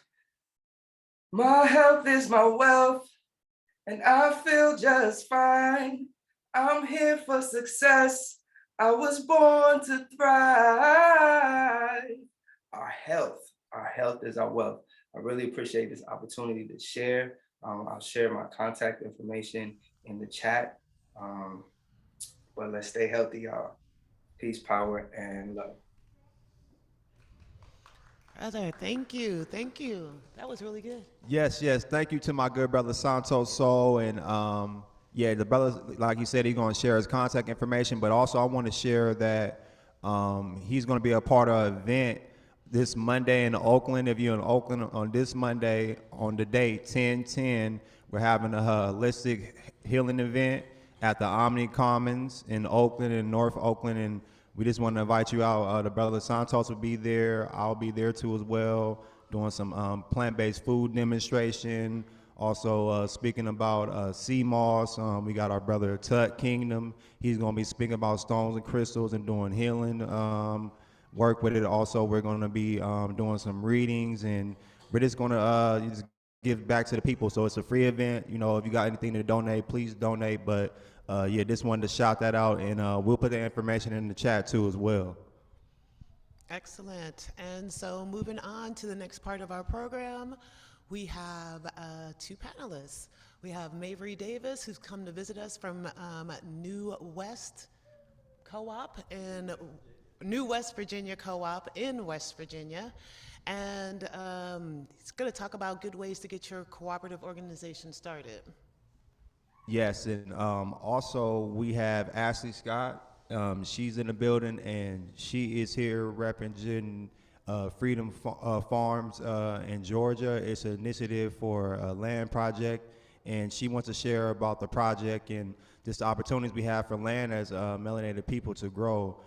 It's over 300 acres, and so I feel like it's a great opportunity for us to be able to invest, and she has some different investment opportunities. So yeah, she's going to share with us. So please, if you can either tap in with her or check in with Avery on in the other room. Yeah, Mavry and I will be in breakout room 1, and Ashley will be on the main screen. So check breakout 1 now if you want to come on over. Yes, give thanks.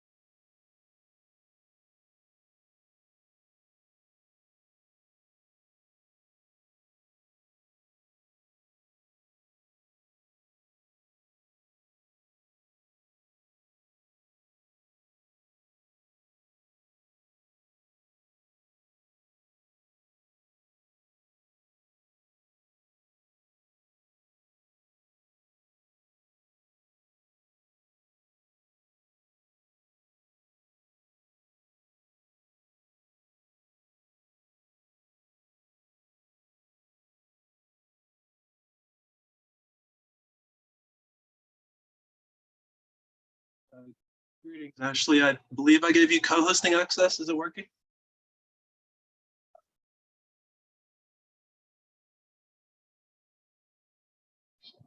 I believe so. Thank you so much. I'm just pulling up my PowerPoint presentation. Give me a second. Okay, sounds good. Thanks for dealing with our technical difficulties behind the scenes. Yeah, really excited to hear about more about the Freedom Farms Initiative, Freedom Georgia Initiative, and yeah, every time I hear, I like want to sell all of my things and get involved.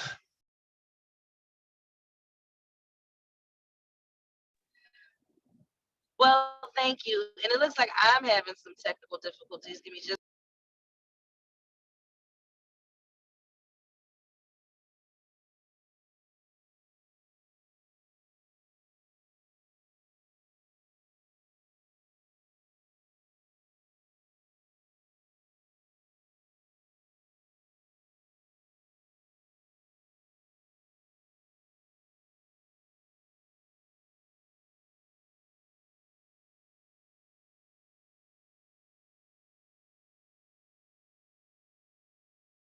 So everyone, we had the pleasure of initially being introduced to Ashley through Village Connect. They were doing a webinar early this year where they gathered many people from across the diaspora as well.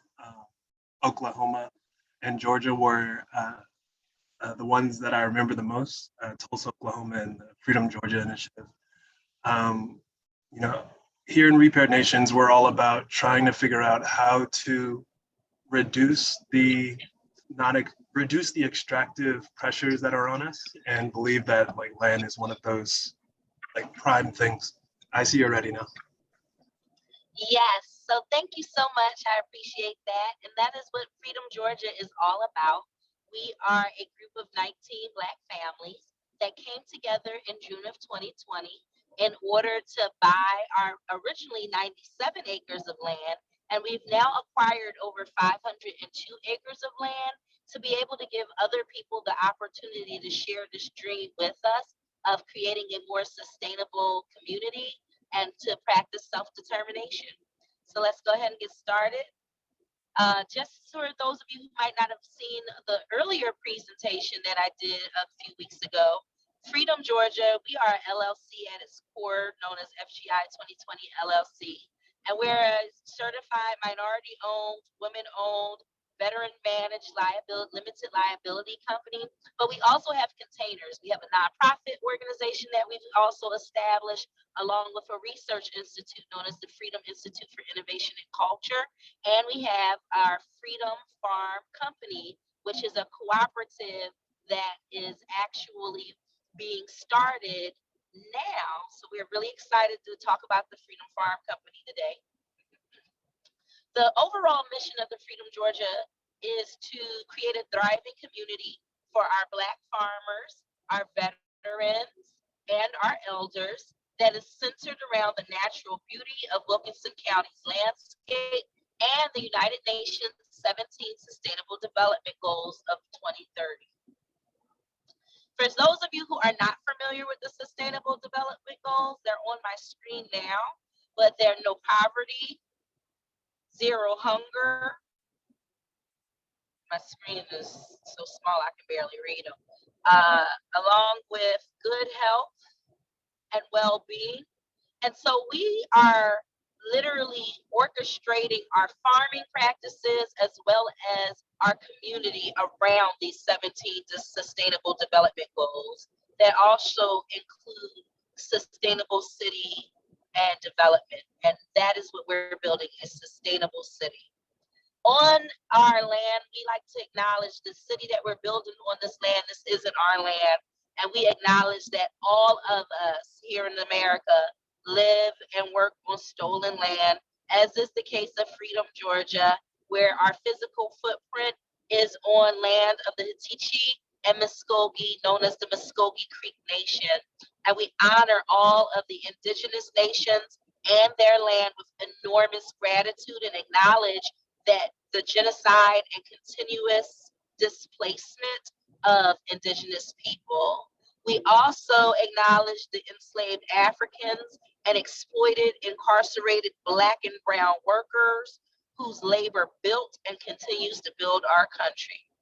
We acknowledge the harm inflicted upon BIPOC communities across the country in the context of housing, land, development, and labor, which drives our ongoing work. So here's our land, and this is what we're farming and building the city on, you guys. We got, again, 502 acres of Black-owned land, which we have recently subdivided. It went from being, we did 78 acres. We subdivided the 404 acres that you see on the left side of the screen into one large parcel that we still retain the ownership of. But we have 78 acres that we subdivided into 13 6-acre parcels. Let's see, it looks like my technology is being funny on me. Let's see if it loads up here.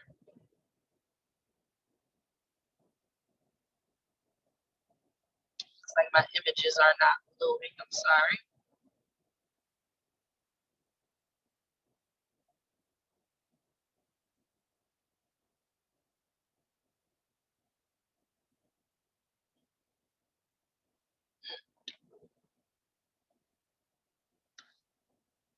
Okay, well, if this image were to load, you would see 78 acres divided into 6-acre plots that are going to be used for farmsteads and co-ops.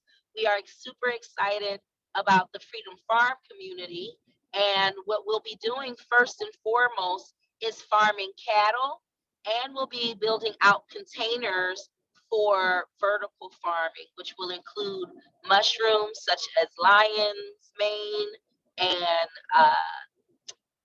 I don't want to call it the wrong thing, but I believe it's tiger tail. I might be making that up.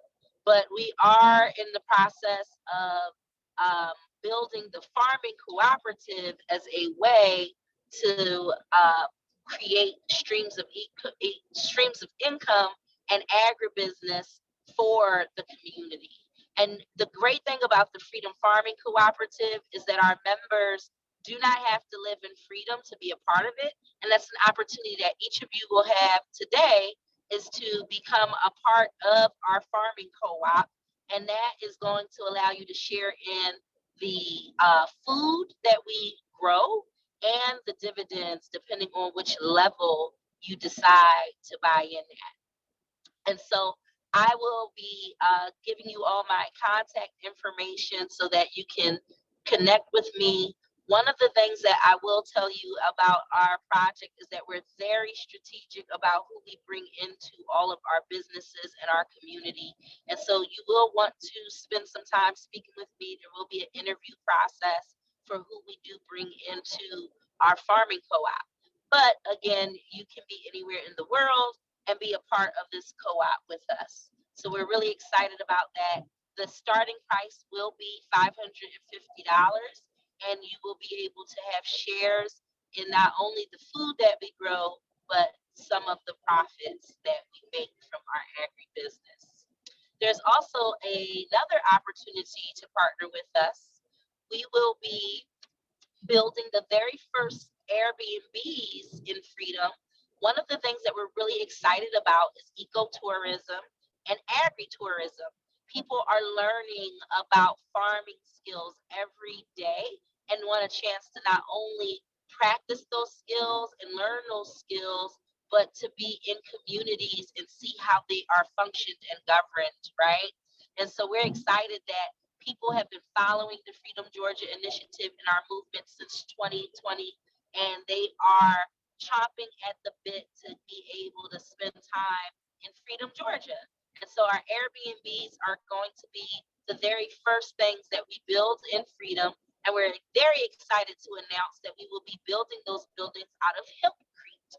Hempcrete has just recently been approved with the International Building Code as a product that can be used with stick and frame as well as steel rebar. And so we will be building probably some of the first first Airbnbs in America with hempcrete. And so you will have an opportunity to invest in being an Airbnb owner with us in those first Airbnbs. And there is a buy-in of $8,550 to participate. We have only room for 100 people to be a part of that opportunity. It is a limited partnership within the Airbnb business, which is again an LLC. And then you will get dividends. We will be starting off with quarterly dividends being delivered starting in October of 2023. Once we have all of the buildings in place, it's going to take some time to build with Hemp Creek and get things approved, which is why it will take some time to get your dividends to start rolling back in. But it'll be a really awesome long-term profit share that you'll get to enjoy with that one-time investment. So I'm not going to hold you too much longer. I would love to answer any questions that people might have. The future of freedom is on your screen. If you can see it, we plan to grow into a place that doesn't just have our farm, but that also has commerce and manufacturing. We are looking forward to having some hemp being grown on the property and getting our decorticators so that we can process the hemp. We'll also be taking the advice of some of our seasoned sisters and doing bamboo and being able to process bamboo through those same decorticators. So we're really excited. The opportunities are endless, and being able to be an owner in this is what this cooperative movement is all about. We can all generate wealth together, and when we all put in a little something, we can build our businesses faster. And so I look forward to having some of you be a part of our Freedom Farm Cooperative. And some of you, please consider being a part of our Freedom Rural Development Group, which is an opportunity to get dividends from our first Airbnbs. So if you have any questions, please feel free.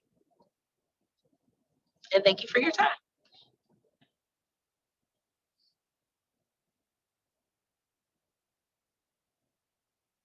Am I even on here? I hate Zoom sometimes. Hello? You all hear me? Stop the share. Yes. I'm unmuting it, or I'm allowing everyone to unmute themselves if they'd like to participate. So that's now an option. So you're welcome, everyone, to put stuff in the chat. People have already been sending lots of stuff your way, Ashley. But if you'd like to unmute, you're also welcome to and ask away.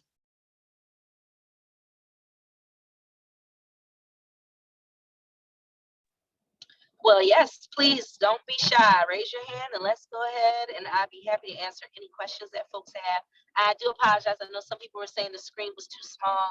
Unfortunately, I'm on my mobile. I just left the Ready Expo where we just had a wonderful time talking about how to survive and thrive together. So Miss Scott, that's my apologies. I have a question. First, I want to say I'm so happy for you. That is awesome. Like, thank you. The magnitude of what you can accomplish, the potentiality there is very exciting, even just for someone on the outside looking in. I do want to ask a question about, or no, was it a question? No, I was going to ask you, have you heard of worldwide organic farming, or WOOF? I have not heard of worldwide organic farming. Please tell me more. I would urge you to look that up. It's basically, it could serve as a good example for a business model for you concerning the travel agricultural learning. They are pretty much like a home away educational site for people who want to go to other places all over the world and partake in other people's agricultural experiences. Thank you for that, Jim. And I know that will be helpful for others. Thank you so much. You're welcome. My second question is, how do you feel about bartering in trade? And is there something built into your model to facilitate that? So we love barter and trade, but we do not have something that is specifically built in our model to facilitate that today.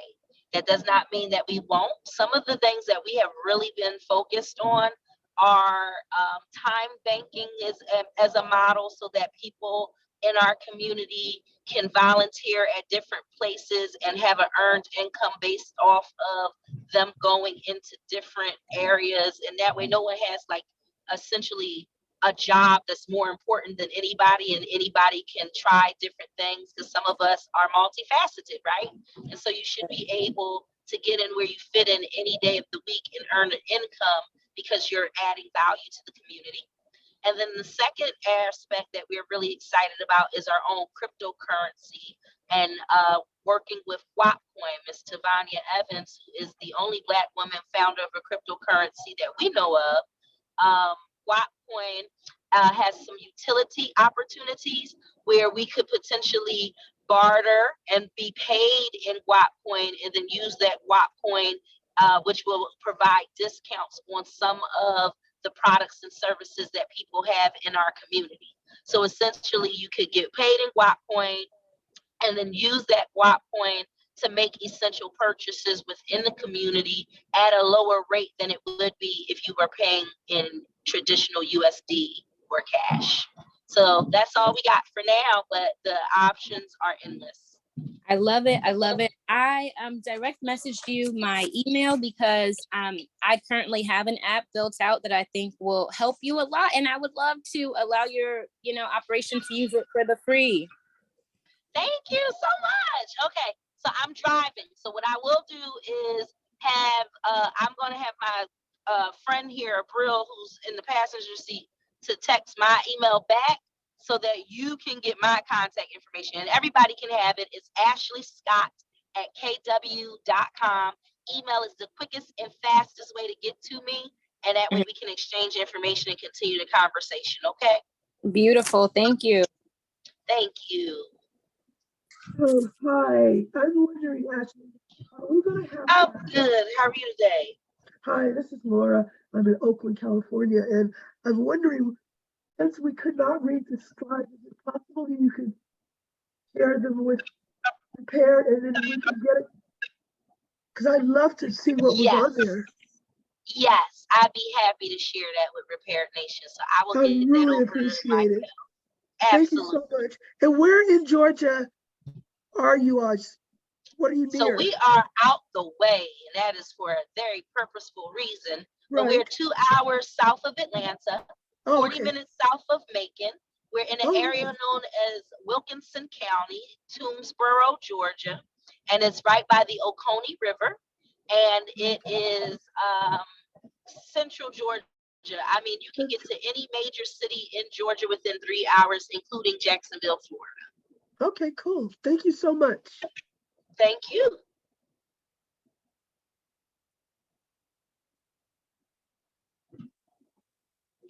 Y'all got any more questions? Because I got answers. I promise you that.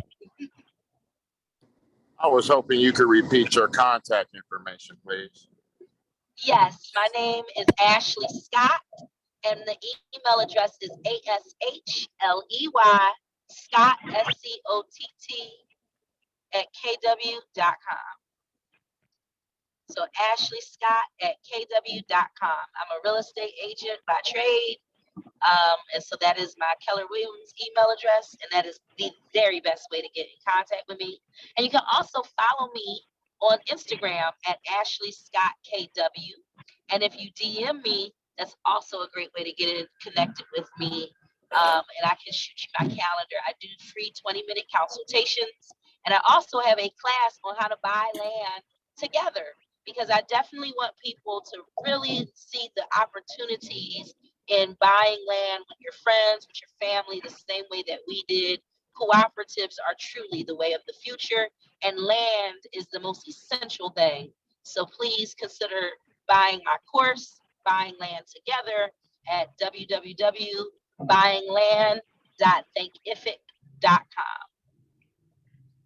Miss Scott, can I just say something that may be of interest? I've looked at land and I'm much about farming and being out in the woods. But as you mentioned, ecotourism, there's a class of people that really want to go out in the woods to look actually at birds. So if you're looking at ecotourism involving someone in your area, this is a local person, this is not me, that knows the lay of the land, but also knows the animals that are in the land. You can like literally encourage people. Not, I mean, they might not be into the dirt, but they may be into the animals that are around them and finding them or seeing them together. Well, absolutely. What I will say is we have what's known as bobwhite quail on our land, which is a species of quail that's protected here in Georgia. And so that there are opportunities with that in creating habitat for birds and, like you said, that ecotourism, when people are who love, bird watching and that kind of thing know that they have the space and ability to do that on our property. And there are all kinds of birds. It's beautiful. So thank you for sharing that. And another aspect that I will share around ecotourism is that you don't need to buy and just start grading it, turning everything into flat land. I know we as farmers love flat land. I get it. But there's some benefits to having different elevations and topographies on your property, and that having those that biodiversity and the ability to attract different animals is one of those things. So thank you so much for that.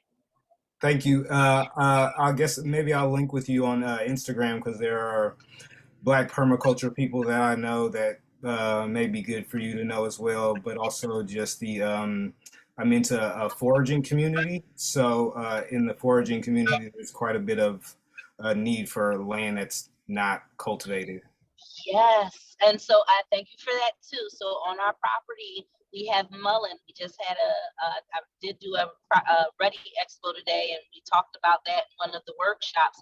Mullein is one of the best medicinal herbs for respiratory out there, and uncultivated, undisturbed land usually has tons of great medicinal herbs all throughout it, and foraging is something that can absolutely be done on our property.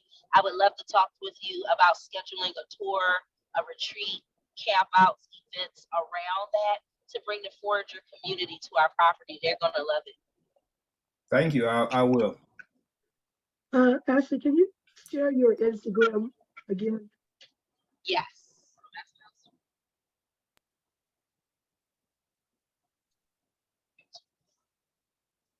What is it? It's Ashley Scott KW. It's at Ashley Scott KW. So ASHLEYSCOTT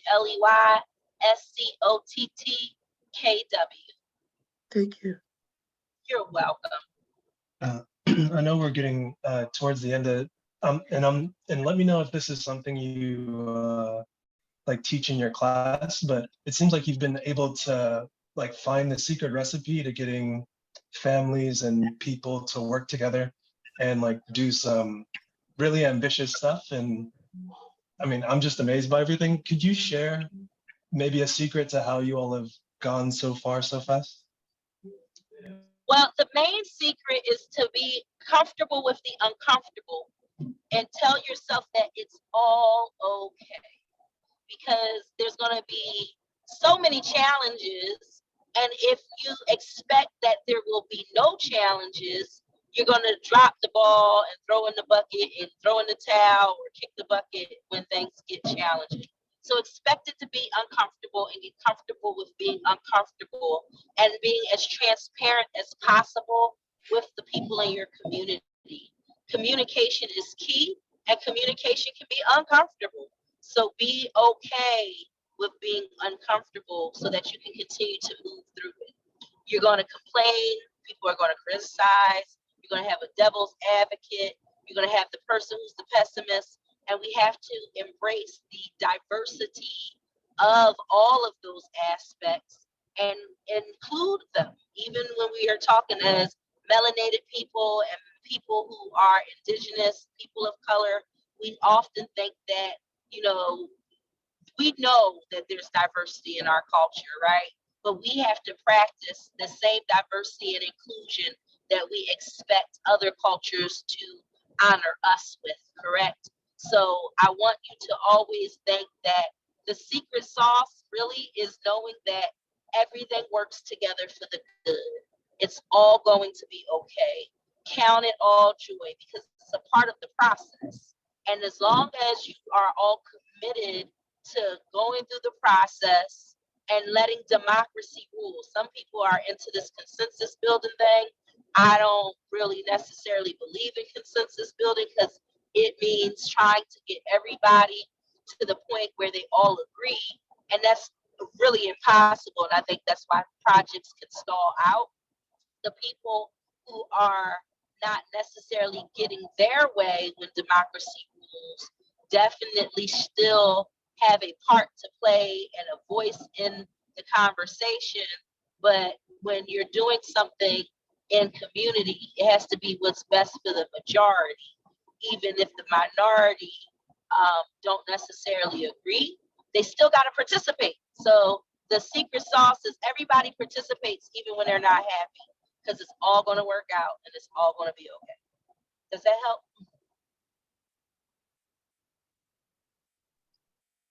Yeah, I was letting it wash over me. Everything's gonna be okay. Everything's going to be okay. People are going to people and life is going to life.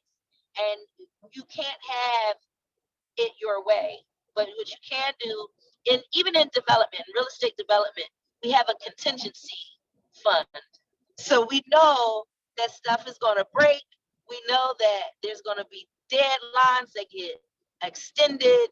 And so you have to build in those contingencies. You build in, those consequences of what happens when people don't do what they committed to doing and know that it's going to all be okay.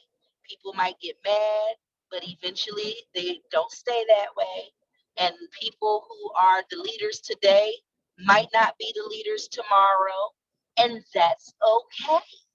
It's all going to be okay. The good thing about this life, we all get to make the rules. Believe it or not, America actually gives us the opportunity to make our own rules when we create our bylaws, when we create our articles of operation or our articles of incorporation, when we write our operating agreements, when we create our standard operating procedures.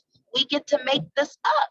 We get to all agree on it together, or rather, we get to vote on it together, and democracy rules. And we can always change things. You can amend all of these documents with a 2/3 vote, or it could be with 5 people's vote because you get to make the rules. It all will work out. And so keep people first and remember that people are going to people. And if we're people centered, we can have empathy, we can have compassion, we can have grace, because those are the true secret sauces. Empathy, compassion, and grace.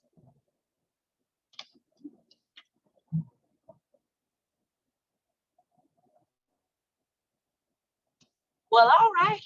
If there aren't any other questions, I want to thank you. And I really hope that you all will get in touch with me. Email me again at Ashley Scott, KW, Ashley Scott at KW.com. Instagram is Ashley Scott, KW. And please support a sister and buy my course. It is buyingland.thinkific. It's $97 and it's jam packed with information, resources, links to other organizations and groups, people, and places where you can get more information and community. So please, please, please connect with me in one of those ways. Thank you.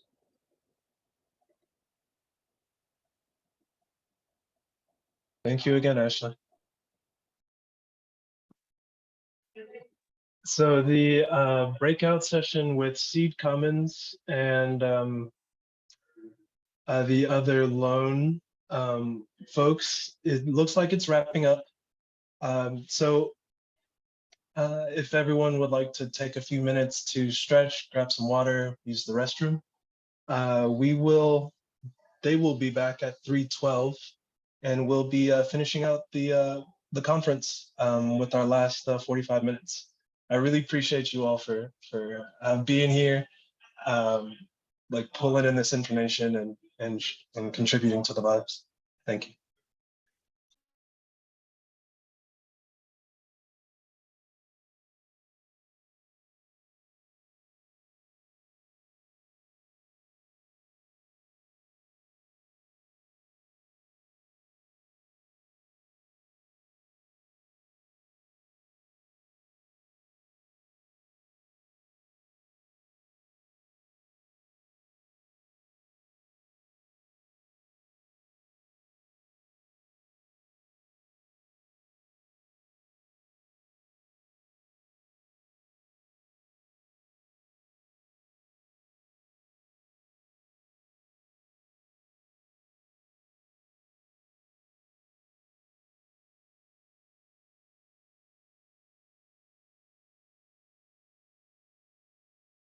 Hi, are you Robert Harris, brothers on screen?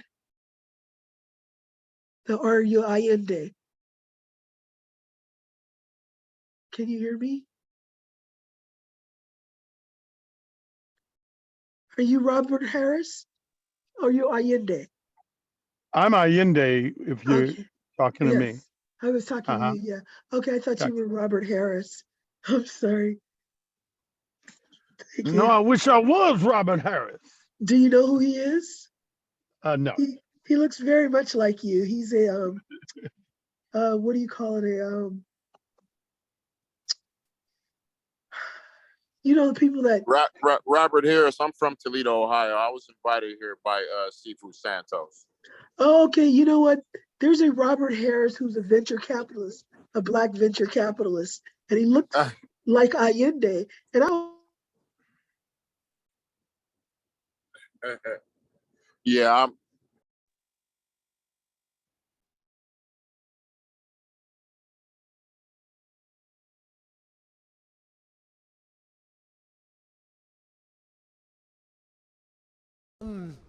So thank you so much, Mabry. That was really great. Good to talk to you. Thanks for coming out from West Virginia via LA. And yeah, so we're gonna keep it moving because we're getting to the end, and we want to be sure that we can have our panel on finance come up. So we have Rudlin Volsi from Seed Commons, who's going to tell us about their program, and Brother Allende, who's going to tell us about Black Star Investments, where they actually help folks to, secure funding, both do, for their projects. So with that, I'll have you all introduce yourselves so that we can keep it moving.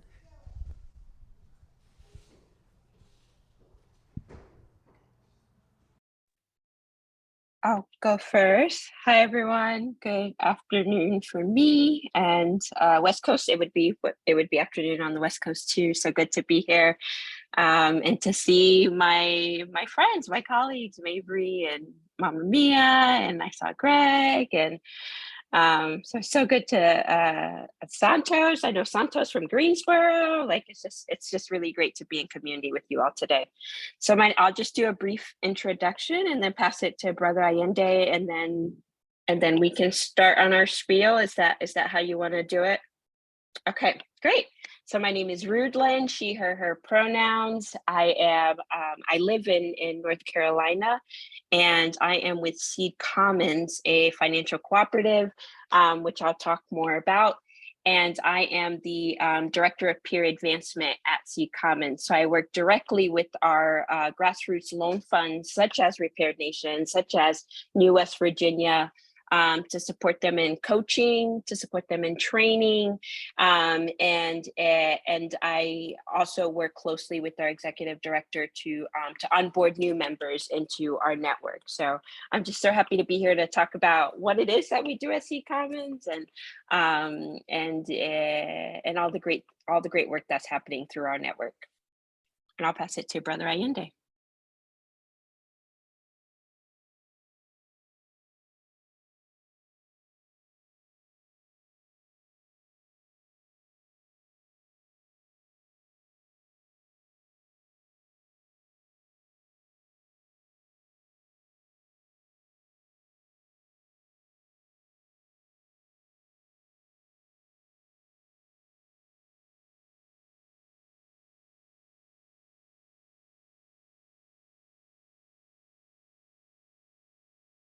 I'm so sorry. If someone is speaking, I cannot hear them. Hello, can you hear me now? Hello? Yes, yes, I can hear you now. All right. Okay, so as I was saying, what we do is we buy hotels where we um cut them in half, like the one here in Oakland, the Radisson had 300 units. We cut every unit in half, so each family could have 4 beds, 2 major bathrooms, and access to our common area, which is our kitchen, and our training down below, where we train people on wealth building, home ownership, and business ownership. So our thing is to create wealth. We're doing the same thing in Jamaica, the Bahamas, Panama, as well as West Africa. So it's very important to give people, number one, access to capital, especially in terms of co-ops, which could be built out of manufactured homes, modular homes, truck containers, whatever you choose, whatever material you choose to use that fits into your budget. We certainly hope to come in with the lion's share, where the corporation that is formed, for example, Repaired Nations LLC, would come in with just the down payment, and then our company would cover the rest. So we're very excited about doing this again, and I look forward to working with everyone.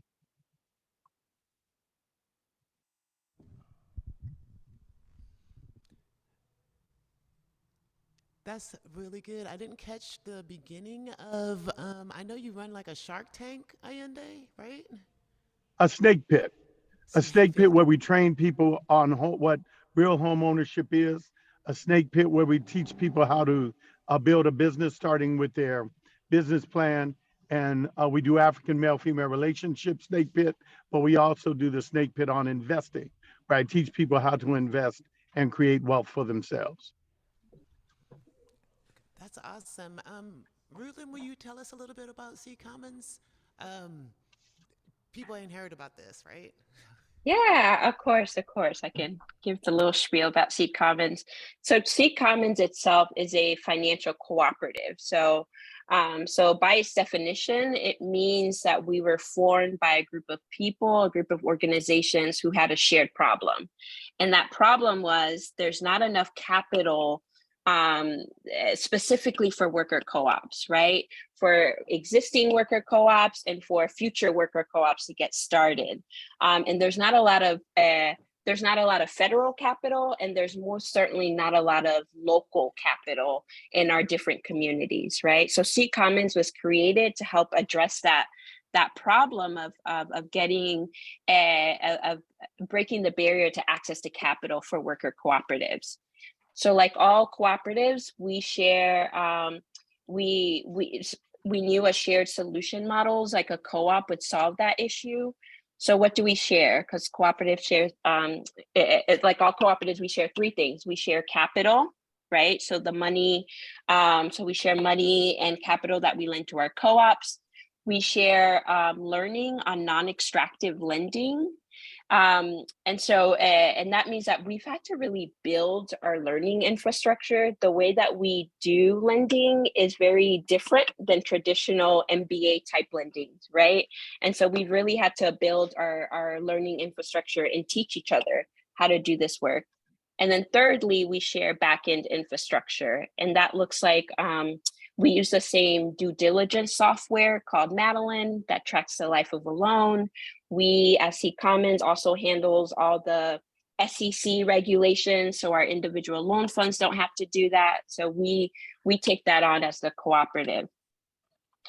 So how does it work? So how does Seed Commons work in practice? So all of our loan funds are based in local places and connected to connected on the ground. So Repaired Nations is in Oakland, right, and does lending to specifically Black cooperatives in Oakland. New West Virginia does lending specifically in West Virginia. So what that means is that we originate all of our loans based on a personal relationship with the business or borrower. Each peer, which is a peer is a loan fund. So Repaired Nations is a peer as and is a loan fund, so synonymous. Each peer or loan fund has a person on staff that works on their behalf. And this person is called a project officer.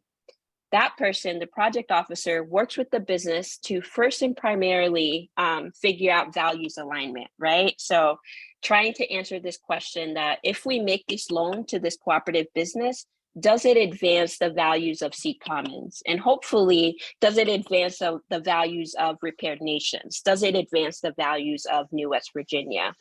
If yes, right, if you're working with that business and you say, yes, this business will advance our values, it will increase wealth in this community, it will create new jobs in this community, it will support insert whatever it is that it's going to support. It's going to create value in this community. If yes, then and only then do we start working with the co-op to start to answer the financial feasibility questions. And those questions basically answers, if we make this loan, will this co-op be able to pay us back? So the project officer will work closely with the loan coach here at Seed Commons to support them with answering these questions with the co-ops, with the businesses that they're working with. Eventually, the project officer will then decide that the loan is ready for prime time, meaning that at this point, the loan memo has been filled out, and they have a plan. They see a plan for this business, for this co-op to be financially viable and sustainable. So they're going to take it to our National Sustainability Committee, which is made up of their peers, which is made up of the full members of Seed Commons. So it's not staff determining if a loan is being approved or not, but it's actually you're bringing it to other members of Seed Commons, other loan funds of Seed Commons to get the approval, right? So once the loan is approved by the Sustainability Committee, the loan then moves to financing and contracting with the co-op and with the borrowers. So 3 people signed our contracts, and I want this is important. The borrower or the co-op signs the contract, and they sign it to say that I promise to pay back this loan, and I promise to meet with my project officer throughout the life of this loan.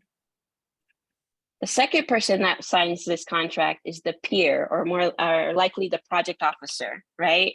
And the project officer signs the contract saying, I promise to meet with this business and do everything I can to help this co-op succeed. And then lastly, Seed Commons signs the contract, and this is Seed Commons saying, I promise to bring forth this money, and I promise to support this project officer so that they can keep their promise to this cooperative. Lastly, I want to define what I mean by non-extraction when we say that we do non-extractive financing here at Seed Commons. It means 4 things to us specifically. The first is that we do not check individual credit scores of our borrowers. We know that credit scores have been used to keep us marginalized, right? Like credit scores are they even real? So we do not check the credit scores of our individual borrowers. We make that decision. We determine the credit worthiness of a borrower based on the relationship that we have with the borrower, right? Because the project officer, in the case of New West Virginia, Mavery, is meeting with these people every day or every week or every month, and is determining if this is a good relationship to enter into. Second, we never take security against any asset that was previously owned. So what that means is, for example, if you are an existing food truck business, food truck co-op, and you are interested in using the co-op model, and you are interested in getting a loan to extend your business, you're getting a loan from us to buy a second truck so that you could do more business, right? If anything should happen to your business and you are unable to pay back that loan, we only have access to that second truck that you used our money to buy. We would not come for your previous truck or any of your previous assets that you had before entering into a relationship with us. And this is really, really key because specifically in North Carolina, African Americans used to own 20% of the land in North Carolina in the 1990s. And now that number is less than 1%. African Americans in North Carolina own less than 1% of land. And a lot of that is due to banks taking land as collateral when people go to them for loans, right? And then when there's foreclosure, then they're not just taking, you're not just in trouble for the money you borrow. They're not just expecting that money back, but they're taking your land as collateral. They're taking your home as collateral, right? And so we are very, so we do not take security against any asset that was previously owned by our borrowers. Points 3 and 4 are around the terms of which C Commons gets principal and interest paid. We only get paid interest and we only get paid principal when the business is profitable. We only get paid back when the business is profitable. And so that's why it's really key that we develop these really close relationships with our borrowers, because their success is dependent on us getting that money back into the pot so that we can loan that money back out to other businesses. With these 4 points in place, so we don't check credit scores, we never take security against any asset that was previously owned, we only get paid interest if the business is profitable, we only get paid principal if the business is profitable. With those 4 points in place, we get paid back 97% of the time, right? So 97% of the loans that we loan out, that we get approved by the sustainability committee, gets paid back. And we get paid back because, again, because of that personal relationship that we have with our borrowers and the tons of technical assistance that is provided by our project officers, such as Mavry, such as Mama Mia and Greg of Repair Nations. And then lastly, I just want to share just a couple key data points about C Commons. Trying to find it. So we have over 100 active loans at this time, and we do not, these loans are in a variety of industries and a variety of sectors. So I believe Mabry is working with some restaurant co-ops. We have art co-ops. We have cleaning co-ops in the industry. So any industry is available, right? As long as it's democratically owned. 99% of our loan dollars go to low or very low income people. 92% of our loan dollars goes to people of color. 66% of loan dollars go to women and gender non-conforming people. And our loan sizes range from a few $1,000s of like people trying to buy equipment, for example, for their business, to $1.5 million at this time, and those loans are, we've had people buy real estate, right? By the building that they're doing their business in as our max loan size. So we do lending in a variety of sectors. And there's no prescribed loan amount, right? It's what the business needs that is important to us. And I'll stop there. Thank you. Brother Allende, you want to tell us a little bit how your program works? I'm sorry, for some reason I can't hear you. Can you hear me now? Hello? No, I can't, and I don't know why that is. Do you hear me now? Oh. It's fine.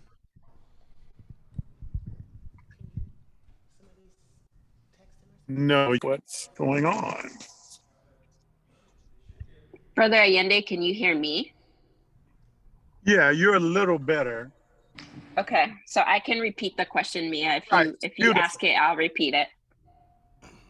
Beautiful. Now, can everyone hear? Yes, I can hear you. Everyone can hear? Okay, fantastic. Sorry Yep. about that. Don't know what happened there. Anyway, um, yes. So what we move very simply. What our expectation is to any group, and we're unapologetically and absolutely African oriented, without question. We serve African groups and African groups only that do housing or business developments. The only thing we require for either is that there's a business plan presented and there are those who want to be part of it by way of shares and investing in their shares, which they will recoup during the process of building, whether it be, again, a business or a housing cooperative project. And again, those cooperatives can be made up of modular, manufactured, um, uh, you name it, whatever material fits the budget. The corporation we will deal with, again, say, for example, Prepared Nations is the corporation, then they will have their shareholders, and that will then create wealth for everyone involved. And again, our biggest thing is to make sure that we not only acquire the land and the cooperative, but also we are very adamant about creating income for the individuals and the cooperative at large. And it's very simple to get funding from us for cooperatives as it is anyone else, but the cooperative has to be organized correctly with an organizing body who is committed to not only the property development, but the economic development as well. So that's mainly it. We steal from corporations. I want to leave no bones about it. We rob the very rich, and I help my people with it. I have no problem about it. So if you don't want to deal with me based on that, that's life. I don't pay taxes. I teach people how not to pay taxes. I teach people how to take their tax base or um, their income tax um, what do they call the garbage? The space they put you in tax wise, whether it's 25%, 20%, or whatever, we take that and we leverage that to create another opportunity so that by the time for those of you who want to pay taxes, by the time it comes to pay taxes, it's water off a duck's back. It doesn't even affect you. So we want to take that money that you've been wasting giving to the government, make money for yourself, and then for those of you who want to pay taxes, you have more than enough money, 4 times the amount of money it would take for you to pay taxes. So yes, we are a, Robin Hood type group, take from the rich and give to the less fortunate kind of group. We are unapologetically and uncompromisingly committed to African people. We have access for anything from $10 million to $100 million, and we're more than happy to support whatever project the groups have. That's amazing. Completely different perspectives, but still both very good and valid. And it doesn't look like either one of you talk about credit, talk about credit scores. Brother Allende, do y'all look at credit scores? Yes, we absolutely do. We look at credit scores, and if your credit score is above 500, we don't want to have anything to do with you. No, I'm just kidding. No, we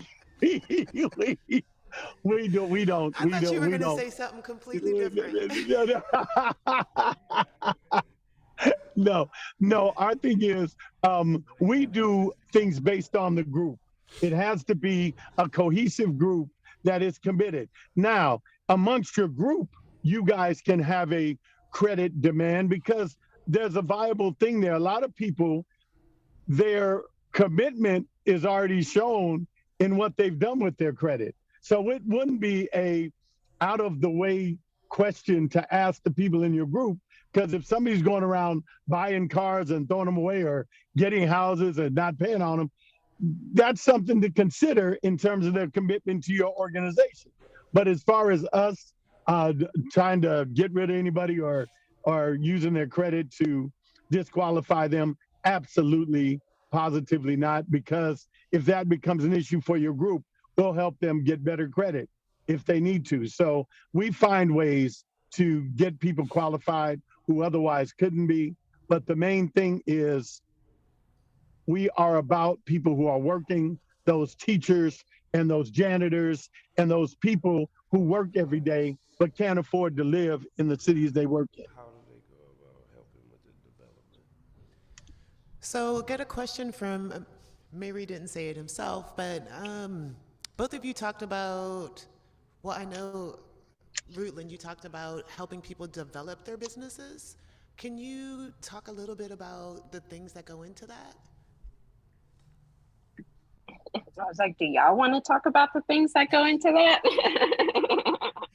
But yes, like I said, the project officers work closely with all of our borrowers, right? So depending on what stage of development you're at, whether you're like at the very beginning of like, I am interested in this thing called co-ops, versus I already have a group together. We already have an existing co-op. We're already far along.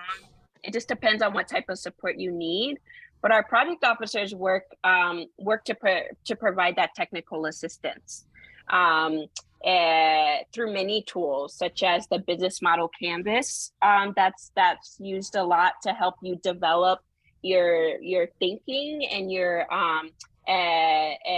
value proposition around your business, right? Thinking more critically about who are the customers going to be of your business, who are your partners going to be, what are the different activities that you need to do to make sure that your business is profitable, right? So we have, so there's technical assistance like that, all the way up to technical assistance such as we need somebody in the business with us, right? I believe Mavry is like a third or fourth employee at the business that he's supporting, because they need that on-hand support to sometimes just do the dishes, right, as they're running the business. Like sometimes that type of support will make a difference in that business, right? And as a project officer, again, when you're signing that contract, you're signing the contract to say that I am going to support this business to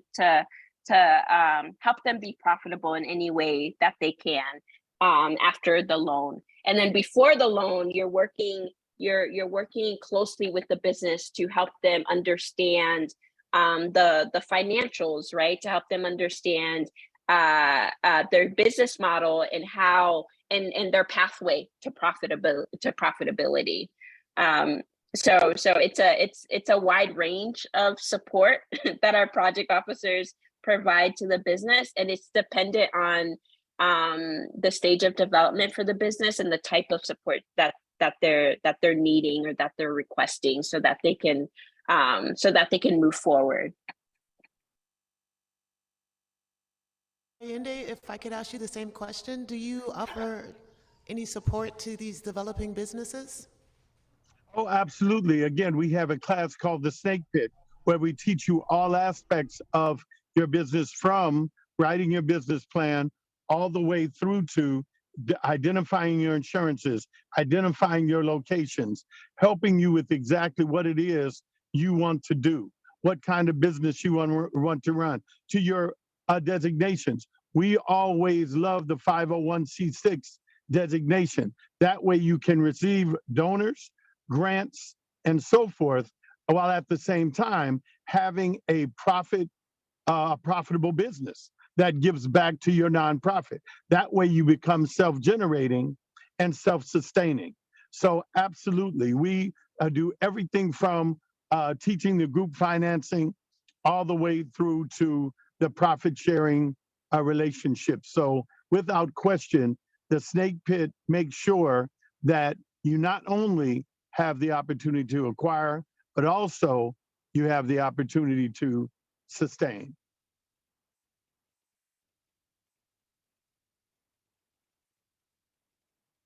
from two very different but still very, I want to say, necessary different kinds of Complementary. financing.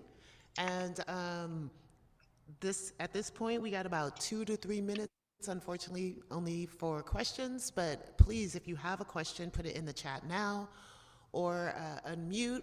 And we're gonna move to a performance in about 2 minutes. So we want to make sure that people have time to at least get a question in. Also, Rulin and Brother Allende, would you please put your info in the chat?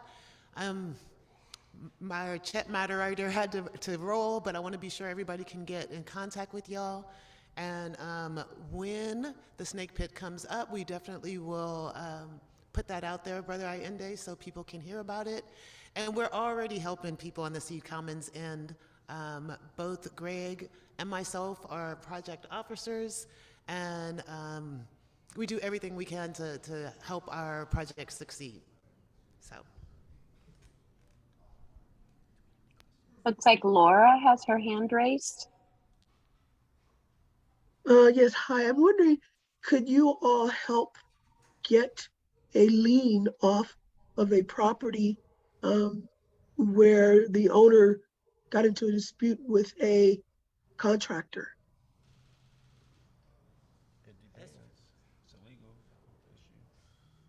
I know it's a legal issue, but at some point, the money runs out to pay the lawyer. So you guys were talking alternative things, and it just made me wonder, perhaps you all had some insight into that. Gonna say this might be a Brother Allende question, as he deals exclusively with housing co-ops, no? Well, I don't deal exclusively with housing co-ops, not at all. I deal with all kinds of houses, commercial properties, and residential. However, let me ask you this. Is there any equity in the home? Yes. That's why I want the lien taken off, is so I can get the equity. And I've done everything, all the research and everything. And I just need to have the papers filed with the court. I have a lawyer who, unfortunately, I'm not sure if he's has some kind of substance use or whatever's going on, but I just don't have any more money for him. No, you know what I'm talking about. Don't be laughing at you. You can tell when you can tell when your cousin doing something other than working. Oh, that wasn't me laughing. You were No. laughing? Oh, okay. I'm sorry. I thought you was laughing. I was like, No, that's not me. No, I hear the laughter, but it's not me. Oh, okay, I'm no, sorry. but no, it's okay. No problem. You see the number, my phone number on that flyer that's in my picture there? That's okay. Because I'm having I don't know why I'm having the technical difficulty I have, but 510-566-2780, just so we can get to the other questions, get me offline and let's talk about that, because I don't understand why you can't get to your equity due to a lien. I work around it all the time, but again, I do things in a different manner than most. So give me a call, 566-2780, and we'll discuss that. Okay, Brother Allende, thank you. No problem.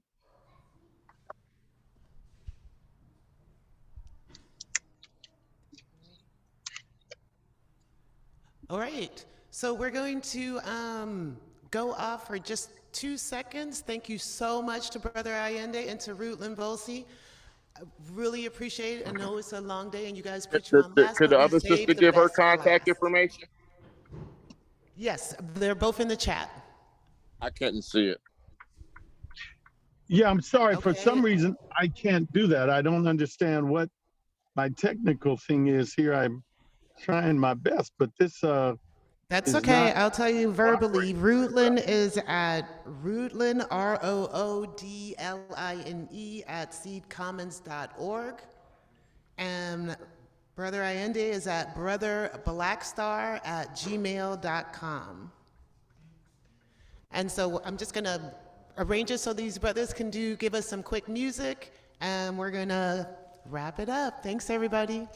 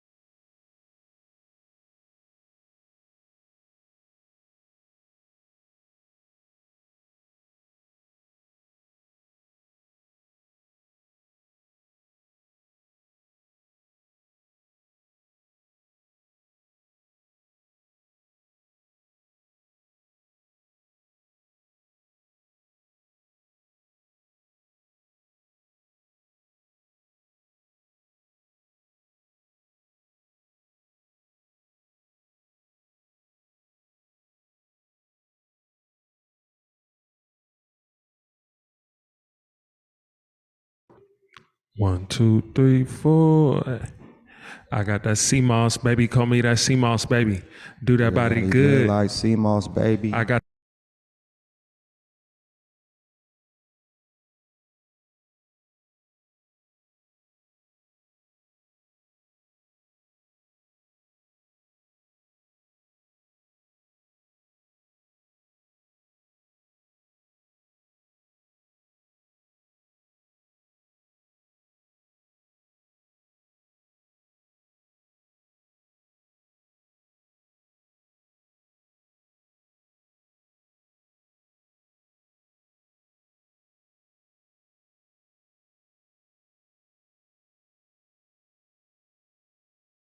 She cancer free.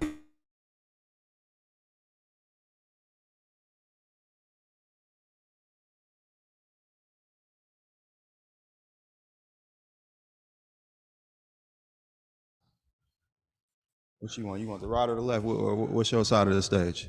I'll be on the right. I'll be on the okay. right. I rocks with the left end. The left cool for me. 1 2 1 2. Okay, what's happening, my people? Raw Soul Collective in the building. My name is Aj God.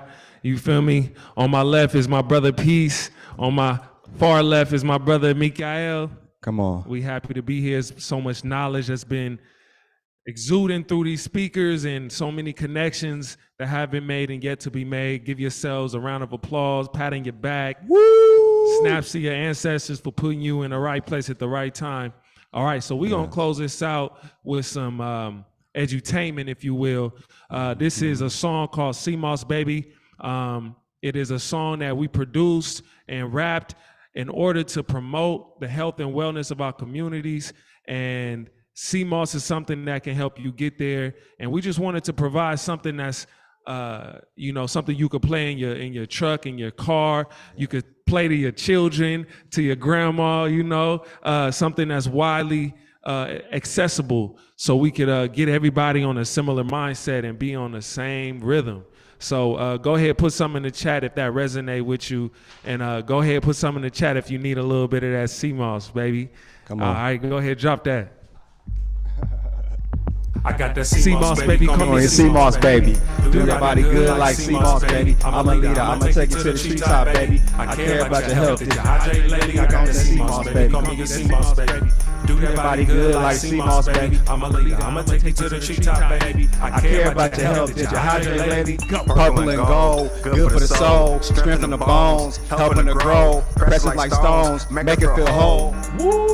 Skin is on glow, boosting immunity, removing impurities, regulate heartbeat, light on her feet, salty and sweet, calming her sleep, raising her chi, she cancer free, increasing fertility, super abilities, mental stability. I love soaking you up, regulating your gut, cleansing your blood, hella soft on the touch, really came from the mud, got you falling in love, I just can't get enough. I just can't get enough. Hey, I got that sea moss, baby. A real sea moss boss, baby. Call me that sea moss, baby. Sea moss, baby. I'ma do that body good like sea moss, baby. I'm a leader. I'ma take you to the treetop, baby. I care about your health. Did you hydrate, lady? I got that sea moss, baby. Call me a sea moss, baby. Do that body good like sea moss, baby. I'm a leader. I'ma take you to the treetop, baby. I care about your health. Did you hydrate, lady? Got your body shining from selenium. Teeth blinded, look cool on the calcium. I'ma help you lose stress like potassium. Now your friends say you glow on platinum. But is he getting chlorophyll for their favorite line? Tell him he on top like a mountain lion. And tell him don't be salty like iodine. It's something about your smile that's so divine. Hey, hey, hey, hey. I'm good for your health like sea moss. Cook you a plant-based meal or you can have it raw. Such a beautiful goddess, you got it going on. Hey, this health and wellness, I'ma put you on. My love is really good for your soul. Wanna see you receiving all your minerals. That's for sure. Your self-love is vital. Make you a sea moss smoothie in the rising. Sea moss, baby. Call me a sea moss, baby. I'ma do that body good like sea moss, baby. I'm a leader. I'ma take you to the treetop, baby. I care about your health. Did you hydrate, lady? I got that sea moss, baby. Call me a sea moss, baby. Do that body good like sea moss, baby. I'm a leader. I'ma take you to the treetop, baby. I care about your health. Did you hydrate, lady? Inflammation in your body, let me hit it up. My intention to come help you whip it up. I can see you thriving and glowing up. Low alignment, my assignment to bless you up. When you first get it, gotta clean it up. Put it in some water, just warm it up. Put it in some hours, then you blend it up. When it's looking like a gel, then it's good enough. We be breathing in toxins ridiculous. In the hood, we breathe in toxins like rigorous. Skipped it with promise, but obstacles killing us. Got us living life so strenuous, looking for a lick just to come up quick. Short-term thinking, man, we came up sick. Sometimes self-love, gotta turn it up. Put some sea moss in your cup, you ain't get enough, nah. Hey, you ain't get enough, get some sea moss, baby. Boss up. Hey, bladder work floss and of course burdock. Hey, low one swole when the sun rise up. Yeah. Everything you need right now. Soaking overnight, spooning ready in the morning. I'm a general when it's minerals and magnesium mood. I hear your body calling. Woo! For the best right now. Got a lot of dreams to invest right now. Pure God, this hair, skin, nails flawless. So even when you off, you be on. Let's be honest. Like gel, we stick together.